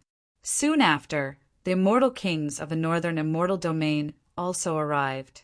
The three of them gathered together. There was a white-haired and white-bearded elder, called Withered Een Immortal King. There was also an immortal king with long crimson hair, called Immortal King Chilien, and another immortal king, Chu Kuan. The three of them rushed over from the northern immortal domain. They brought many people with them. There were true immortals, as well as several who had attained the Tao. There were no young juniors. The Moon King hasn't appeared? Then when will she come? Asked the immortal king Gu Xian of the eastern immortal domain. His attitude was rather polite. He was also very amiable when facing the servants of the Moon King Manor. Immortal King, Her Majesty Moon King, only ordered us to arrange the immortal banquet here. As for when she will appear, we don't know, said the servant of the Moon King Manor respectfully. She was sweating profusely when facing the gazes of the several immortal kings. She trembled in fear. The several immortal kings didn't say anything when they heard that. They withdrew their gazes and waited quietly. They were either sipping tea, resting with their eyes closed, or chatting among themselves. They didn't come for the Moon King. They just wanted to determine whether this banquet was safe or not from her. Of course, since they came here, they actually already made preparations that they couldn't leave. They had long arranged many matters in their clans. Then an ancient immortal king from a certain restricted region of the eastern immortal domain descended, leaving everyone shocked. They never expected that there was actually someone in that restricted region. This was especially the case for Immortal King Aod and the ancient mystic Immortal King. They almost thought that the restricted region had dried up, long lacking life force. Since this is this Great One's order, how could this old one dare not come? This life-restricted region's old Immortal King had a rotten aura around him, not like the other Immortal Kings who were at their peak states. He cracked open a smile, his voice extremely aged, as if he was an ancient tree that was about to wither. Could it be that the central immortal domain doesn't plan on obeying the decree? Time slowly flowed on. The Immortal Kings didn't see anyone from the central immortal domain. They couldn't help but make their own guesses. There were some whose eyes were deep, a strange expression flashing past them. There were some who experienced great changes, sitting there, not saying a word. Meanwhile, there were some who guessed at something. Previously, there seemed to be some kind of decree from the other side that was brought to the central immortal domain. Both sides were discussing some kind of countermeasures. Could it be that the other side plans on joining hands with the central immortal domain? There were immortal kings who couldn't help but make this guess. Suddenly, in the limits of the distant cosmos, a blurry figure rose, overlooking the endless universe. It carried a domineering aura, appearing in the depths of the star domain. The entire boundless heaven and earth began to shake, all things crying out in grief. Right now, countless creatures knelt down, prostrating themselves in that direction. Even true immortals felt a bit shaken. An immortal king? However, this aura doesn't seem right. The immortal kings in the moon, Prince Manor, immediately looked over. Some of their brows even immediately furrowed, inwardly feeling alarm and disbelief. Could it be that someone still dares to take action at this time? They really are daring to the extreme. Immortal King Aod's eyes narrowed. He got up from the pavilion, looking into the distance. At his side, Ao Ling revealed an expression of great interest and shock, saying, "This isn't the true body of an immortal king, but rather a faith magical body condensed after paying a great price." It wasn't difficult to condense a faith magical body, but the difficult part was that the magical body had battle prowess comparable to an immortal king. Meanwhile, the domineering figure that appeared in the distance clearly already exceeded the strength of most immortal kings. The aura was extremely chaotic, difficult to determine who the true body was. This shocking change left all of the guests in the Moon Prince Manor stunned, filled with disbelief. At this time, ordinary creatures already couldn't help but kneel down, about to kowtow towards that direction. There was no way they could withstand the pressure that the immortal king deliberately released. Seems like it was condensed through some mysterious forbidden artifact, and there isn't just one immortal king behind it. Ao Ling said, Meanwhile, in that region, right now, another illusory figure appeared, hazy and blurry, but it already towered between heaven and earth. It seemed to have been formed from a magical body, towering in the cosmos, overlooking eternity. Then, in that region, another wave of terrifying aura surged. A streak of immortal light tore through the cosmos, as if a supreme creature opened its eyes. Those were his cold eyes. A terrifying aura that shook the universe spread, covering heaven and earth. In that instant, millions and millions of star domains trembled. Chapter 879. Domineering figures that stood in the universe appeared one after another. Their eyes were cold as they looked down on the ages, as if they had existed since the beginning of time. This world seemed to be unable to contain their auras. Just their eyes were like terrifying blood moons, hanging high in the sky without a trace of emotion. Boom! The entire universe was shaking, and it swept through the entire southern immortal region. This was the unparalleled might of an immortal king. Once they fully awakened, it would be easy for them to sink the world. This was too big of a commotion. The awakening of any immortal king would shake the entire universe. Today there were immortal king auras that surpassed many immortal kings, completely erupting here. There was no need to think too much. Even ordinary cultivators and life forms knew that something huge had happened. All the guests in the Moon Prince mansion looked over there in shock. At the end of the universe, brilliant immortal king auras erupted, as if they were going to drown the world. Immortal king silhouettes covered the world one after another. They didn't seem to be their true bodies, and they only descended through some kind of method.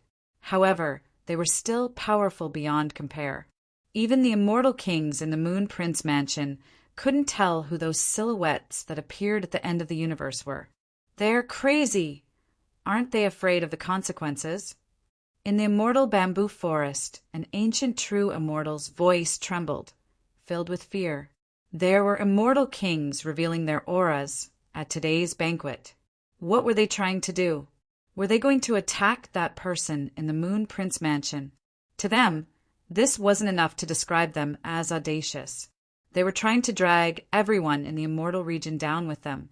The expressions of the Eastern Immortal Region's elder Immortal King Guxian and Immortal King Ao D also became serious. They didn't say anything as they stared at that place. After they arrived at the Southern Immortal Region, they immediately retracted their auras. Otherwise, if they revealed their auras, no one would be able to get close to them other than those of the same level.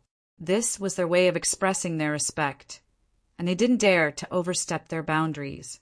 Now, the immortal king auras that were revealed were extremely powerful. They had just stepped into the Southern Immortal Region, and they revealed their bodies there. This was a provocation. Were they going to attack that person? Although they didn't descend with their true bodies, no matter how this battle ends, the Immortal Region's situation will be greatly shaken. Are they really not afraid of the consequences? Immortal King Ao D narrowed his eyes and said, he had already learned the truth about these avatars from Ao Ling. This was a faith dharma body condensed from some kind of treasure, and its true strength was comparable to that of an immortal king. However, it was extremely difficult to condense a dharma body of faith. There was definitely a huge price to pay. From this chaotic aura, it was difficult to determine which immortal king or immortal kings these dharmakayas of faith came from. Kiki, the Central Immortal Region, is truly bold. Even at such a critical juncture, they didn't forget to probe. That immortal king from the life-restricted region released a decaying aura from his entire body. He couldn't help but grin, taking pleasure in this disaster, as if he was watching a play. The reason why he said that was so that the crowd would think that those immortal king avatars were the doing of someone from the central immortal domain. After all, aside from the central celestial realms, all the famous celestial kings from the celestial realms had come. So, it was naturally impossible that they were the ones who had come to stir up trouble. Although the guests in the Moon Prince Manor were very far away from the immortal kings, they could still hear what they were talking about. Immediately, many people started to suspect the Central Immortal Region. They felt that the Central Immortal Region wanted to drag the entire Immortal Region down with them. Weren't they afraid of being punished for doing such a thing? Or did they really have the ability to deal with this person? The current situation in the Immortal Region is getting more and more interesting. Ao Ling looked like she didn't mind the situation. She giggled, revealing a pair of small and pretty canine teeth. She seemed to have understood the reason. Her eyes were filled with interest. They really don't want to live anymore. At this moment, the Moon Prince, who hadn't shown herself all this time, also appeared. She stood in the depths of the void. Her dress fluttered, and her eyes were cold. She really didn't expect that there would be someone who didn't know what was good for them and wanted to probe at such a major event. This was no longer as simple as being stupid. It was simply courting death. In the depths of the immortal forest, Gu Changa's figure that was sitting on a cushion slowly stood up. The fragments of the great Tao around him disappeared. He seemed to have returned to his original state, like an idle mortal. Even if an immortal king stood before him at this moment, he would still subconsciously treat him as an ordinary mortal. He couldn't sense the slightest dharma power or law fluctuation from him. However, if he closed his eyes to sense it, he would find that there seemed to be a vast and boundless sea in front of him that could swallow everything at any time. I really didn't expect that there would still be people who aren't afraid of death at this time. Guchanga looked at the end of the universe and didn't move. At this moment, the figures of 5 immortal kings appeared. Although they weren't their true bodies, their auras weren't weaker than ordinary immortal kings. They stood at the end of the universe together as if they had opened the world. The entire world couldn't accommodate them. Guchanga could naturally see that these figures were only Dharma bodies and not their true bodies, which was why he was a little surprised. Zero, he originally thought that no one in the current immortal region would have the guts to attack him, but he still found that he seemed to have underestimated the current situation in the immortal region. Husband, these immortal kings are? The heavenly dear mystic maiden stood beside Guchanga and couldn't help but ask in surprise. The remnants of the old era. Guchanga smiled faintly. However, the heavenly dear mystic maiden was even more confused when he said those words. As Guchanga finished speaking, a monstrous storm suddenly appeared at the end of the universe in the southern immortal region. An ancient and tattered flag rose there. Boundless chaotic aura enveloped it, and it was like a surging wave that blotted out the sky and covered the earth. 5 terrifying figures stood there, and they happened to be in different directions. They coldly looked in the direction of the Moon Prince Mansion, unparalleled since ancient times. Zero whoosh, whoosh. Everyone seemed to hear the sound of armored horses and weapons. It was as if heaven and earth were trembling as this blood-stained and tattered ancient flag unfurled. An immortal king's voice seemed to reverberate in the void. That was the voice of the Tao, but it was more like a supreme decree that commanded the world, and no one dared to disobey. Amidst that low voice, all living beings that had perished in the world revived from nothingness. They turned into blood and bones, and were about to reassemble and reappear. The mighty and terrifying army, whose numbers were simply uncountable, was summoned back in front of everyone's eyes. They continuously reassembled. There were heavenly blades, halberds, armors, divine spears, and terrifying figures sitting on ancient beasts, looking down on the world. Are these the ancient heroic spirits that had perished in the world, or the great army that had perished in this place? Everyone in the Moon Prince Mansion was stunned. Even the immortal king's eyes narrowed as he stared at that swaying flag. What kind of heaven-shaking power was this? It was just a flag, yet it allowed living beings that had perished in this world to reappear. This was an act that defied the heavens. At this moment, the old immortal king of ancient mystic widened his eyes in disbelief. Could it be the immortal region's world-suppressing flag that commanded the heavens before the Forbidden Era? There were a total of 8 world-suppressing flags in the immortal region. They were mysterious and possessed unfathomable might. It was said that they could command all races in the heavens. They were once controlled by the 8 celestial lords of the immortal palace, and they had countless immortal soldiers and immortal generals under their command. However, the 8 flags had long disappeared in the long river of history. No one had seen them before, and no one even knew if they existed. They had long become a legend.